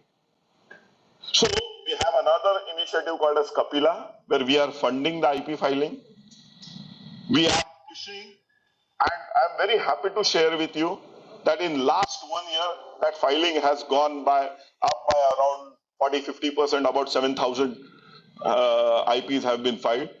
But filing is different and actually granting is different. So we need to actually ensure that we not only file more, but we also have that granting rate high. Then only it actually really helps. So these kind of multiple initiatives we are doing, we are taking a very, very holistic approach. And when we are looking at these kind of initiatives, when we are doing these interventions, we are also trying to measure the outcome of these initiatives. And for measuring those outcomes, we had this ranking mechanism called ARIA. So from this year, thanks to our honorable chairman, now we are working with NRIF, and this ARIA now will be called as NRIF Innovation, and soon we will have that ranking announced. Yeah. So we will have that ranking announced. We are looking at ARIA also. We are actually looking at our NRF innovation ranking. We are looking at the outcome. What kind of outcome you are generating? Like how many patents are getting granted? If your patents are getting granted, how many of them are getting commercialized? If you are commercializing your patents, what is the revenue is getting generated? If you have an incubator, then how many startups you are incubating? If you are incubating startups, what is the valuation of those startups? How many startups are taking an exit? Exit in terms of actually being a sustainable startup. And we have defined some revenue numbers, some employee numbers for these startups. If you have faculty members who are involved in startups, then what are their DIN numbers? What are their SIN numbers? Those kind of details we are asking. If you are doing courses, what are the courses? Which courses you are teaching related to innovation so it's a very comprehensive ranking mechanism which we have, and I'm very happy to share with you that we have more than 1400 institutions now submitting this data. We started in 2019. When we started, we had only 400 institutions actually giving the data. Now we have more than 1400 institutions submitting this data. So as I said, we have still long way to go. We have 55,000 institutions and we have to reach each and every institution because ideas can come from anywhere. You must have seen this Three Idiot. Everyone has seen. We like Rancho, but undoubtedly majority of us are Chaturs. So what we have to do is to push our students, push our faculty members to become more and more ranchos. Then only we will actually able to come up as or fulfill our dream, which we call as Jagat Guru or knowledge-based economy, which we all are dreaming for. Thank you very much. Really appreciate it.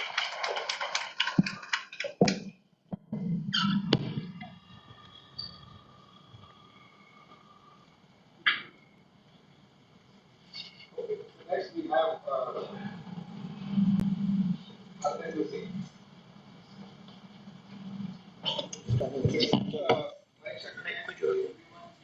Yeah, so I would not speak because much. So, good afternoon, everyone. Let me first thank you to the organizing committee for giving me an opportunity because I was thinking that I'm here just to attend this alphabet of this national education policy, how to implement in technical institutions belonging to an institutions of multidisciplinary nature, that is Banaras University. Just 2 weeks back, I joined Triple IT DM as a new responsibility. So my idea about general science and social science, performing arts in BHU, since last 1 year, we have been implementing this new national education policy, as well as in the committee formed by the University Grant Commission. We had we have done this enough exercises for our university.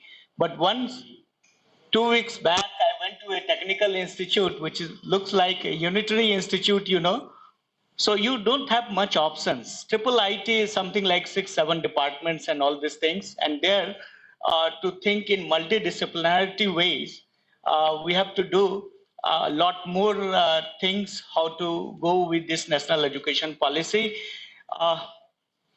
We have to think, and as some of the speaker, our distinguished colleague in the morning session, Triple IT Prayagraj and Triple IT Kurnool directors already suggested that we are going to meet on this national education policy in Kurnool in second week of June. So all these 5 CFTI institute will sit together and will try to frame this नई राष्ट्रीय शिक्षा नीति को हम देखेंगे.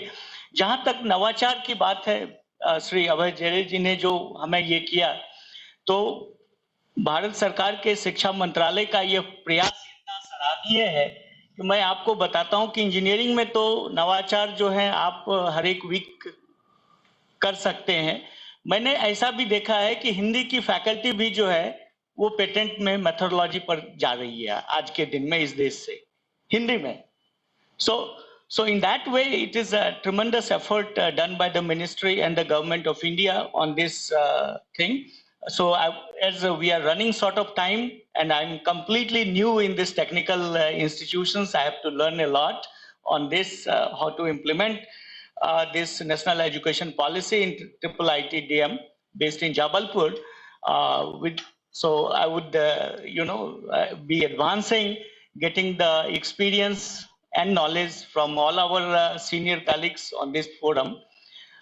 So with this word, I will stop myself and thank you very much.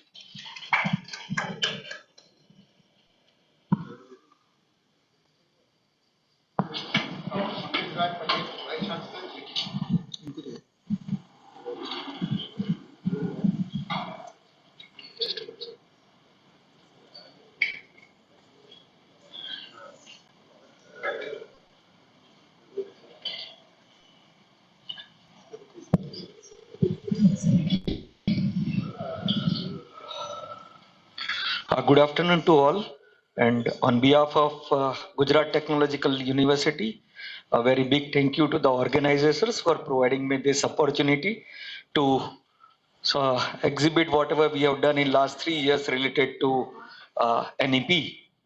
We started minor honors degree in engineering faculty from 21-22 onwards. Right now, in 19 different specializations, we are giving these degrees. Apart from that, we have started in emerging areas like cyber security, IoT, bioinformatics, innovation and entrepreneurship development. We were one of the first MBIEV institutions. Industrial biotechnology, phytopharmacy, phytomedicine, all this we have started. And then we started interdisciplinary subjects also in postgraduate. So that means a student in ME will study subjects of management, pharmacy, science, like that. Similarly, PhD also we started in interdisciplinary. And last year we introduced degree engineering program in our own constituent college in Gujarati in 4 different branches. And we have taken up the task of translation of degree and diploma books of engineering in Gujarati. And for that, we have completed first 2 years of translation. The problems the challenges that we are facing is lot many self-financed institutes ask for fees for this minor honors degree. So as of now, we do not have this solution for that. And in some of the emerging areas, there are still low enrollment. And even for degree engineering in Gujarati language, I think parents are a bigger obstacle. Especially they say that you won't get a job. So somehow we need to get a solution to this.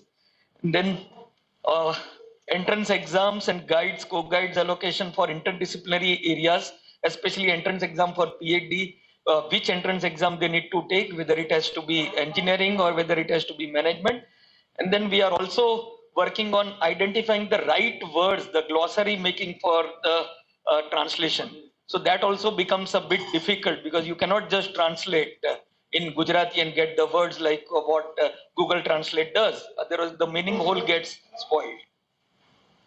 Skill building, we started with an 100-point activity program launched again for degree engineering way back in 2015-16. This is apart from the subjects that the student studies. Another 100 points he has to collect from his participations in, let us say, these types of hackathons or publishing a paper or doing some community work or a participation in sports and all those types of things. Then we have got different centers of excellence with BOSS, Rexroth, KIPSEC, Siemens. Idea Lab was just inaugurated last week only by Honorable Chairman of AICTE. Then we have also made an internships for especially mechanical and automobile engineering with IES. This is a center of excellence which Maruti Suzuki has built up in Gandhinagar. So there we are doing this. And then we have got a center for continuing education where we allow our institutions affiliated to us and other institutions also to come up with a value-added course of at least 30 hours and where a joint certification is given by GTU as well as that institute. And so this opens up area wherever education, if they want to continue, like somebody who is there doing fire safety in an industry, but he doesn't, he can get this. So that we are doing. And then NCC as an elective, we have started in 21-22 diploma and degree engineering, as well as even for B.Pharm students. Now the problems over there is number of NCC units that Indian Army gives is very less. Students in remote and rural areas also, they do not get benefits of this. And then especially in the IT and computer engineering, internships are a cost to the students. So how do we tackle that problem? Lot many companies wants instead of giving stipend, they want the students to pay for these internships. And then lot many things for the holistic development, the student is up in the time frame of 10 to 4. Now, if we want their holistic development, then they need to remain on the campus for a much longer time, especially where lot many of our institutes do not have what you can say campus-based facilities of residential all 100% students. Then how do we take up this? So this is also a challenge.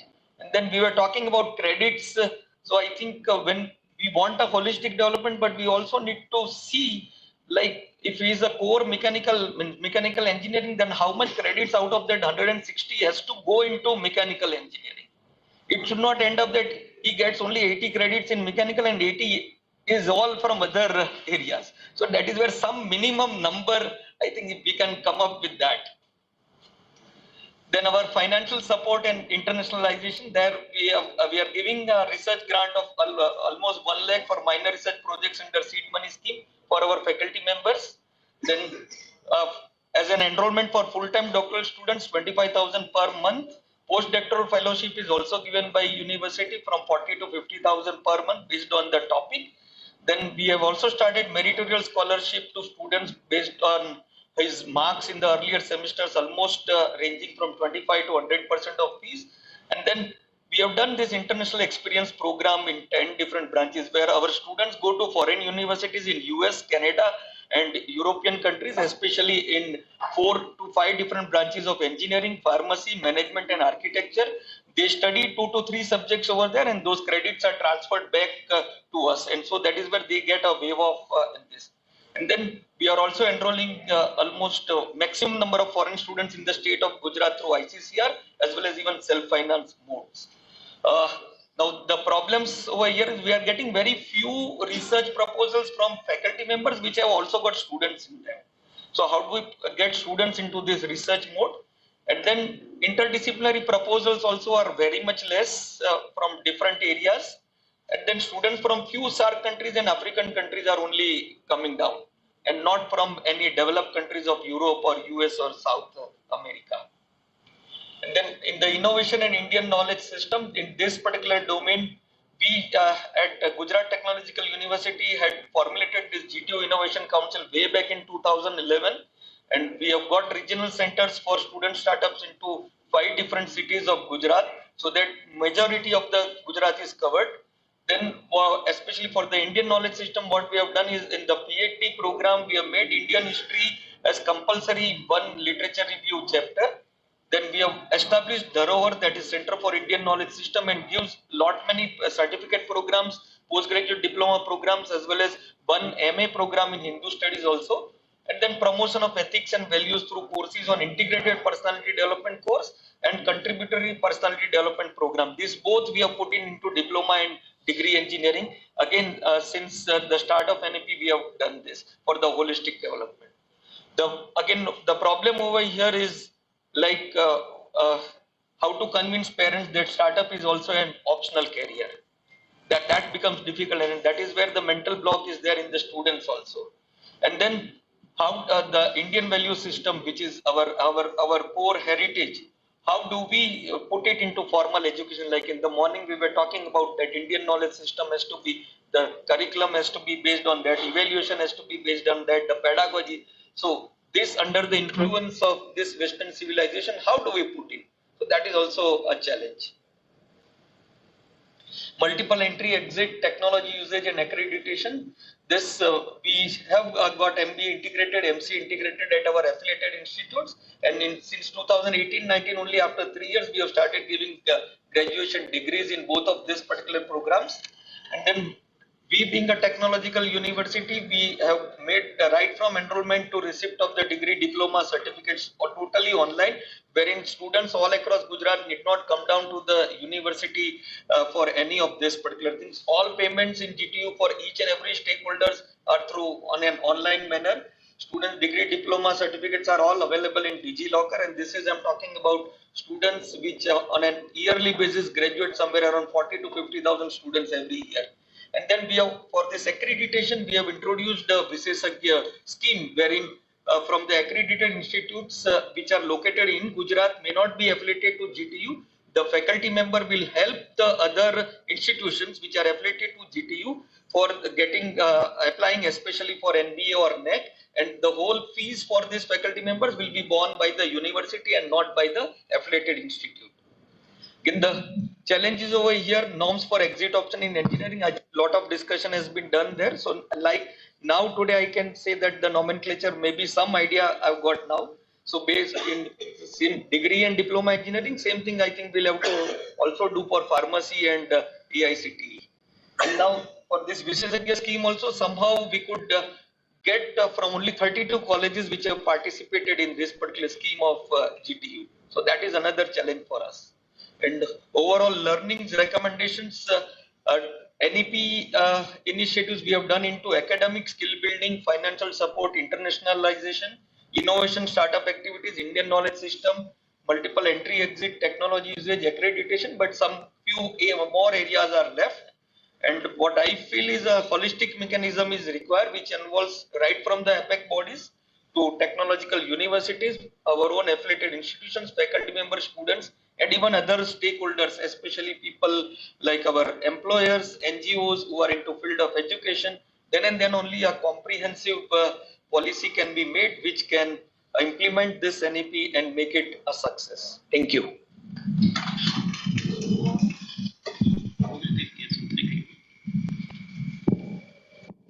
Now we have Dr. Anuj Kumar. Triple ID.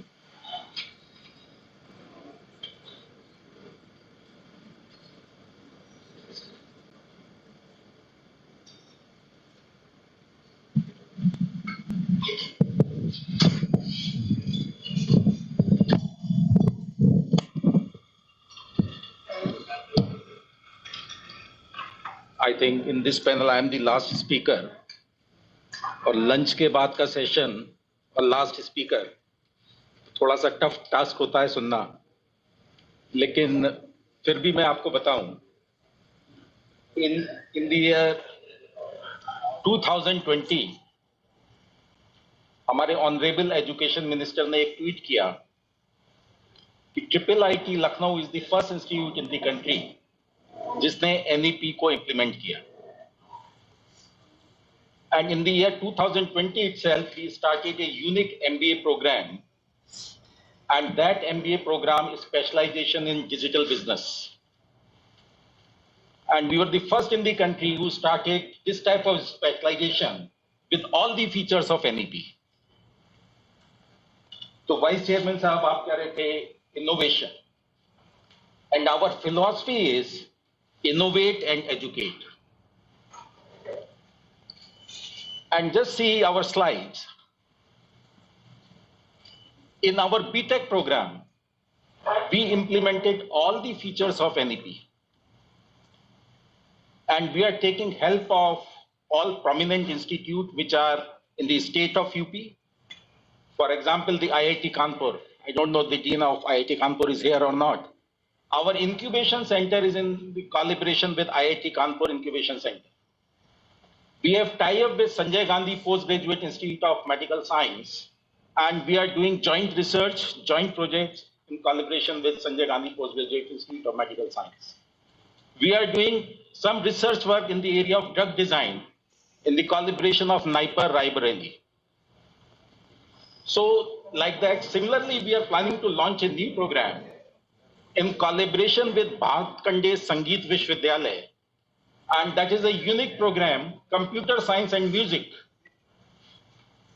And the use of AI in the field of creative art, we are planning to launch a BTech program in AI and creative art. We already launched a unique program, Computer Science and Business. And you will be surprised to know that the highest rank holder is taking admission in this unique program, Computer Science and Business. So our all curriculum is redesigned as per the NEP, and we have already taken approval from our Senate and our board, and it's already implemented. After successful completion of first year, that is 40 credits, a student is entitled for certificate in programming. Then after completion of 80 credit, he or she is entitled for diploma in programming. Then after 120 credit, BSc in IT or CS or CSAI or computer science and business as per the specialization choice. And after 160 credit, they can take BTech in IT or BTech in CS, BTech in computer science and artificial intelligence, or BTech in computer science and business. Similarly, in MTech program, they are entitled for postgraduate diploma in artificial intelligence or postgraduate diploma in data science after first year. Similarly, in MBA program, they are entitled for postgraduate diploma in business management after first year. And students, they have flexibility to complete their BTech program in 8 years. They have flexibility to complete MTech program in 4 years. Similarly, MBA program in 5 years, and so on and so forth. And they have flexibility to take break, or they can join any organization, they can start job, or they can start their own venture, they can enter into entrepreneurship area. So this flexibility is in our norms now.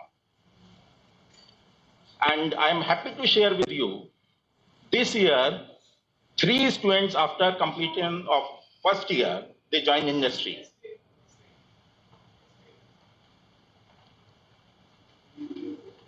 Then earlier sports, yoga and fitness, these were the elective course or non-credit course. Now as per NEP, now these are the credit course in our curriculum.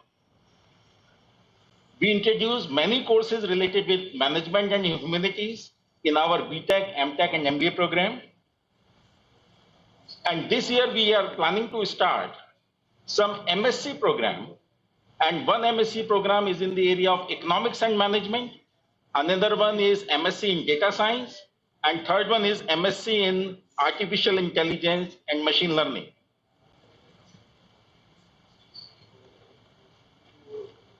Now, we have flexibility. A student can complete the entire course in face-to-face mode, or they can complete in hybrid mode, or they can attend 2 years in face-to-face mode or 1 year in online mode. So all these facilities are already in our norms, it's in our curriculum. And we are using some online platforms like edX, Coursera, NPTEL, SWAYAM. And apart from that, we introduce a new concept, a new course, competitive coding. For this course, there is no faculty. A student is supposed to register on online platform like CodeChef, LeetCode, etc. And at the end of the semester, they are supposed to submit their rank to the concerned faculty. And based upon the rank, we are awarding them the grades. So this is a 2-credit course in 3 semesters.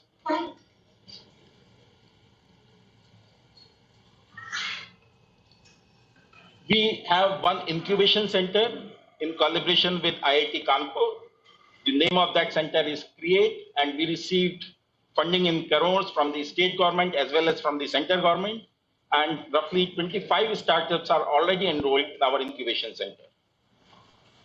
We have multiple clubs, and the unique feature of our BTech program is at the time of orientation program, day 1, the first thing a student is supposed to submit at our admission office is their hobbies.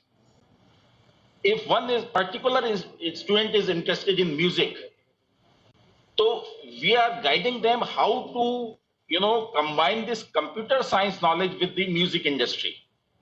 And we are preparing that student for that particular industry. Similarly, if somebody is good in, creative art, so how he can or she can combine the knowledge of computer science with designing or creative art.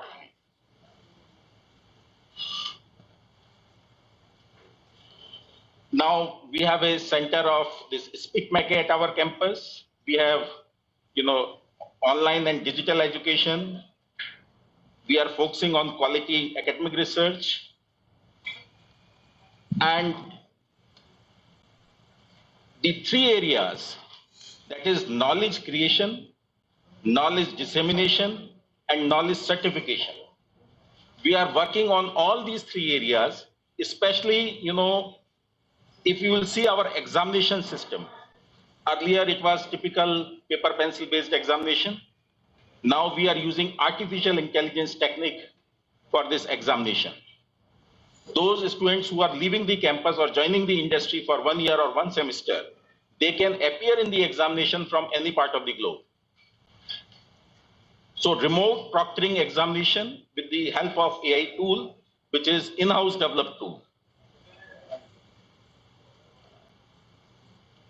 So as far as implementation of NEP is concerned, I think we already implemented most of the features of NEP, and we are continuously evaluating the, the performance of the students after implementation of NEP, and somehow we are very much satisfied with the performance of the students after the implementation of this.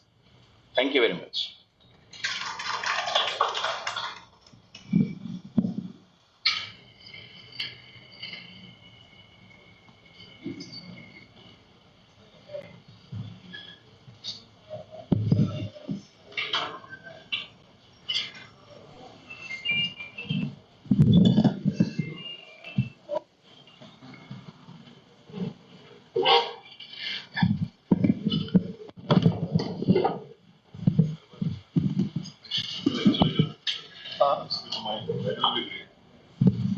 Yeah. No, it's fine. Yeah. Yeah, it's falling now. Yeah. Okay, so I'm the last speaker. I will mention a few things we are doing at IIT Bhubaneswar. So one thing we are focused on is a teacher. National education policy says that it is very important that the teacher be trained in his or her job. We all know about the quotation that no nation can rise above the level of its teacher. So what we have done is, every teacher should know what is the meaning of good teaching. And for this purpose, every teacher is supposed to submit a portfolio, what is called a teaching portfolio, at the end of the semester for every course that the teacher has taught. Now, what does the teacher portfolio contain? First, it contains the number of students in the class and composition of the class. If it is a mixed class, you have to say it so.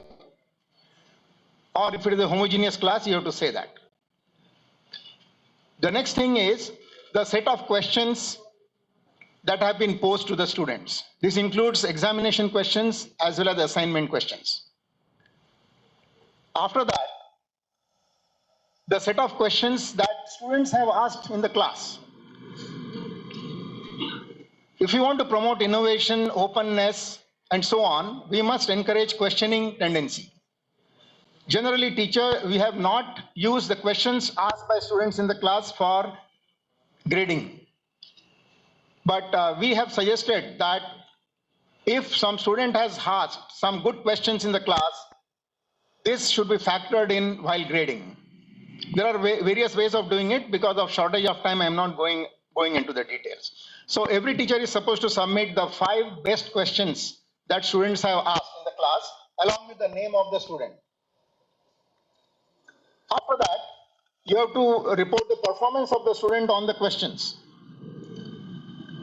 Then comes, how have you managed the weak students in the class? how have you identified and managed the weak students in the class?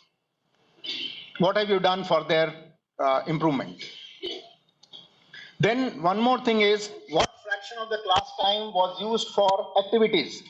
Because according to modern pedagogy, lecture is not the best method of imparting learning. It should be activity based, it should be interaction based, there should be discussions and so on. So this is another thing a teacher has to report. What fraction of the class time was used for activities? After all of this comes the self-report given by the student about the teacher. That is, it goes by various names like teacher rating or teacher course feedback and so on. Now, we have seen that this teacher rating given by the students is being given undue importance. It should only be given due importance. Performance of the students on a task is a much better indicator of effectiveness of the teacher than the rating given by the teacher to the student, because the rating given by the students to the teacher, it incorporates the feelings, emotions, and these can be little bit biased depending on whether teacher is a little tough on attendance and so on. Whereas performance of the student on task is a very good indicator. Then, if available, performance of the students in a follow-on course.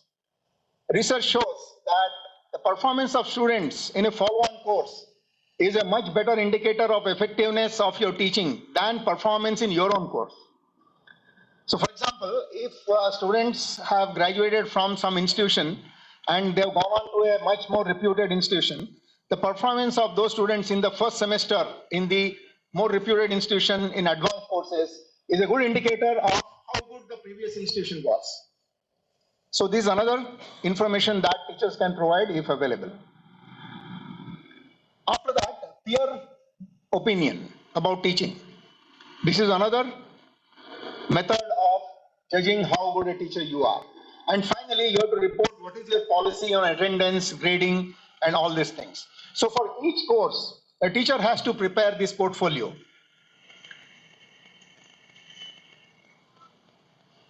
Now, another thing we have done is to help the teachers to improve their quality of questions and so on.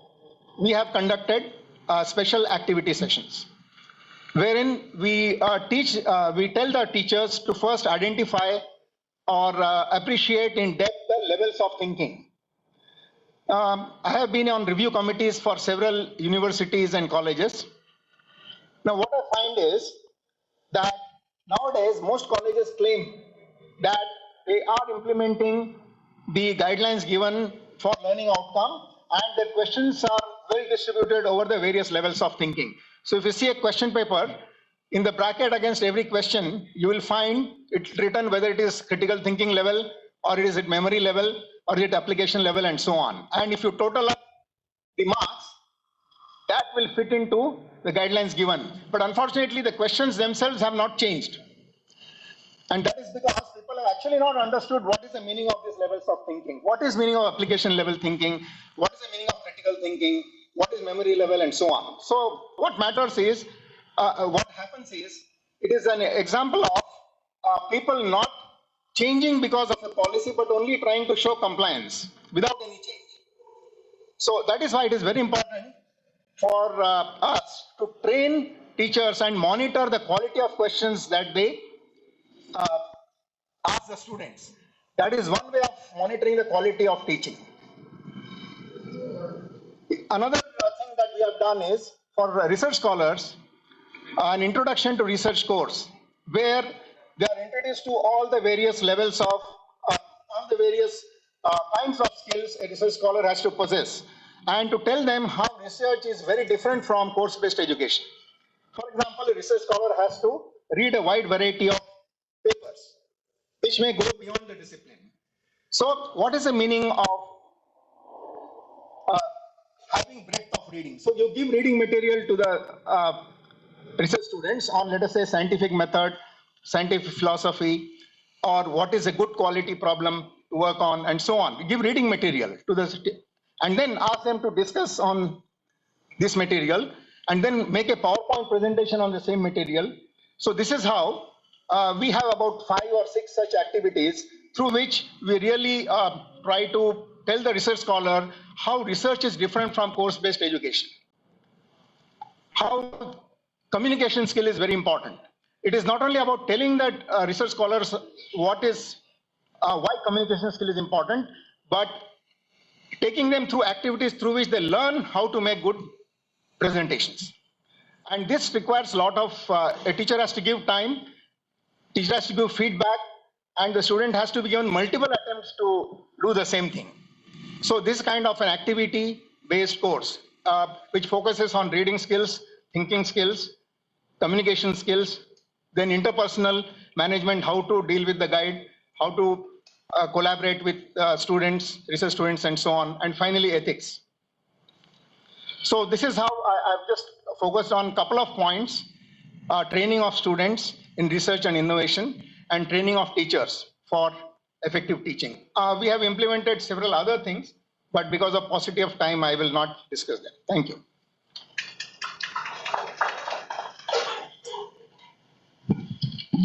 Thank you, sir. I thank all the... So I think I should also announce the closure of the panel discussion. Yeah. Oh, yeah. If any of you have some questions, we have time for that.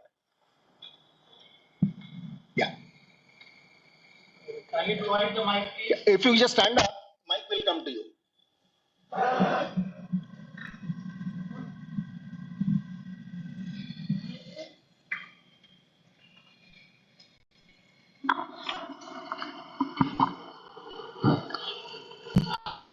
Hello, my name is Abhay Kumar. I'm from Triple IT Agartala, recently joined as director. My questions are some queries about NEP implementation in Triple IT per se. Is there's a mandate of having 3,000 students for any institute to survive. How Triple ITs, especially talking about Triple ITs, are going to tackle this issue where most of the Triple ITs are not having more than 700, 800 students. Second is NEP also talks about that no institute will be of single faculty. It has to be multidisciplinary. Like IITs, they have went into management or medicine or humanities. Such kind of things do not exist with Triple IT. How to address this issue is the second one. Third one is we can do one by one, so that otherwise people might forget the questions. So your first question is? First question is mandate triple about NEP applicable also on Triple IT. Have enrollment 3,000 students in the campus. Otherwise, they will cease to be an institute. Second is. So you are making comments or you are asking questions? Asking how to manage this, how to take this into having a 3,000 in the campus. Somebody would like to answer that?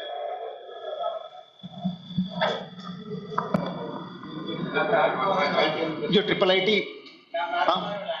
Arun, yeah. I think you can come. Right.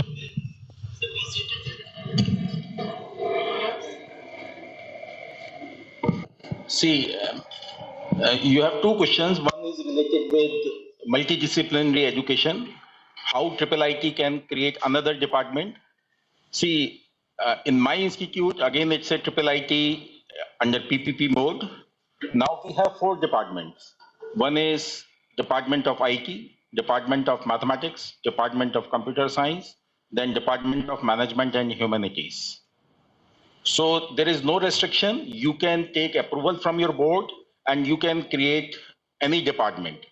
And we started a unique MBA program, specialization in digital business, where the courses are related with, for example, in finance, we introduce course related with algo trading. In marketing, we have course related with digital marketing. We have course related with digital marketing strategy.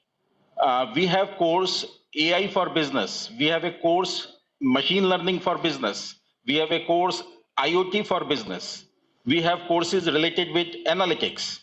So you can create any department. Recently, we launched a program, MSc Economics and Management. So as per Triple IT Act, there is no restriction. You can start courses related with humanities and management sciences. Even as I mentioned, we are planning to start a course AI and creative arts, computer science and music. And for example, for music, we signed an MOU with a nearby university, which is a state university, Bhatkande Sangeet Vishwavidyalaya. So there is a provision, you can tie up with the nearby universities or nearby institute for another stream. So this freedom is for all triple ITs or? See, they are autonomous bodies. Yeah, can they start? His question is, can they? His problem is something number of the minimum. I don't think there is any restriction for that. There is no restriction for that. That is true, but then financial constraint. This being a PPP model, triple IT like yours. I don't think there is any financial constraint. You can increase your fee. See, as far as Lucknow is concerned, we have 60 crore surplus right now. So you also have locational advantage. Northeast doesn't have this kind of advantage. Maybe your situation is different. And some few questions directly to you, sir, is since you are after 3 years of drop exit, you are giving a BSc degree. Yes. So can a BSc student having come from general science education come into as a lateral entry for the 4th year in your place? See, this BSc is very specialized. We have mentioned BSc in computer science and business, BSc in computer science and artificial intelligence as per the, our norms. It's not a normal BSc degree. No, but question is very valid. If a student with BSc degree in computer science is coming, will you give admission in 4th year? Yes, why not? So this is the Yes. So no, but then the examination, JEE and nothing. Then the question comes right now as per AICT, as far as I remember, a BSc student taking a lateral into a BTech program will take in 2nd year only. 2 years one has to study. So as far as I remember. So I don't know about your position. Sir, it is related to whether you have collected the credits, required credits. Simple as that. So you are giving a list of courses that this person has done in 2 years, and if their program by the end of 3rd year exactly the same set of courses are done, then a person can. So I think it will depend on when the student who is exiting, which credits he has collected. And wherever it is going. That actually, it was very impressive, sir, that you have launched this NEP and given us some idea, some direction that we can also move ahead in that particular direction. So that was something that we will also follow at those places. Thank you so much.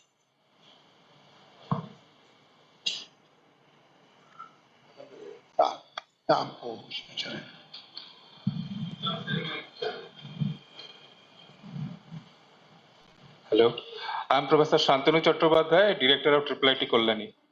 So my question is like this, particularly many of the institutes you are starting giving classes in regional languages, in Hindi and all. Now what about evaluation of the answer scripts? Like, do you expect that the faculty members, they will also be quite efficient in those languages?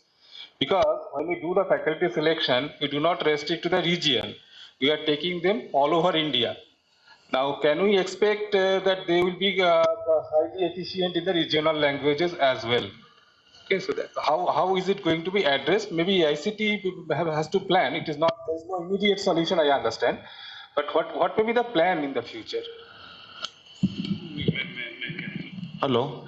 ये हमारी university में this problem came earlier. So what we did कि जब form भराते हैं examination form, the student fill up the exam, he fill ups that he will be answering the question in this particular medium. So we already came to know through our IT information system that this student is answering the question in this language. So accordingly we arrange the evaluators. Okay, I think there are no more questions. So we'll. Yeah, we are just 16 minutes behind schedule, which is not bad. Yeah, thank you. Thank you so much. I appreciate all the panelists and dignitaries on the dais. We'll break for a short break for tea, and then we'll come back for valedictories function. Please, the tea may be ready.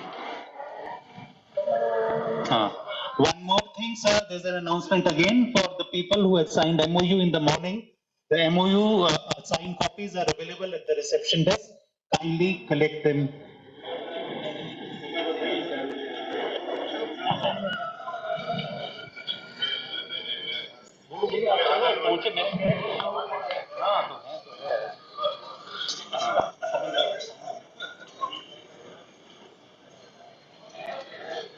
We'll resume at 4 p.m. again, please.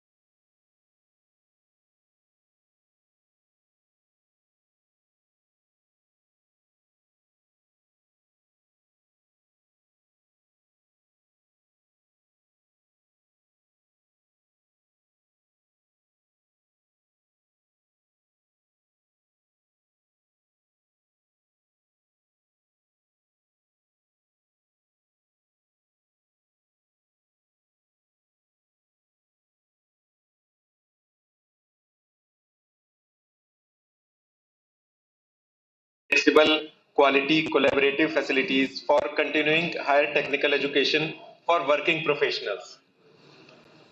A webinar to discuss about the regular programs with the flexible timings is scheduled to be convened on 29th May, Monday at 12 p.m. This will be an online meeting. The Vice Chancellors of all the technical universities are requested to make it convenient to attend this online meeting. A mail in this regard with the meeting link has already been shared on your mails, and our Honorable MS AICT Professor Rajiv Kumar will be addressing this meeting. Thank you.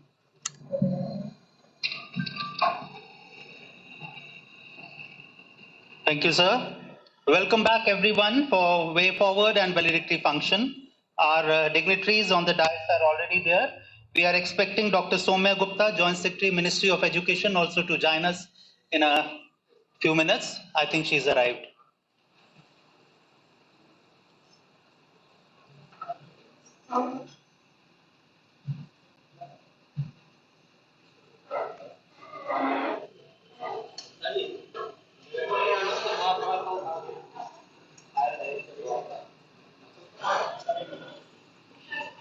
We have Dr. Soumya Gupta, Joint Secretary, Ministry of Education with us. Welcome, ma'am.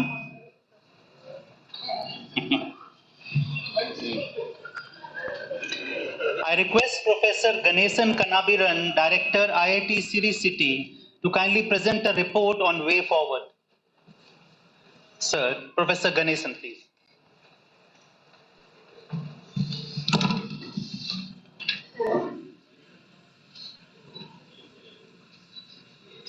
Good evening to all of you. I'm indeed happy to be part of this program workshop, and particularly to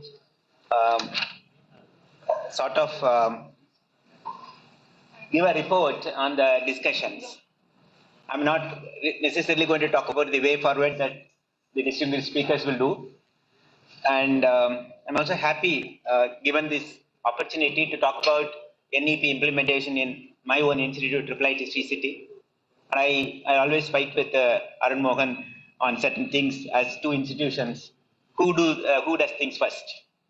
So we are also the first institute to implement NEP 2020 in 2020 itself. And we had extensive discussions with the industry and other stakeholders. And we launched the NEP 2020 implementation in 2021, but we implemented for the batch of 2020 itself. So the special features of our implementation included outcome-based education, obviously. And the main focus of our implementation was skill development. And that we have really talked to a lot of people, including Madam Pankaj Mittal and many other experts. And we call this as a very comprehensive approach of skill development. And we call it as job skills, life skills, and social skills. The job skills itself we divide into two. One is hard skills and soft skills. And we integrated so many skills related aspects into our curriculum. The first one was introducing specializations in a BTech program on emerging areas, including AI, machine learning, smart manufacturing, and data science, and so on. And we also introduced track of courses in which job opportunities are there. For example, we have introduced a track of courses on full stack development. In fact, we have dramatically improved our campus placements because of these initiatives. We have year on year, after these many years, we have implemented this. And the second one is what we call as life skills. And we were the first institute to launch yoga as accredited course. And apart from yoga, we also have courses on personal growth.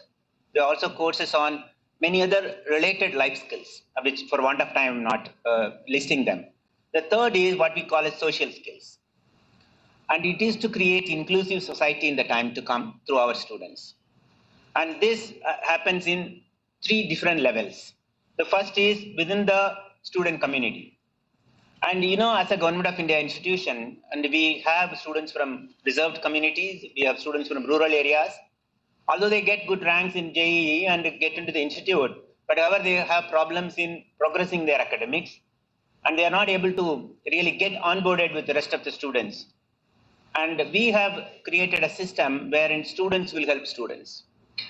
And we created a very popular Favorite 25 program in which it's bottom 25 ranked students in subjects will be helped by other students. And the second is our intention to make our students to understand a little bit with the people who are working with our institute. We have a lot of contract staff, particularly the housekeeping staff. They are women, they are from poor families, and the husbands drink and they have no other, they are facing a lot of issues. And we said we will help the children of those families. And today we have programs to help these students. Every Saturday, the ladies bring their children and they stay with our campus with our children, and they teach English, they teach mathematics. We have created a library for those children. And next Wednesday, we are taking about 50 of such children to Chennai, to the planetarium and a zoo and a museum and other places. This we call as sort of extended community. And third, we have adopted 5 villages under Unnat Bharat Abhiyan. And we have been engaging our students in those villages, and there are many activities that we have done. So this is where we call as skill. The other one is about focus on UG research. And our UG students, irrespective of IITs or IIITs, are far more capable, competent than our MTech students. So why not we leverage the BTech student abilities to do research? And our BTech students do a honors program, which is a 4-semester program. At the end of the 4th semester, they have to publish a paper or file a patent or show a demonstrable product. And this is what we call as focus UG research. And very intensive industry focus. And we are the only institute have the 50% of board members are from industry, 50% of Senate members are from industry, and we are the only Government of India institute to have an industry expert in faculty recruitment panels. And we have industry people in our PhD student selection, MTech student selection, and so on. We ensure that everything that we do in this institute is linked to the industry. I can go on talking about it. For want of time, I'm not doing it. And thank you for the opportunity. I noticed in the morning some of you came late. And in the afternoon session, some of you are sleeping on a light sense. And Madam Samya Gupta and others joined in the afternoon. I thought I'll just go one by one, each speaker, but take very less time to talk about, highlight about what they spoke.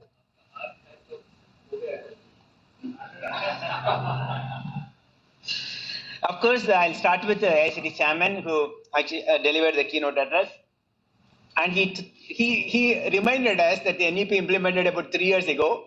We are completing 3 years. We should have progressed so much. He asked the question, have we really progressed? That's the first question he asked. And of course, he highlighted about the features of NEP. And he highlighted that although IITs have done very well in the past 2-3 decades, and the rest of the institutions in the technical education has to do a lot, and that can be achieved by NEP. They also highlighted various programs of AICTE, which is getting now aligned to NEP 2020. And he talked about how AICTE is now reorienting and creating new verticals for the implementation of NEP 2020. And there are many other aspects, of course, he talked about one nation, one data, and crowdsourcing of data for all these things. With that, the technical session one started. We had IIT Mandi director leading the session, and Professor K.K. Bant, IIT Roorkee director, talked about holistic education. He talked about how systematically IIT Roorkee is integrating society and how they are trying to help entrepreneurs. And he highlighted one small initiative called Solving Local Issues or Local Problems by Local People, how they are able to do that. And he also talked about inclusive education, talking particularly about women inclusion. And he talked about 2 schemes. One is Golden Girl scheme and another scheme. Of course, he didn't get into the details. And he talked about multiple, actually, if you look at, I just noted how many topics were discussed and how many times it came. Probably I'll talk about that first. Holistic 5 institutions, multiple entry, multiple exit, 6 institutions, multidisciplinary, interdisciplinary, about 5 institutions, ABC and others, 2 institutions, skill development, 5 institutions, industry academia, 3 institutions, inclusive education, 4 institutions, and mother tongue, in teaching in mother tongue and regional languages, 4 institutions. So by and large, if you see, most of the institutions have covered only these topics. Going back to the other speakers quickly, of course, IIIT Allahabad took a lead in creating what is called flexible academic program, FEP, and the director mentioned that they are revising and reorienting it, and they will be launching it. And he also mentioned the 5 CFTA institutions are going to have a meeting to plan for a very serious implementation. IIIT TDM Karnool, it focused on skill development, particularly the MTech program in drones and IoT. And he talked about multidisciplinary courses. He talked about ABC, and he particularly focused on academia industry interaction with their collaboration with Samsung Innovation Lab and how it helps the students to learn.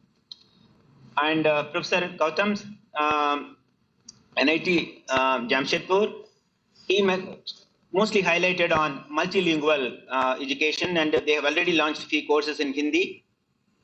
And he talked about the challenges in the current credit of 190 to 165.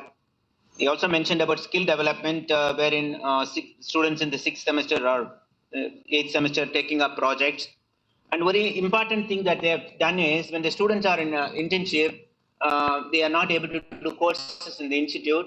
He mentioned that the students are able to do MOOC-based courses so that they are able to complete their credits. And talked about holistic education through Indian knowledge systems and environmental education, and also talked about major minors. And the College of Engineering Pune primarily focused on skill development through laboratory integration and lot of hand-holding of practical exercise with students. And he very clearly mentioned about the need for competencies than CGPA, and he was trying to tell us that the NEP implementation will focus around this. And of course, as a challenge, he highlighted the infrastructure requirements for implementing NEP. And of course, one of the best presentations I can say, IIT Kanpur is about many initiatives, particularly the dual degree and dual major programs. Also he talked about the need to understand student expectations. And the students come with join a program because of their rank, but obviously they are not interested in such programs. So how do you help them to learn the subjects they want to really learn? And he also mentioned about the non-degree students attending the courses as part of their program. He talked about holistic education, as you're talking about, you're starting a medical school and others. And he mentioned about multiple entry, multiple exit, the BSc degree that you want to give after 3 years. And of course, our chief guest, Atulji, talked later, and he mentioned about how this particular NEP 2020 is different from the previous national education policies. He highlighted about half a dozen points. I just want to highlight 4 points. The first time the education policy is Bharat-centric, and the second one is it's very holistic, comprehensive, and integrated, and more focus on research, innovation, and entrepreneurship, and Indian knowledge systems and others. Of course, other directors, Belay and others talked about the topics very similarly. And of course, Vice Chairman Ajay Jare spoke on a lot of programs that are being carried out by AICT and Ministry. And he highlighted the first government to appoint a Chief Innovation Officer and the pillars that are there to deliver those programs. But the only thing is, he has given us a homework that somehow you need to relate to NEP 2020. He talked about all that, but I'm not able to comprehend, of course, you need to relate it. And of course, I think for want of time, the other best presentation is by Dr. Arun Mohan. And he highlighted, I'm not sure how many of you carefully watched, and he said in words that they're the only institute to implement NEP 2020 in all respects. And I think as other triple ITs, including me, can learn a lot from triple IT Lucknow. Thank you for the opportunity. Thank you once again.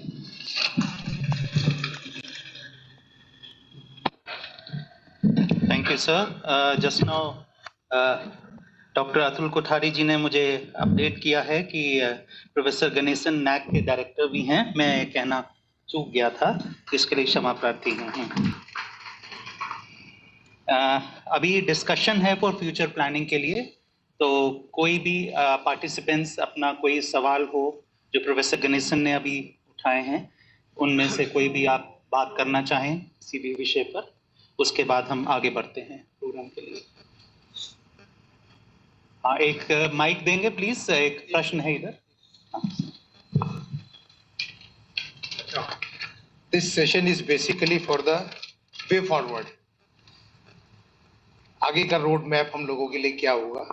That session we have discussed this morning. We are discussing, listening the good practices of the institutions, best of the institutions in the country. Now, this is the session, but way forward for all of us. So, what to initiate the proceedings, I have noted down some points what we discussed during this whole day workshops, and where the emphasis was given by most of the speakers.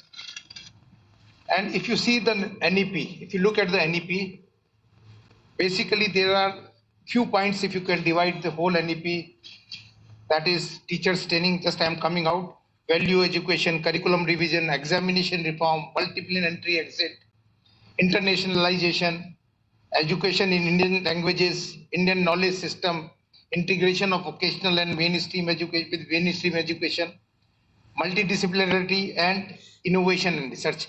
I have just noted down very few. We discussed all the points, and where we were having a lot of confusion was one point, that was multiple entry and exit. Lot of deliberation and discussion took place, and there was still a lot of confusions. Even IIT Kanpur, which has implemented almost all the components of the NEP, they are also not very clear how to take up this issue, multiple entry and exit. But to me, other issues where the emphasis on the distinguished experts they can discuss is that internationalization that we have not touched today, sir.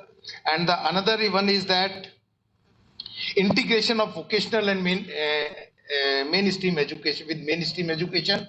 And third one, very few speakers that they spoke about examination reforms. So these 3-4 topics which needs rest of the things, if we look at the presentation, most of the institutions they have implemented in one way or other, or we can say in their own way they have implemented.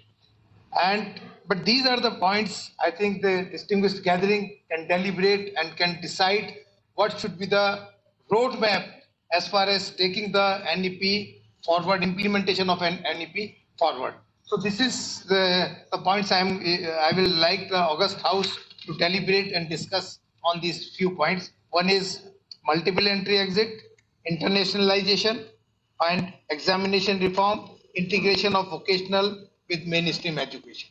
Thank you.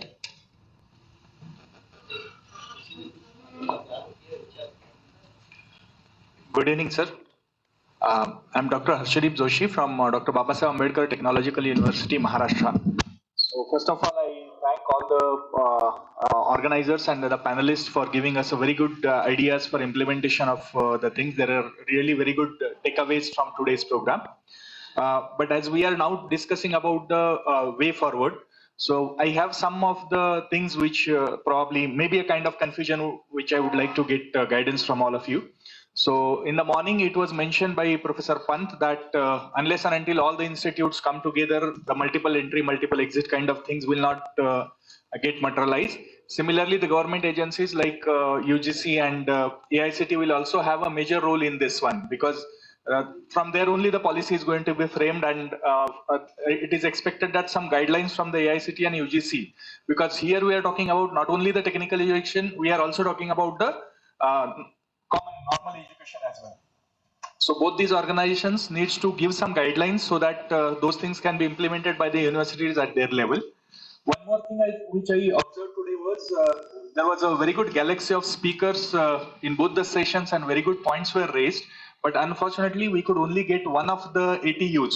So most of the institutes were unitary institutes where implementation of any of these type of decisions is quite easy. Whereas when it comes to the ATUs, like ours is also one of the ATUs, so there are different challenges for the ATUs for implementation of many of these type of reforms. So that is another thing which I could I got input today.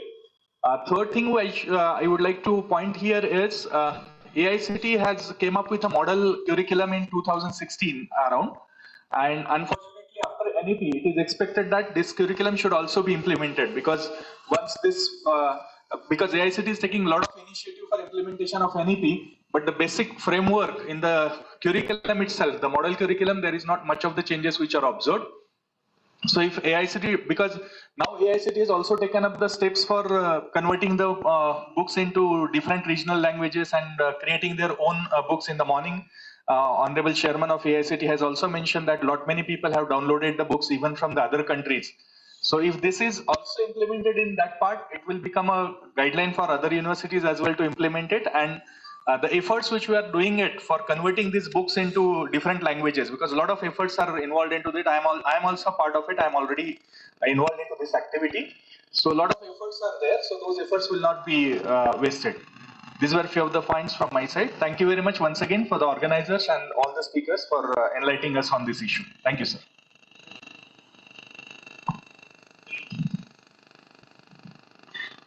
मैं किसी NIT या IIT से नहीं हूँ, न्यास से हूँ, पर यहाँ जो लोग सब आए हैं वो सब एनआईटी या आईआईटी के हैं, इसलिए डिस्कशन जो हो रहा है वो उसी हिसाब से हो रहा है। मेरे मन में एक शंका है, वो मैं आपके सामने रख रहा हूँ। तो गाइडलाइन तो एआईसीटी देगा, तो जब हम किसी की सर्टिफिकेशन करेंगे तो ठीक है, आपने जैसा कहा था सीताराम जी ने कि आईआईटी पूरे भारतवर्ष की क्रीम है, एनआईटी उसके बाद है, तो स्वाभाविक रूप से हम डायलूशन नहीं करेंगे सर्टिफिकेशन में, लेकिन उनका भी ध्यान रखा जाए जो स्टेट के इंजीनियरिंग कॉलेज हैं, स्टेट के पॉलिटेक्निक कॉलेज हैं। जैसे मान लिया इंजीनियरिंग कॉलेज कोई स्टेट का है और वहां जब सर्टिफिकेशन करेंगे तो कहीं ना कहीं उसको डिप्लोमा से जोड़ना ही पड़ेगा। आप ये बात अलग है कि डिप्लोमा सेम नहीं होंगे, आपने जैसा कहा कि वो डिप्लोमा अलग होगा, ये डिप्लोमा अलग होगा, सर्टिफिकेशन करते समय इसका ध्यान रखेंगे, लेकिन कहीं ना कहीं एआईसीटी को इसकी गाइडलाइन देना होगी। स्टेट कुछ नहीं करने वाला है, जैसा मेरा अनुभव है। मैं इतने वर्षों से विद्यार्थी परिषद में भी रहा, यहाँ भी हूँ। स्टेट कुछ नहीं कर रहा है, न किया है अभी तक, इसलिए इस पर भी एआईसीटी ने विचार करना चाहिए कि हम सर्टिफिकेशन जब करेंगे तो नो डाउट एनआईटी आईआईटी इसका विचार अलग से करें, लेकिन उनका भी विचार करें जो उस स्टेट में इंजीनियरिंग कॉलेज और पॉलिटेक्निक कॉलेज हैं।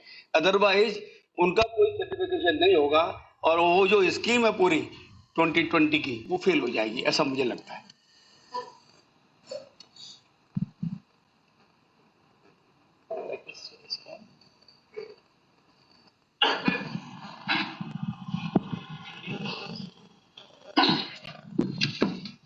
I want to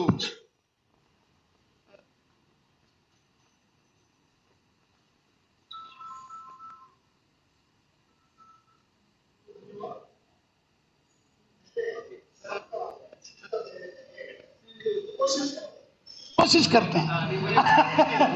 See, हमने क्या बोला सुबह,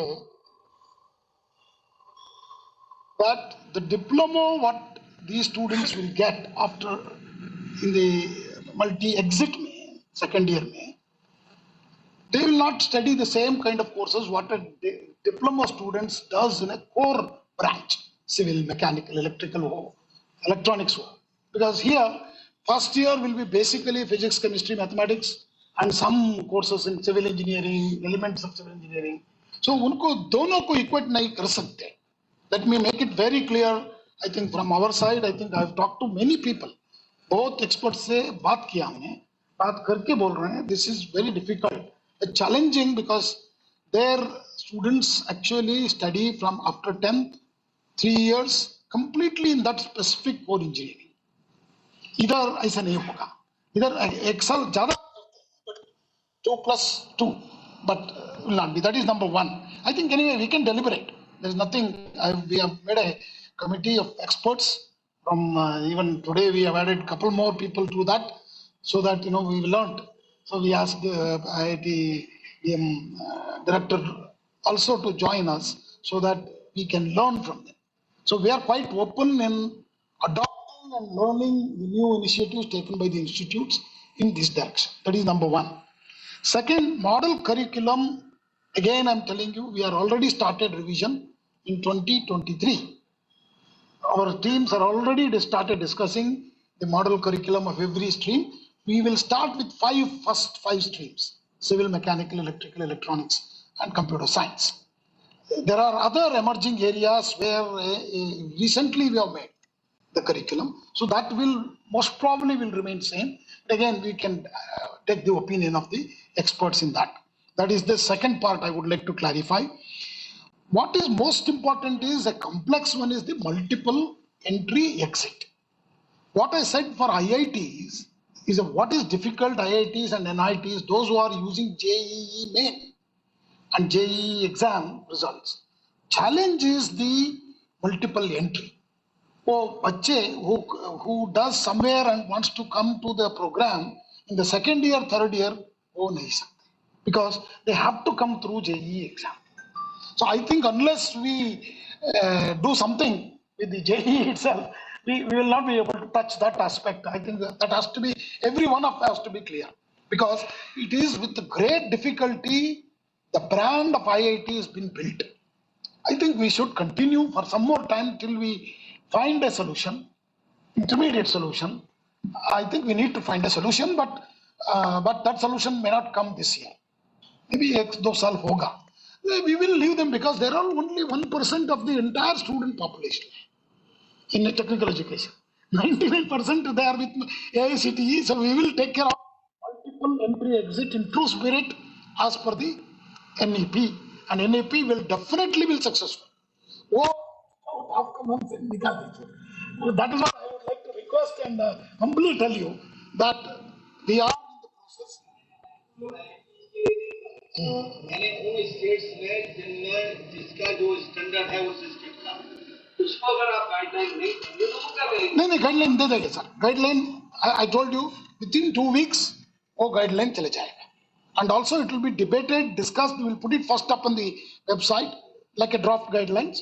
उसको आप सब कुछ देख सकते हैं, इनपुट दे सकते हैं हमको, उस whichever good positive things we will adopt to the committee, and then we will definitely make that as official. And definitely there will be a lot of difference between national credit framework UGC has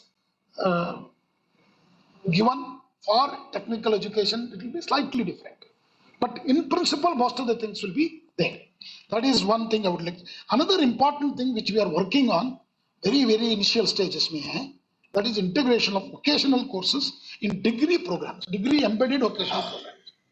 So we are actually some institutes have done it, and we are studying with them, and also we have looked at UGC document, and then we are also consulting experts. So we hopefully, along with Sumam B, also we have discussed this vocational courses, how to integrate, because in vocational courses ministry has a lot of funds to give them as a fellowships or whatever as a payment to those apprenticeship.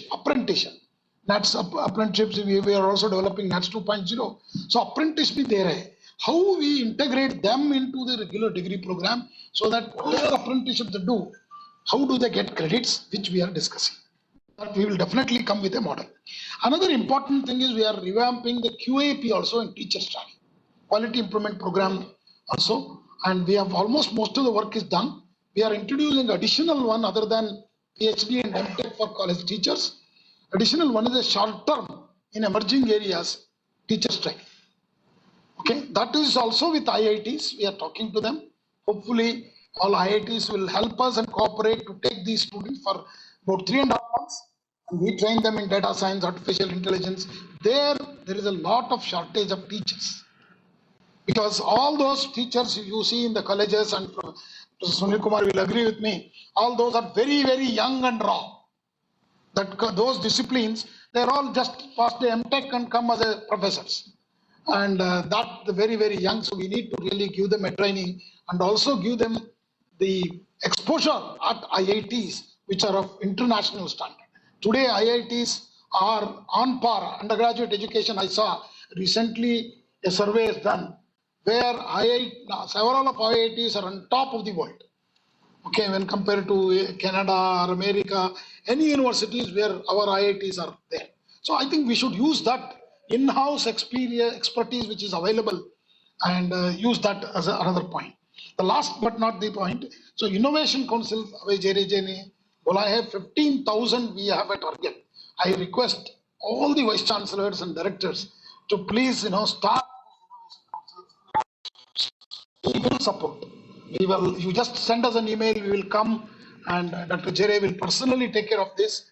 And as I told you, I told in the morning in my speech, all our regional offices are converted to Innovation Center, Indian Innovation Center, to handhold technology development at our institution. Please use this facility. Anyway, we will come to you. Rather than you coming to us, we will come to you through those regional centers of innovation centers, come to every institute and see how the product development can be materialized. The last but not the least, we have just signed, AICT has signed an MOU, we're going to sign an MOU with Unnat Bharat Abhiyan. We request all AICT institutions to adopt villages under Unnat Bharat Abhiyan, and we will work together for the success of our villages. Thank you. Namaskar.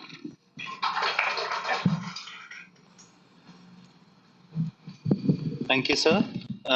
Now I request Dr. Pankaj Mittal, Secretary General, Association of Indian Universities, to kindly share views with the participants on today's event.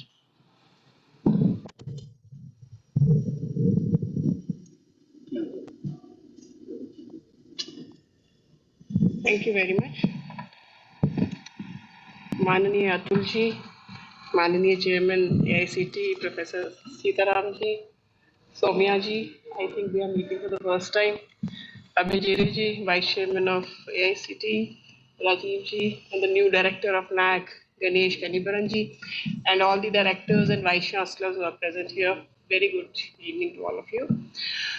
First of all, Hindi बोलती सबसे पहले तो मैं धन्यवाद देना चाहूँगी AICT को और शिक्षा संस्कृति उत्थान न्यास को कि उन्होंने मुझे यहाँ पे बुलाया, मुझे बोलने का मौका दिया, क्योंकि as secretary general of AIU I have been talking to universities, vice chancellors very often, but this type of a rare opportunity where we get to talk to the directors of technical institutions, ये कम मिलती है. That's why thank you very much. जब मैं अभी, क्योंकि lunch से पहले मैं नहीं थी, लंच के बाद में I, I was listening to everybody, सबने अपना अपना बेस्ट प्रैक्टिसेस बताया, कैसे कैसे NEP इम्प्लीमेंट किया. Same happens in our university sector. किसी भी यूनिवर्सिटी के किसी भी वाइस चांसलर पूछे आपने NEP इम्प्लीमेंट कर लिया, एवरीबडी सेज हाँ हमने NEP पूरा तरह से इम्प्लीमेंट कर दिया. भैया आपने क्या क्या इम्प्लीमेंट कर दिया, तो कोई 2, 4, 5 चीजें बोलेंगे. तो मैंने सोचा कि अभी क्योंकि बहुत सारे सब लोग कह रहे हैं, और इधर मैंने देखा भी कि as compared to many universities, यहाँ implementation, especially IIT लखनऊ का मैं अभी सुन रही थी, IIT लखनऊ का सुन रही थी कि काफ़ी अच्छा implementation होता. मुझे लगा एक ना सेल्फ असेसमेंट टेस्ट करते हैं कि हम में से कितनों ने NEP अच्छी तरह से implement किया है, कितनों ने नहीं किया. तो मैंने 13-14 क्वेश्चंस लिखे हैं. मतलब किसी से हम ये नहीं पूछ रहे कि किसका क्या आंसर होगा क्या नहीं, पर अगर हम खुद ही सेल्फ असेसमेंट करें कि हमने एनईपी कितना इम्प्लीमेंट किया है, तो जो ये हमारा सार्थक हो जाएगा कि implementation of NEP in technical education. I am not very much aware of technical education, but I suppose higher education की बहुत सारी चीजें टेक्निकल एजुकेशन में सीओ मोटो एप्लीकेबल होंगी. Like I am not talking about 4 year degree programme, क्योंकि वो तो technical institution वाले कहेंगे वो तो हमारा एनईपी से पहले भी इम्प्लीमेंटेड था, 4 ईयर तो कोई इशू ही नहीं है. या फिर करिकुलम भी I am not talking, because curriculum अभी भी बताया कि AICTE is revising the curriculum, so individual institutions को करिकुलम रिवाइज नहीं करना. पर multiple entry exit, like some are claiming that we are doing multiple entry exit, some are saying it is very difficult. Just now chairman AICTE ने बोला कि at least IIT sector में या INIs में institution of national importance it is becoming difficult. पर अपनी universities में भी जब हम पूछते हैं एंट्री एग्जिट ऑप्शन आपने दिया, तो एवरीबडी सेज हाँ दिया. कैसे दिया? हमने ऑर्डिनेंसेस बना दिए और दिया. तो हम उनसे पूछते हैं कि क्या आपने अपने करिकुलम को इस तरह से डिजाइन किया कि हर साल अपने आप में एक कैप्सूल हो, मतलब कंप्लीट इन इटसेल्फ. ऐसा नहीं कि कोई भी आप टॉपिक है पार्ट 1 यहाँ पढ़ा रहे, पार्ट 2 वहाँ पढ़ा रहे. तो आपने ऐसा कुछ रीडिजाइनिंग की कि हर साल अपने आप में एक कैप्सूल हो. और अगर किया तो how many students are opting for multiple exit? Entry का तो अभी मौका नहीं आया, पर मल्टीपल एग्जिट कितने बच्चे ऑप्ट कर रहे हैं? तो रेयरली, मुश्किल से 0.1-0.2% कोई ऑप्ट करते हैं. मुझे अभी तक कोई ऐसे मिले नहीं जो ऑप्ट कर रहे हैं. तो अगर हम मल्टीपल एंट्री एग्जिट कर रहे हैं सिर्फ इसलिए कि हमें ऑर्डिनेंस बनाना है और दिखाना है कि हाँ हमने इम्प्लीमेंट कर दिया, पर असली में उसको कोई मतलब कोई उसको ऑप्ट ही नहीं कर रहा, दैट मीन्स कि या तो वो पॉलिसी ठीक नहीं है या फिर हम उसको उस तरीके से इम्प्लीमेंट नहीं कर रहे हैं कि जो उसको मतलब सही मायने वो इम्प्लीमेंट हो सके. Second, ABC academic bank of credit. हमारे यूनिवर्सिटी सिस्टम में जिससे भी पूछा आपने ABC इम्प्लीमेंट किया, वो कहते हैं हाँ किया. हमने कहते हैं आपने ABC में क्या इम्प्लीमेंट किया? वो कहते हैं हमने ABC में जो हमारे बच्चों के क्रेडिट्स हैं, हमने बच्चे ने अकाउंट खोला है ABC में, बच्चे अपने क्रेडिट्स जमा कर रहे हैं अपने एकेडमिक क्रेडिट बैंक के अकाउंट में, और यूनिवर्सिटी ने मेंबरशिप ले लिया ABC का. ABC का फोरमोस्ट चीज ये है कि बच्चे अलग अलग जगह से कोर्सेज कर सकते हैं, लाइक 2 कोर्सेज, 1 से 2 कहीं से, तीसरा कहीं से. आपने कोर्सेज में एडमिशन देना शुरू किया. When we ask them कि आपने अलग अलग कोर्सेज का मतलब है, जैसे मान लो बीटेक में 16 पेपर है तो मतलब 16 कोर्सेज हो गए. तो आज की डेट में आप पूरा बीटेक में एडमिशन दे रहे हैं, क्या आप इंडिविजुअल पेपर्स में एडमिशन दे रहे हैं, इंडिविजुअल कोर्सेज में एडमिशन दे रहे हैं? हम नहीं दे रहे हैं. तो अगर हम कोर्सेज में एडमिशन नहीं देंगे तो ABC इम्प्लीमेंट कैसे होगा? तो सबसे पहला तो ये है जरूरी कि कोर्सेज, मतलब हम जब सेल्फ असेसमेंट की बात कर रहे हैं तो ये कह रहे हैं कि हमको सेल्फ असेस करना है कि जब हम कोर्सेज में एडमिशन नहीं देंगे तो बच्चे अलग अलग इंस्टीट्यूशन से अलग अलग कोर्सेज करेंगे कैसे? अभी क्या हो रहा है कि जो बच्चे एक पर्टिकुलर प्रोग्राम में एनरोल्ड हैं वही लोग अपने अपने क्रेडिट जमा कर रहे हैं, या फिर with in the institution credit transfer कर रहे हैं, but between the institution credit transfer नहीं हो रहे हैं. वो इसलिए नहीं हो रहे हैं क्योंकि हम कोर्सेज में एडमिशन नहीं दे रहे हैं. तो क्या हम कोर्सेज में एडमिशन दे रहे हैं? तीसरा, हम NEP में बोला कि इंटर्नशिप जरूरी है, हर सेमेस्टर के बाद इंटर्नशिप जरूरी है किसी भी प्रोग्राम में. आपके तो टेक्नोलॉजी के कोर्सेज तो ज्यादा जरूरी है, even in humanities, social sciences, Hindi, English, her course में इंटर्नशिप जरूरी है. अगर इंटर्नशिप जरूरी है तो हर इंस्टीट्यूशन को एक इंटर्नशिप बैंक बनाना पड़ेगा जहां से बच्चे इंटर्नशिप ले पाए. तो क्या हम सब ने इंटर्नशिप बैंक बनाया, या we are relying only on AICTE internship bank? हमने अपना अपना बैंक बनाया कि नहीं? फोर्थ, AI मतलब जो NEP में लिखा है कि joint collaboration with international universities and also joint collaboration in authorship of papers. और एल्जेवियर का थोड़े दिन पहले हम एक सर्वे देख रहे थे कि ऐसे जो पेपर्स है जिनकी जॉइंट कोलैबोरेशन, जॉइंट ऑथरशिप है विद एन इंटरनेशनल एक्सपर्ट, उसका field weighted citation index is very very high as compared to the papers which are solo papers or single author paper. So are we promoting our teachers? Yeah, what steps we are taking to promote our teachers to have papers in authorship with a foreign expert? Are we doing that? Fifth, NEP में अभी थोड़ी देर पहले बोल रहे थे कोई कि sports and culture को बहुत इंपॉर्टेंस दी गई है कि sports and culture should be an integral part of the education system. Are we giving them the credits for sports? Are we giving them the credits for culture? Many of them participate in AIU youth affairs programs, AIU zonal meets, AIU like अभी खेलो India university games कल ही शुरू हुआ है, sports में participate करते हैं. Are we giving them the credits? Or is even education ministry giving a funding for sports and culture?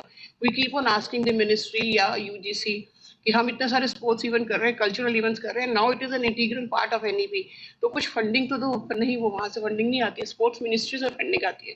अगर education ministry का इंटीग्रल पार्ट है स्पोर्ट्स एंड कल्चर, तो एजुकेशन मिनिस्ट्री से भी फंडिंग आनी चाहिए. You should be giving credits for sports culture participating in all these events, but वो credits मेरे हिसाब से नहीं दिए जा रहे. हो सकता है कुछ यूनिवर्सिटीज दे रही हो. देन एनईपी में बहुत क्लियरली लिखा हुआ है कि लेक्चर मेथड नहीं चलेगा, फ्लिप्ड क्लासरूम मॉडल अपनाना पड़ेगा. और फ्लिप्ड क्लासरूम मॉडल के लिए टीचर्स को अपना खुद का ई कंटेंट प्रिपेयर करना पड़ेगा या फिर क्यूरेट करना पड़ेगा ई कंटेंट जो अवेलेबल ओपन एजुकेशन रिसोर्सेज हैं, और उसके बाद बच्चों को बताना पड़ेगा और फ्लिप्ड क्लासरूम मॉडल अपनाना पड़ेगा. तो क्या हम ये कर रहे हैं? How many institutions are doing it? How many teachers are following the flipped classroom model? I think very few. Then the NEP talks about use of technology. When we talk of use of technology for teaching learning, we are basically talking of also adaptive learning or personalized learning based on कि हर बच्चे का क्या level है, क्या कितना उसको समझ में आ रहा है, उस हिसाब से उसको एजुकेशन दी जाए using AI and related tools. Are we using this? Are we doing this? Again, this is a NEP recommendation.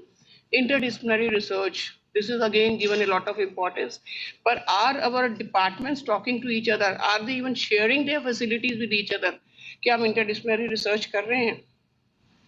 Teaching in mother tongue, of course आज कई सारे लोगों ने बताया कि वो टीचिंग इन मदर टंग कर रहे हैं, बट अगेन अगर हम उसका परसेंटेज देखें कि कितने इंस्टीट्यूशंस कर रहे हैं और कितने इंस्टीट्यूशंस में कितने बच्चे मदर टंग में जो पढ़ाई हो रही है उन वाले प्रोग्राम्स को ऑप्ट कर रहे हैं, तो again that number will be low. तो अगेन उस पर हमें काम करने की ज़रूरत है. एक मैंने खैर वो आगे पॉइंट एक नेशनल इनोवेशन पॉलिसी का रखा था कि कितनी यूनिवर्सिटीज़ ने नेशनल इनोवेशन पॉलिसी अपनाई है, और अभी तो मुझे ये पता चला कि बहुत सारे लोगों को तो पता ही नहीं है कि 2019 में एक नेशनल इनोवेशन पॉलिसी आई भी थी.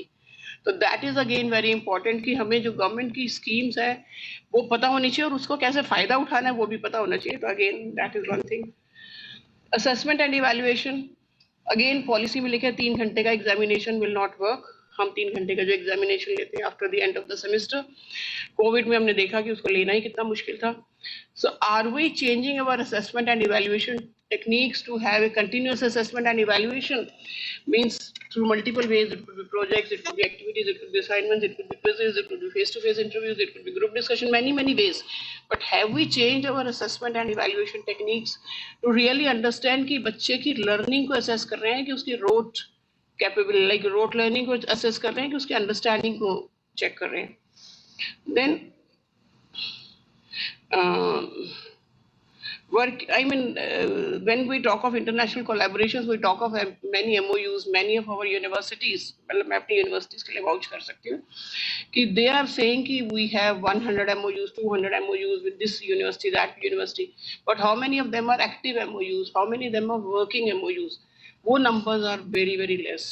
उस पर काम करने की ज़रूरत है.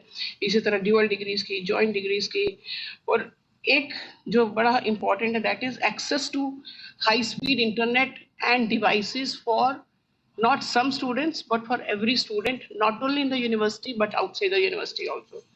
Are we able to do that? Are we able to provide that internet access and devices to the students to improve the access to quality education, to have, so that now that we are doing a lot of technology related learning, so are we providing that facility to this? So I thought rather than giving a lecture, I will be just putting up some questions so that we know कि हमने NEP सचमुच में implement किया है कि हम सोचते हैं कि हमने इम्प्लीमेंट किया है. और अगर सचमुच में, और ये तो सिर्फ थोड़े से क्वेश्चन हैं, ऐसे 10, 15, 20 क्वेश्चन और भी हो सकते हैं, तो मुझे लगता है हमें एक क्वेश्चन बनाना चाहिए और उसके ऊपर हमें खुद ही सेल्फ असेसमेंट करते रहना चाहिए कि हमने एनईपी कितना इम्प्लीमेंट किया है, कितना नहीं किया हुआ. क्योंकि हम जो काम करते हैं वो असली में बच्चों तक पहुंच रहा है कि नहीं, वो भी बहुत ज़रूरी है. क्योंकि बच्चों की आज की डेट पे एस्पिरेशन बहुत हाई हैं. बच्चे चाहते हैं कि वो इनोवेटिव हो, बच्चे चाहते हैं वो क्रिएटिव हो, बच्चे नए नए एरियाज को एक्सप्लोर करना चाहते हैं, बच्चे प्रॉब्लम सॉल्वर बनना चाहते हैं, बच्चे टीम वर्क में काम करना चाहते हैं, बच्चे सक्सेस चाहते हैं at any cost, very fast, बच्चे लाइफ लॉन्ग लर्निंग चाहते हैं, बच्चे अच्छा ह्यूमन बीइंग बनना चाहते हैं. But are we providing them all these opportunities? Of course all this is in the recommendations of NEP. अगर एनईपी की रिकमेंडेशंस को एनईपी लेटर एंड स्पिरिट में अगर हम इम्प्लीमेंट करें तो all these aspirations can be met. But are we really implementing that in letter and spirit? That is the question. So with that, I'll end and thank everybody once again for listening to me patiently and to the organizers for inviting me. Thank you.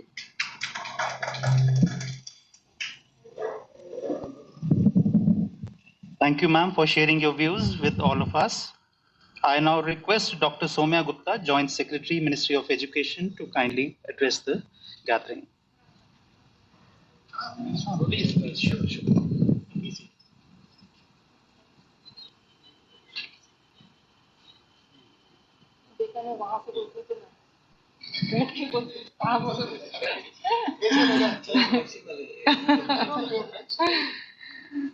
Good evening, sir. Sitaram, sir, Kothari, sir, Madam, sir, Vice Chancellors, Directors. It is an absolute honor, sir, to be here amongst you today. आज NEP पे यहाँ discussion है sir, और पहले मैं अपना परिचय से शुरू करती हूँ सर, क्योंकि हालांकि कई सारे डायरेक्टर साहब लोग तो हम लोग एक साथ काम करते हैं तो हम एक दूसरे को जानते हैं, बट पीछे कई लोग हैं. आई थिंक मैं सौम्या गुप्ता हूँ सर, मैं जॉइंट सेक्रेटरी हूँ मिनिस्ट्री में. मैं करीबन 110 टेक्निकल इंस्टीट्यूशन देखती हूँ, IIT, NIT, IIIT, आईसर, ये सब देखती हूँ सर. इसके अलावा मैं AICT देखती हूँ, एडसेल देखती हूँ, और जितनी रिसर्च स्कीम्स हैं सर मिनिस्ट्री में वो देखती हूँ सर. उसके अलावा मैं ये NAT स्कीम और बुक प्रमोशन, NBT, ये सब भी देखती हूँ सर. तो सर मुझे करीबन 1 साल हुआ है इस मिनिस्ट्री को ज्वाइन करे हुए. इससे पहले मैं दिल्ली सरकार में, त्रिपुरा सरकार में, दोनों में काम कर चुकी हूँ, स्टेट गवर्नमेंट लेवल पे, as director, as secretary. As secretary also मैं एजुकेशन, हायर एजुकेशन और रूरल डेवलपमेंट ये सब देखती थी. एज डायरेक्टर भी मैं स्कूल एजुकेशन देखती थी. So I have an interest in education. Sir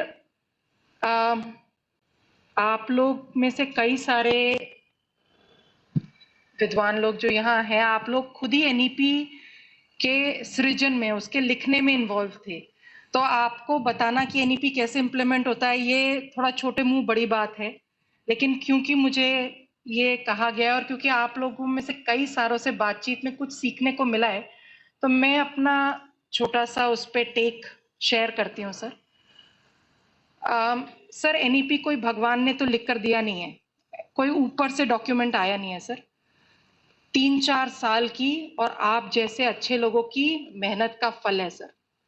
तो जरूरी नहीं है कि NEP हर चीज में सही ही हो सर, बट बहुत बढ़िया रिटन डॉक्यूमेंट है और हम सबकी कंबाइंड विजडम का निचोड़ है सर.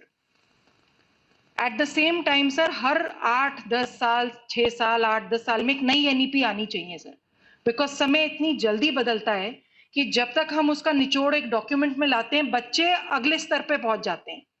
और दुनिया इतनी जल्दी बदल रही है, स्पेशली शिक्षा के क्षेत्र में, क्योंकि बच्चों को इस सेंचुरी के लिए नहीं, अगले डेकेड के लिए तैयार करना है.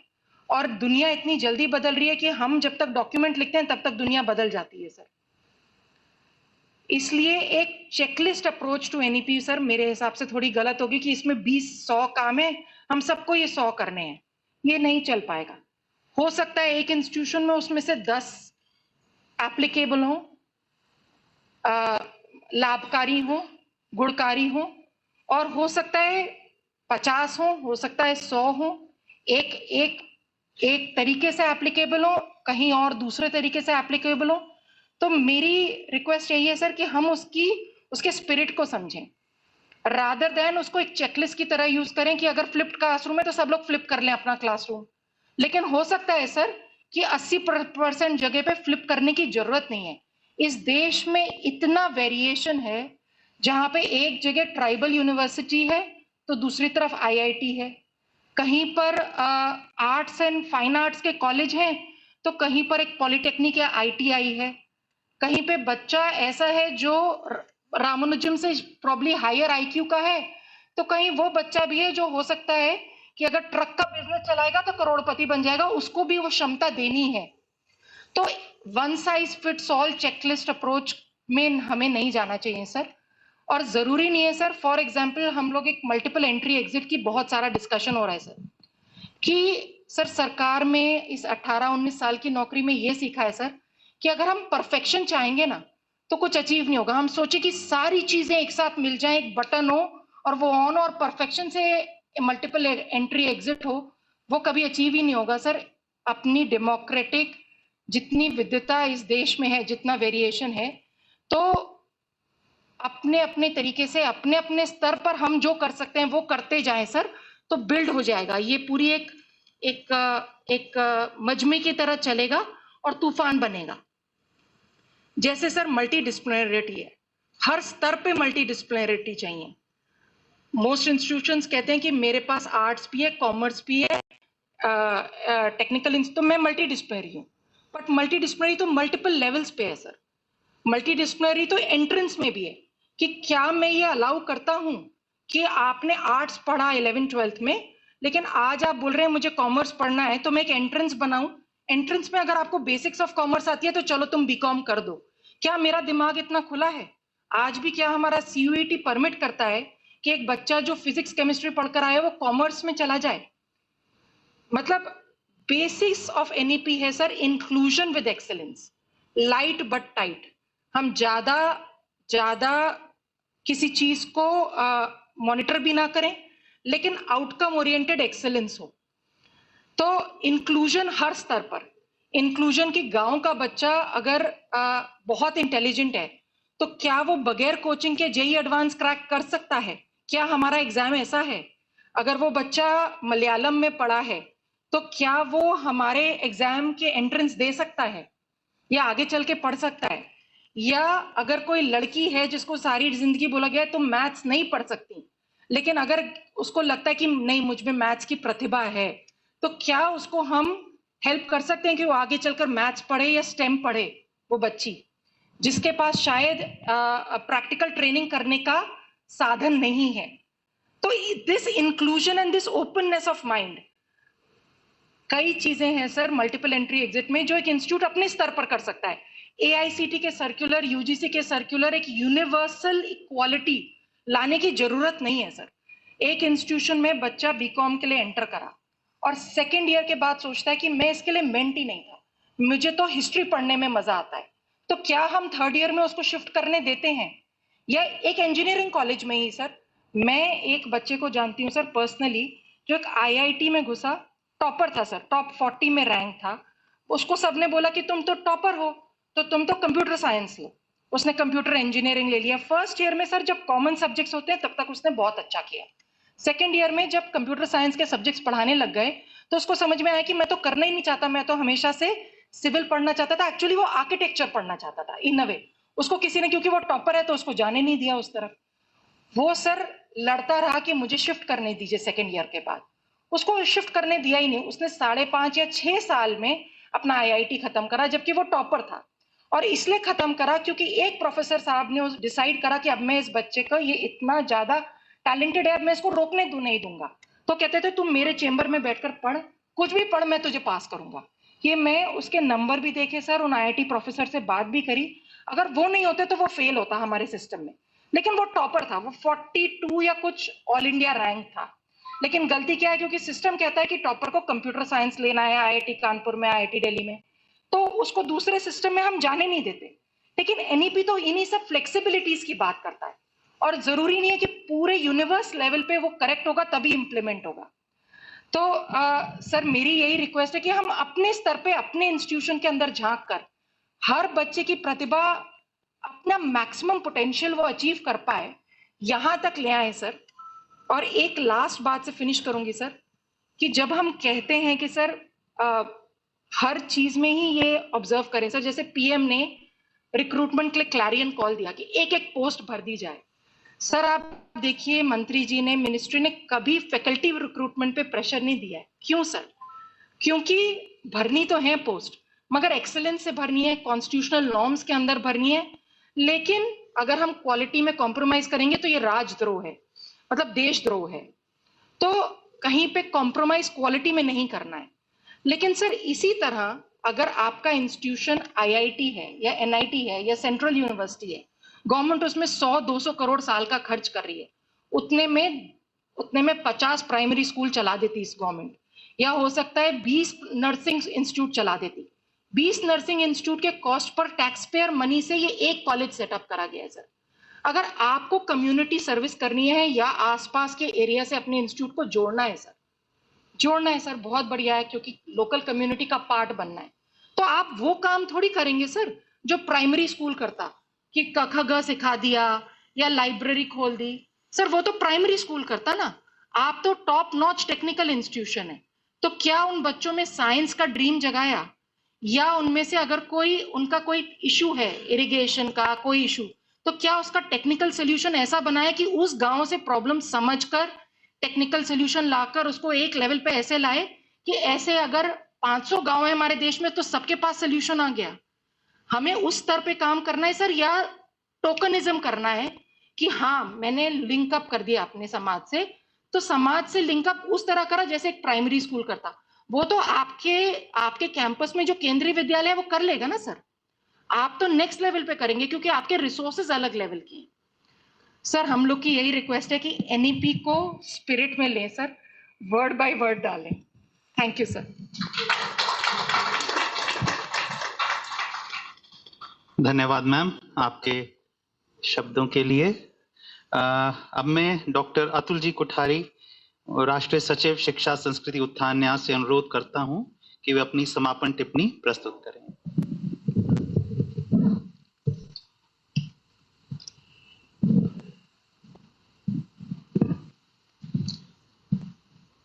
मंच पर उपस्थित और मंच के सामने बैठे सभी विद्वान महानुभाव, बहनों और भाइयों, बहुत ही आनंद का विषय है कि जब सबने बताया इसके अनुसार कि IIT, NIT, triple IT, Eicher, नीटर और टेक्निकल यूनिवर्सिटी सब एक मंच पर आए हैं, ये सबसे बड़ी सफलता मुझे लगता है आज के कार्यक्रम की है। और अभी जो राजीव जी ने विषय रखा था फ्यूचर प्लानिंग, आगामी योजना, आगे की योजना, थोड़ा उसका टर्न अलग हो गया तो क्वेश्चन आंसर में बदल गया, क्योंकि पहला सेशन उद्घाटन समाप्त होने के बाद मुझे आप में से कई लोग मिले, कुछ अभी है भी नहीं है, कुछ लोग हैं कि जिन्होंने कहा कि हम कुछ कार्यक्रम इस प्रकार का प्लान करना चाहते हैं, लेकिन उसकी चर्चा हमारी नहीं हुई। तो ये कोई भी इस प्रकार की एकेडमिक एक्सरसाइज हो, वो आगे फ्यूचर में क्या करना है इसके प्लानिंग के लिए उसका बेस बनता है वो एक्सरसाइज। लेकिन अच्छी बात है, डिस्कशन में नहीं आया, लेकिन पर्सनली तो मुझे कई लोगों ने मिलकर बताया, जैसे कुछ यूनिवर्सिटीज ने मुझे बताया, टेक्निकल यूनिवर्सिटी ने, कि हम लोग करना चाहते हैं। तो मैंने कहा आप 2 दिन का वर्कशॉप करिए, और आपकी यूनिवर्सिटी, क्योंकि अभी कॉलेज तक पॉलिसी पहुंची नहीं है, तो इसलिए हर कॉलेज के एक प्रिंसिपल और उस कॉलेज को कई एक कमेटी बनाए, टास्क फोर्स बनाए, जो भी नाम देना है दीजिए, कि एनईपी की इम्प्लीमेंटेशन उनके लेवल पर क्या करना है। तो उसके प्रिंसिपल और चेयरमैन 2 लोगों को बुलाइए और इसका 2 दिन का वर्कशॉप करिए। तो एनईपी के बारे में, राष्ट्रीय शिक्षा नीति के बारे में स्पष्टता भी होगी, उनकी समझ भी बढ़ेगी, और इम्प्लीमेंटेशन के बारे में आगे प्लानिंग होगा।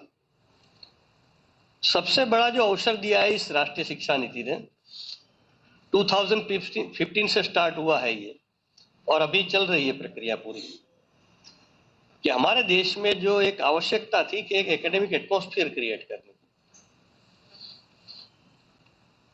तो इसकी बहुत बड़ी आवश्यकता है। क्योंकि मैं देश भर के इंस्टीट्यूशन में जाता हूं, एक ड्राफ्ट आपको छोटा सा पॉइंट्स दिए हैं इम्प्लीमेंटेशन के लिए, हिंदी इंग्लिश दोनों में है आपकी फाइल में।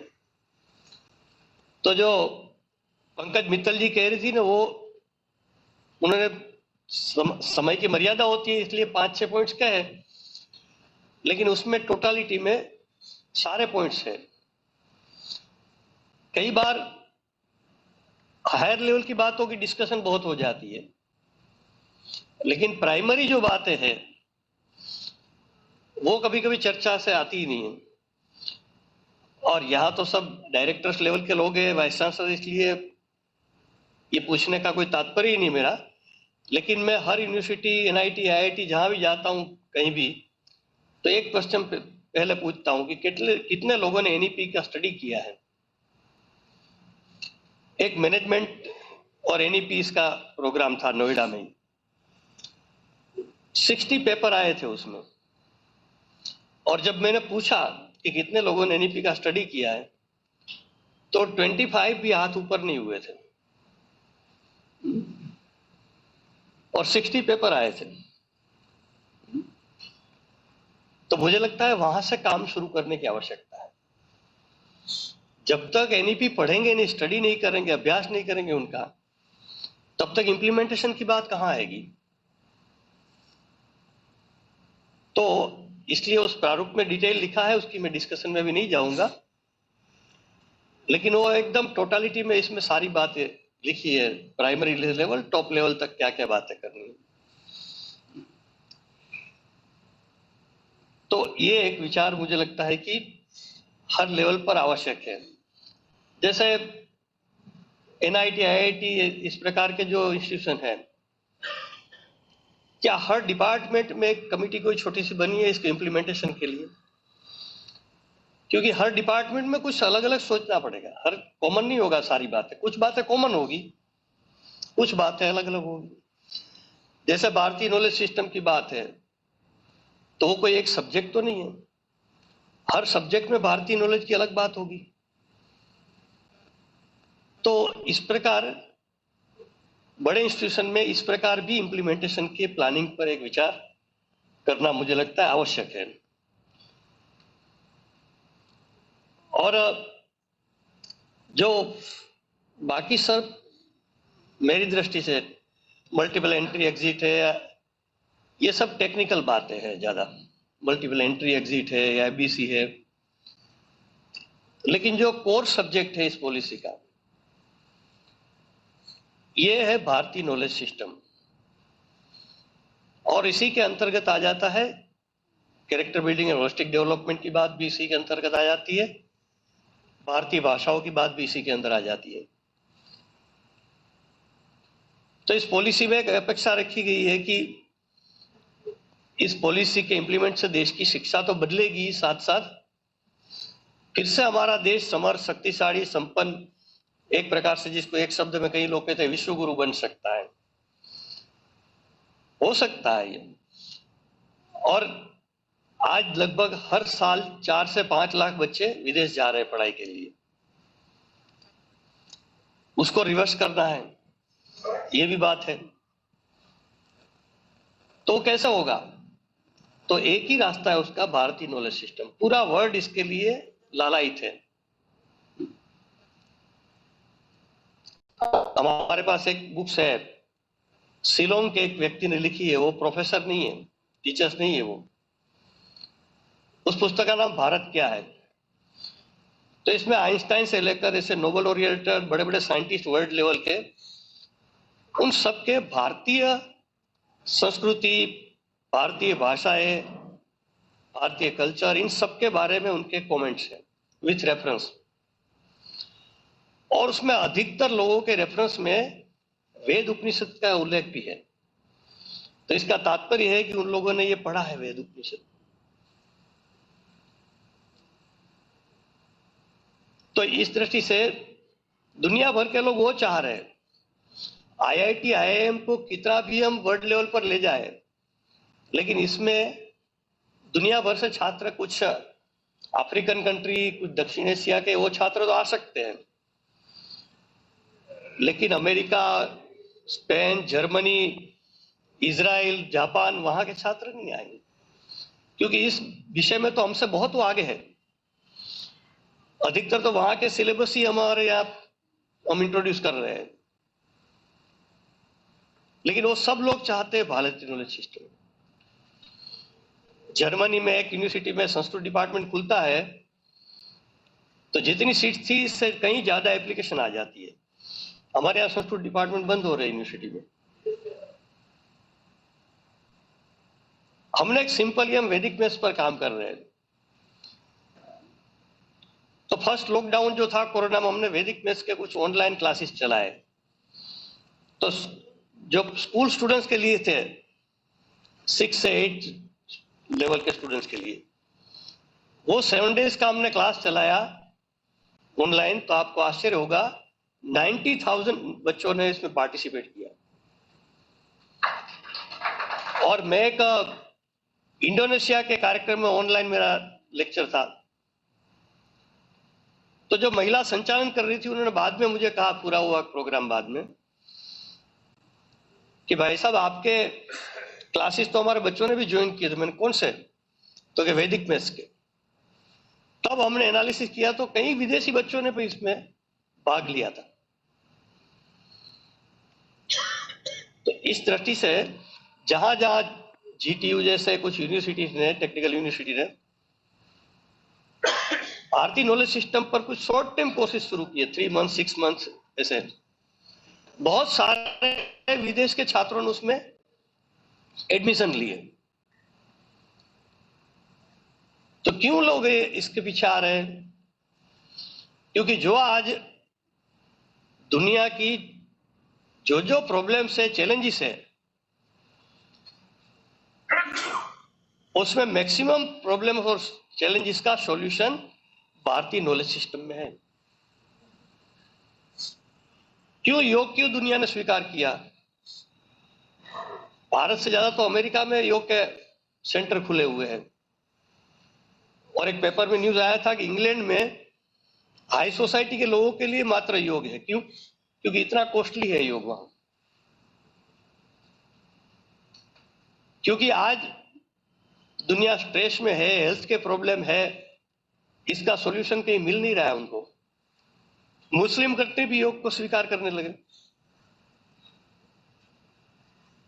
तो भारतीय नॉलेज सिस्टम क्यों चाहिए? आज जो वर्ल्ड लेवल पर सोच है साधारणतः कि कोई भी प्रॉब्लम क्रिएट होता है, समस्या खड़ी होती है, फिर हम समाधान ढूंढने जाते हैं। जैसे कोरोना आया, अभी तक समाधान ढूंढ रहे, मिल नहीं रहा है दुनिया को, सॉल्यूशन मिल नहीं रहा है। तो भारतीय नॉलेज सिस्टम क्या है कि योग तो वर्ल्ड ने इसलिए अभी स्ट्रेस में है, तनाव में है, हेल्थ का प्रॉब्लम हुआ इसलिए स्वीकार किया। लेकिन भारत में तो हजारों साल की परंपरा है जब स्ट्रेस तनाव की कोई बात ही नहीं थी। तो इसका तात्पर्य यह है कि भारतीय नॉलेज सिस्टम वो है कि समस्या खड़ी ही ना हो, प्रॉब्लम क्रिएट ही ना हो, और क्रिएट होता है तो हमारे पास सॉल्यूशन है। तो इसलिए पूरा वर्ल्ड उसको स्वीकार कर रहा है, सबको चाहिए वो। तो पास्ट में तो हमने वर्ल्ड को बहुत कुछ दिया है, लेकिन प्रेजेंट और फ्यूचर में हम कुछ वर्ल्ड को दे सकते हैं क्या?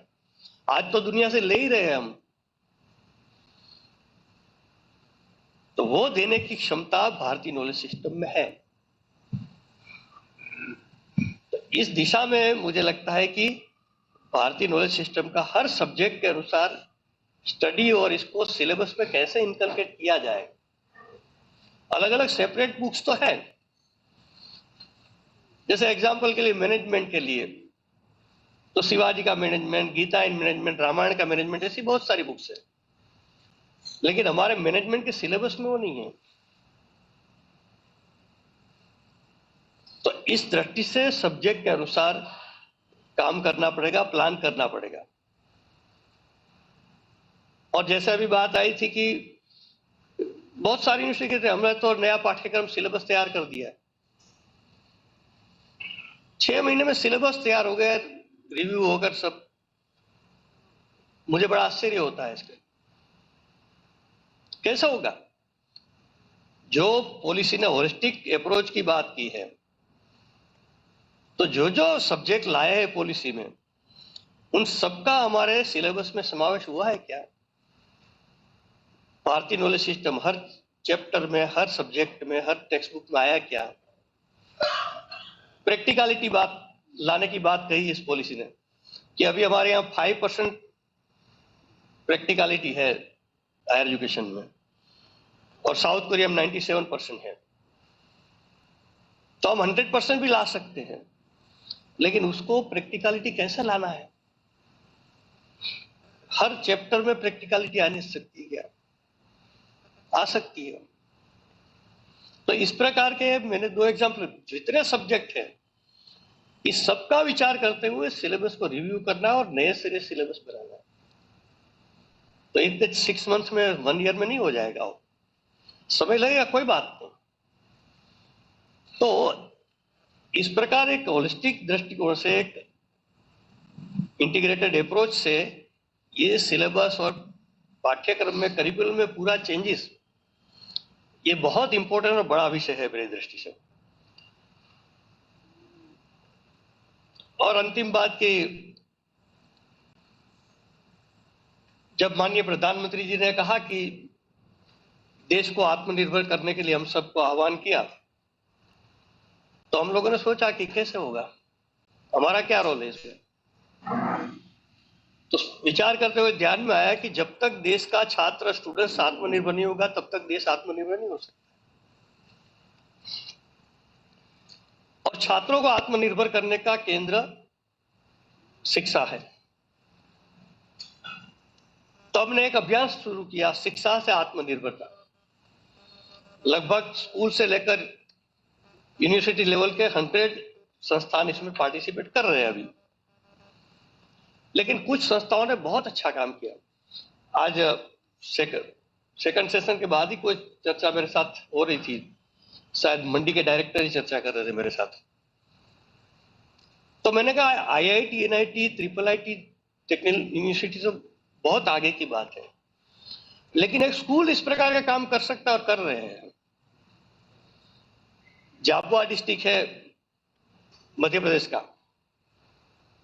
सबसे बैकवर्ड डिस्ट्रिक्ट में झाबुआ आता है। उस डिस्ट्रिक्ट में केशव विद्यापीठ, शारदा विद्यापीठ नाम से स्कूल चलते हैं। वो मैनेजमेंट ने टारगेट बनाया कि हम पूरे झाबुआ डिस्ट्रिक्ट को आत्मनिर्भर बनाने के लिए काम करेंगे, और इन्होंने स्लोली स्टार्ट किया काम। ये स्किल डेवलपमेंट की जो बात है ना, इसमें एक बहुत सारे फैक्टर से आराम पर विचार करना पड़ेगा। मेन बात है कि लोकल नीड क्या है, स्थानीय आवश्यकताएं क्या है। वो चाहे इंडस्ट्रीज की होगी, एग्रीकल्चर की होगी, वहां की कला कारीगरी की दृष्टि होगी। भारत में हर डिस्ट्रिक्ट में, हर एरिया में बहुत अलग अलग प्रकार की कला कारीगरी है, सब प्रकार। जैसे उदाहरण एग्जाम्पल के लिए झाबुआ में ही, वहां गुड़िया बहुत अच्छी बनाते हैं, डॉल, ट्राइबल लोग, लेकिन उनका कुछ पैसा मिलता नहीं था, डिमांड बहुत दिख नहीं रही थी, इसलिए धीरे धीरे वो उनकी कला खत्म होने की दिशा में आगे बढ़ रही थी। तो स्कूल ने अपने स्किल डेवलपमेंट में वो सब्जेक्ट लिया, और वहां जनजाति बच्चे भी आते हैं, ट्राइबल, और उसको ट्रेनिंग के लिए कौन आते हैं, तो बिल्कुल जिसको अनपढ़ गांव के गंवार लोग कहते हैं ट्राइबल, वास्तव में वो हम जिसको पढ़ा लिखा कहते ऐसा नहीं पढ़े, वो ट्रेनिंग के लिए आते हैं। उसको पेमेंट भी करता है स्कूल, और स्कूल ने ही उसको ऑनलाइन मार्केटिंग भी साथ साथ शुरू किया। तो जितना पेमेंट मिलता था उनसे 10 टाइम्स ज्यादा पेमेंट मिलने लगा इस। और जो ट्रेनिंग देने के लिए जो पति पत्नी आते हैं दोनों, उन दोनों को अभी अभी भारत सरकार ने पद्मश्री का अवार्ड भी दिया। तो इस प्रकार के बहुत सारे काम नेशनल स्किल डेवलपमेंट कॉर्पोरेशन जो भारत सरकार का है, उन्होंने हमारे साथ एमओयू भी किया, वो सारा बात देखने के लिए भी आए थे। तो पूरा उन्होंने डेमोन्स्ट्रेशन किया था जो काम स्किल में हो रहा है वहां। तो 2 घंटे तो सारे एमपी और इस प्रकार स्तर के लोग आए थे, स्किल डेवलपमेंट के, नेशनल स्किल डेवलपमेंट के अधिकारी और सब, 2 घंटे तो सारा वो देखने में लोगों को गया। तो इस प्रकार का स्किल डेवलपमेंट का साथ में जो चैलेंजेस है, नेशनल और इंटरनेशनल चैलेंजेस है, वो चैलेंजेस भी छात्रों के सामने रखकर उस पर छात्र रिसर्च करे, इनोवेशन करे, इस पर स्किल डेवलपमेंट के लिए कार्य करें। इस प्रकार की प्लानिंग एक समग्रता की दृष्टि से मुझे लगता है इसका विचार करने की जरूरत है। जैसे मध्य प्रदेश के एक यूनिवर्सिटी में हमारा एमओयू है 6 साल उनके साथ, तो वहां डिजास्टर मैनेजमेंट का कोर्स है।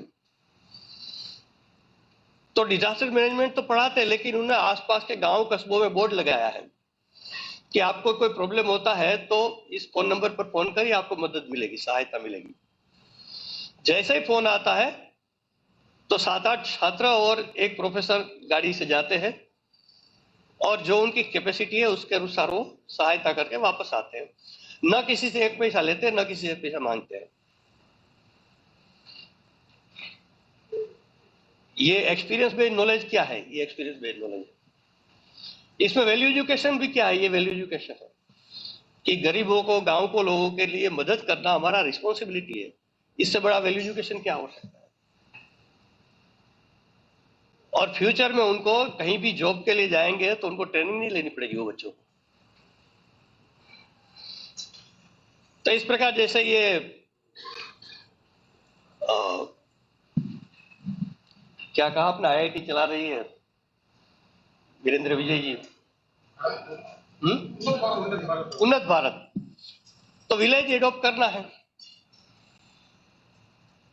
तो बच्चों को, जिस फैकल्टी के बच्चे उस प्रकार की जो वहां की चैलेंजेस है या वहां के काम है वो उनको अगर दिए जाते हैं तो उनका प्रैक्टिकल भी होगा, वैल्यू एजुकेशन भी होगा, गरीबों को मदद करने की बात भी होगी और एक्सपीरियंस बेस्ड नॉलेज भी उनको मिलेगा और गांव एडॉप्ट करके गांव के डेवलपमेंट की बात है वो भी साथ साथ होगी।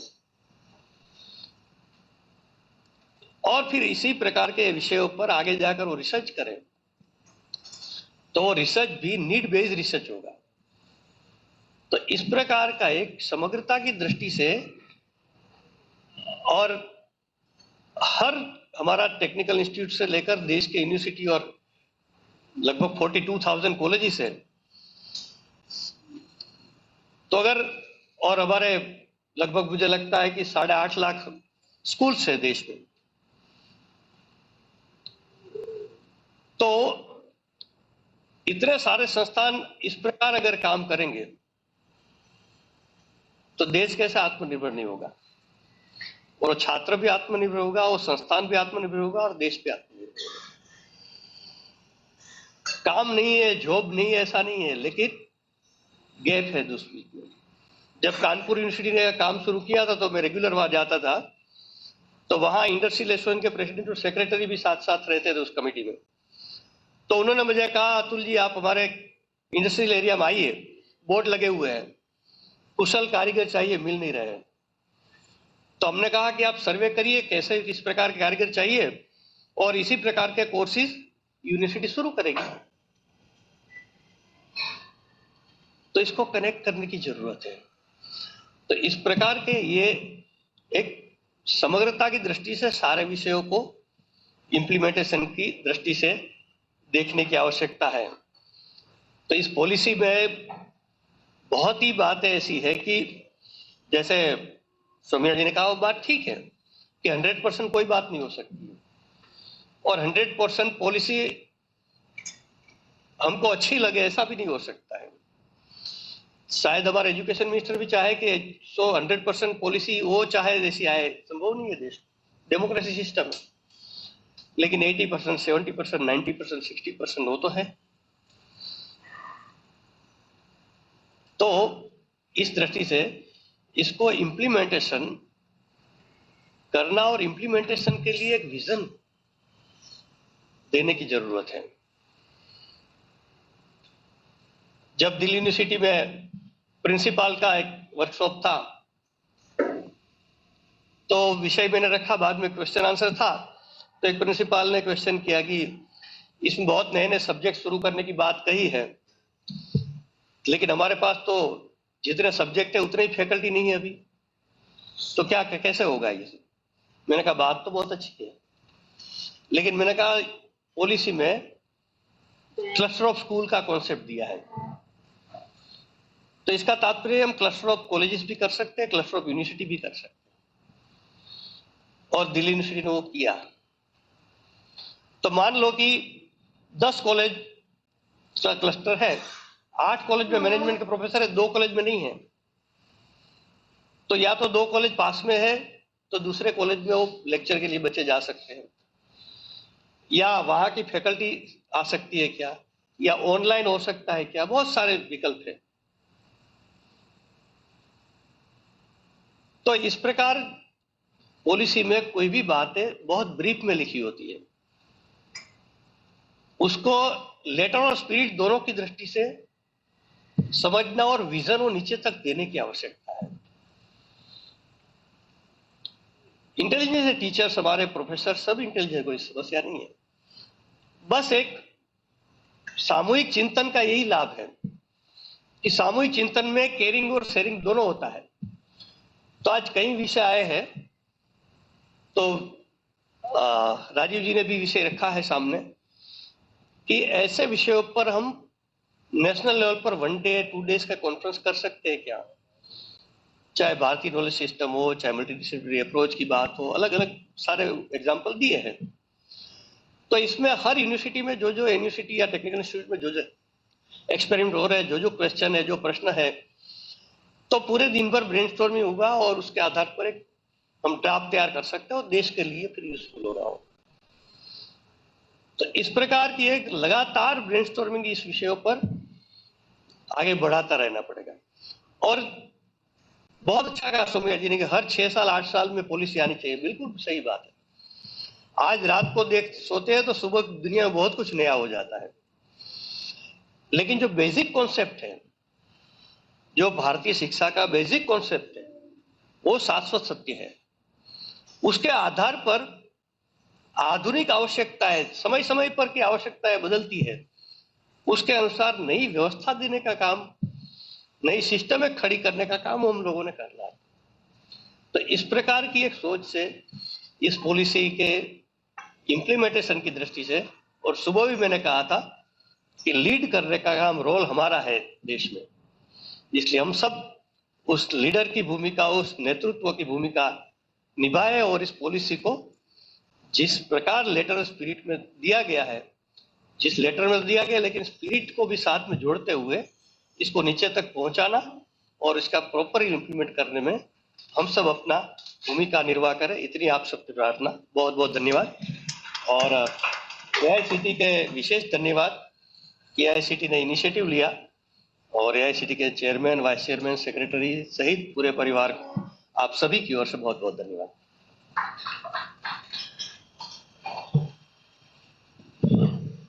धन्यवाद महोदय। राष्ट्रीय शिक्षा नीति 2020 में तकनीकी शिक्षा में क्रियान्वयन हेतु आपने श्रेष्ठता से हम सभी का पथ प्रतिष्ठित किया है, आपका पुनः धन्यवाद। I now request Dr. Mamta Rani Agarwal, Advisor 1 AICTE, to kindly present vote of thanks.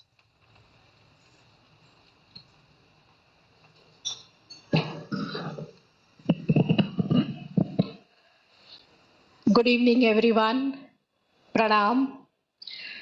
मंच पर आसीन बहुत आदरणीय, परम आदरणीय अतुल जी भाई कोठारी जी, हमारे बहुत दूरदर्शी chairman professor TG Sitaram ji, vice chairman Abhay Jere ji, AIU की secretary general doctor Pankaj Mittal, doctor Saumya Gupta, NAAC के डायरेक्टर, हमारे मेंबर सेक्रेटरी, और इस सभागार में उपस्थित सभी अत्यंत गणमान्य सम्मानित IITs, triple ITs, NITs, IISERs के डायरेक्टर्स, हमारी जो तकनीकी विश्वविद्यालय हैं उनके माननीय सम्मानित कुलपति। मेरा कार्य आज सबसे कठिन है क्योंकि आज सभी निदेशक जो हृदय से शिक्षक हैं और सारे जीवन बोलते रहे हैं और क्लास में पढ़ाते रहे हैं, आज सुबह से 10 बजे से नॉन स्टॉप किसी ना किसी रूप में सुन रहे हैं। पहले तो मैं कोशिश करूंगी कि अपना, क्योंकि किसी भी कार्यक्रम की रूपरेखा में धन्यवाद प्रस्ताव देना एक आवश्यक कार्य होता है, कि उसको जल्दी से जल्दी खत्म करूं। सबसे पहले इसके लिए मैं एआईसीटी के पूरे परिवार की ओर से, शिक्षा संस्कृति उत्थान न्यास के पूरे परिवार की ओर से आप सभी का और अपने व्यक्तिगत रूप से हृदय की गहराइयों से आपके समय के लिए, आपके इस चिंतन के लिए, आपके दृष्टिकोण के लिए और बेस्ट प्रैक्टिसेस जो आपने हमें दिखाई, जो आपने हमारा मार्ग प्रशस्त किया, उसके लिए बहुत ही हार्दिक हार्दिक धन्यवाद देती हूँ। और अतुल जी भाई कोठारी जी ने जो आज सुबह उन्होंने कहा कि जो हिंदी में राष्ट्रीय शिक्षा नीति के पेज नंबर 8 पर लिखा हुआ है कि हम एक ऐसी शिक्षा प्रणाली दें जो मौलिक रूप से, बौद्धिक रूप से, कार्य व्यवहार के अनुसार भारतीय हो. So though we are aspiring for having students who are competing globally and have aspirational needs of 21st century, they yet need to be deeply embedded in Indian ethos and Indian value system.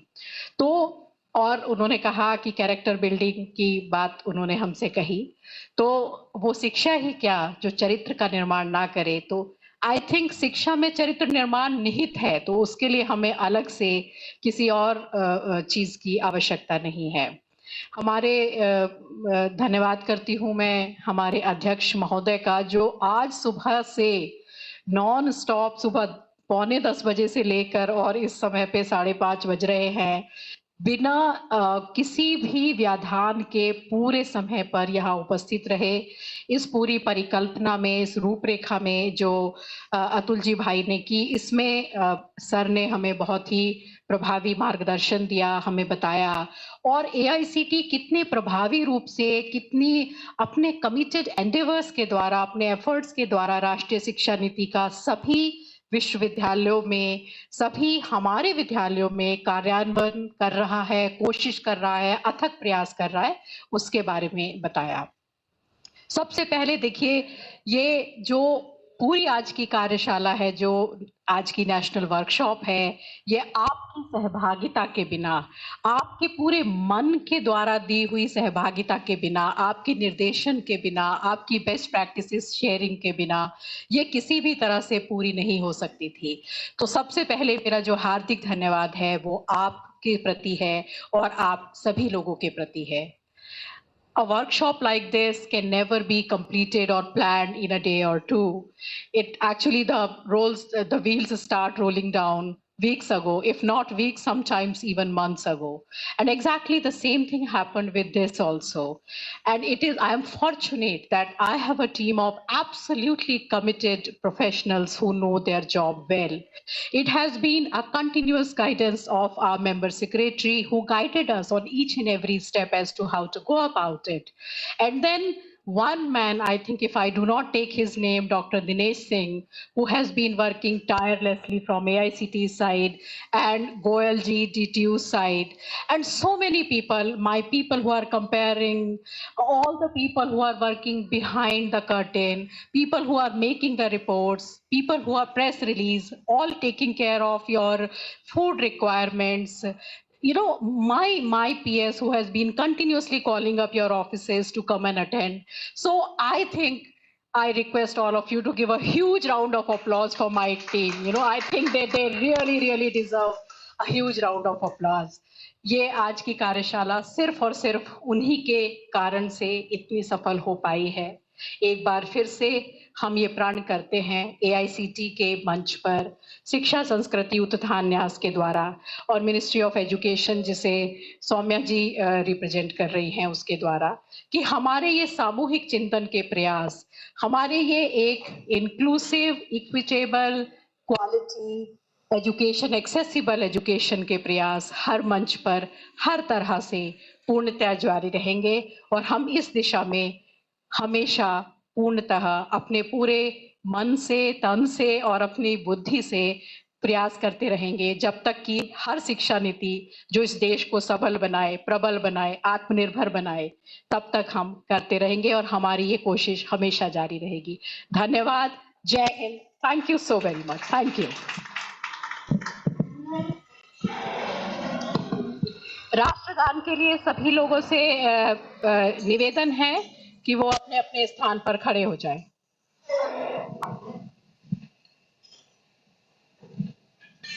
Jana Gana मन अधिनायक जय भारत भाग्य विधाता, पंजाब सिंध गुजरात मराठा द्राविड़ उत्कल बंगा, विंध्य हिमाचल चल चल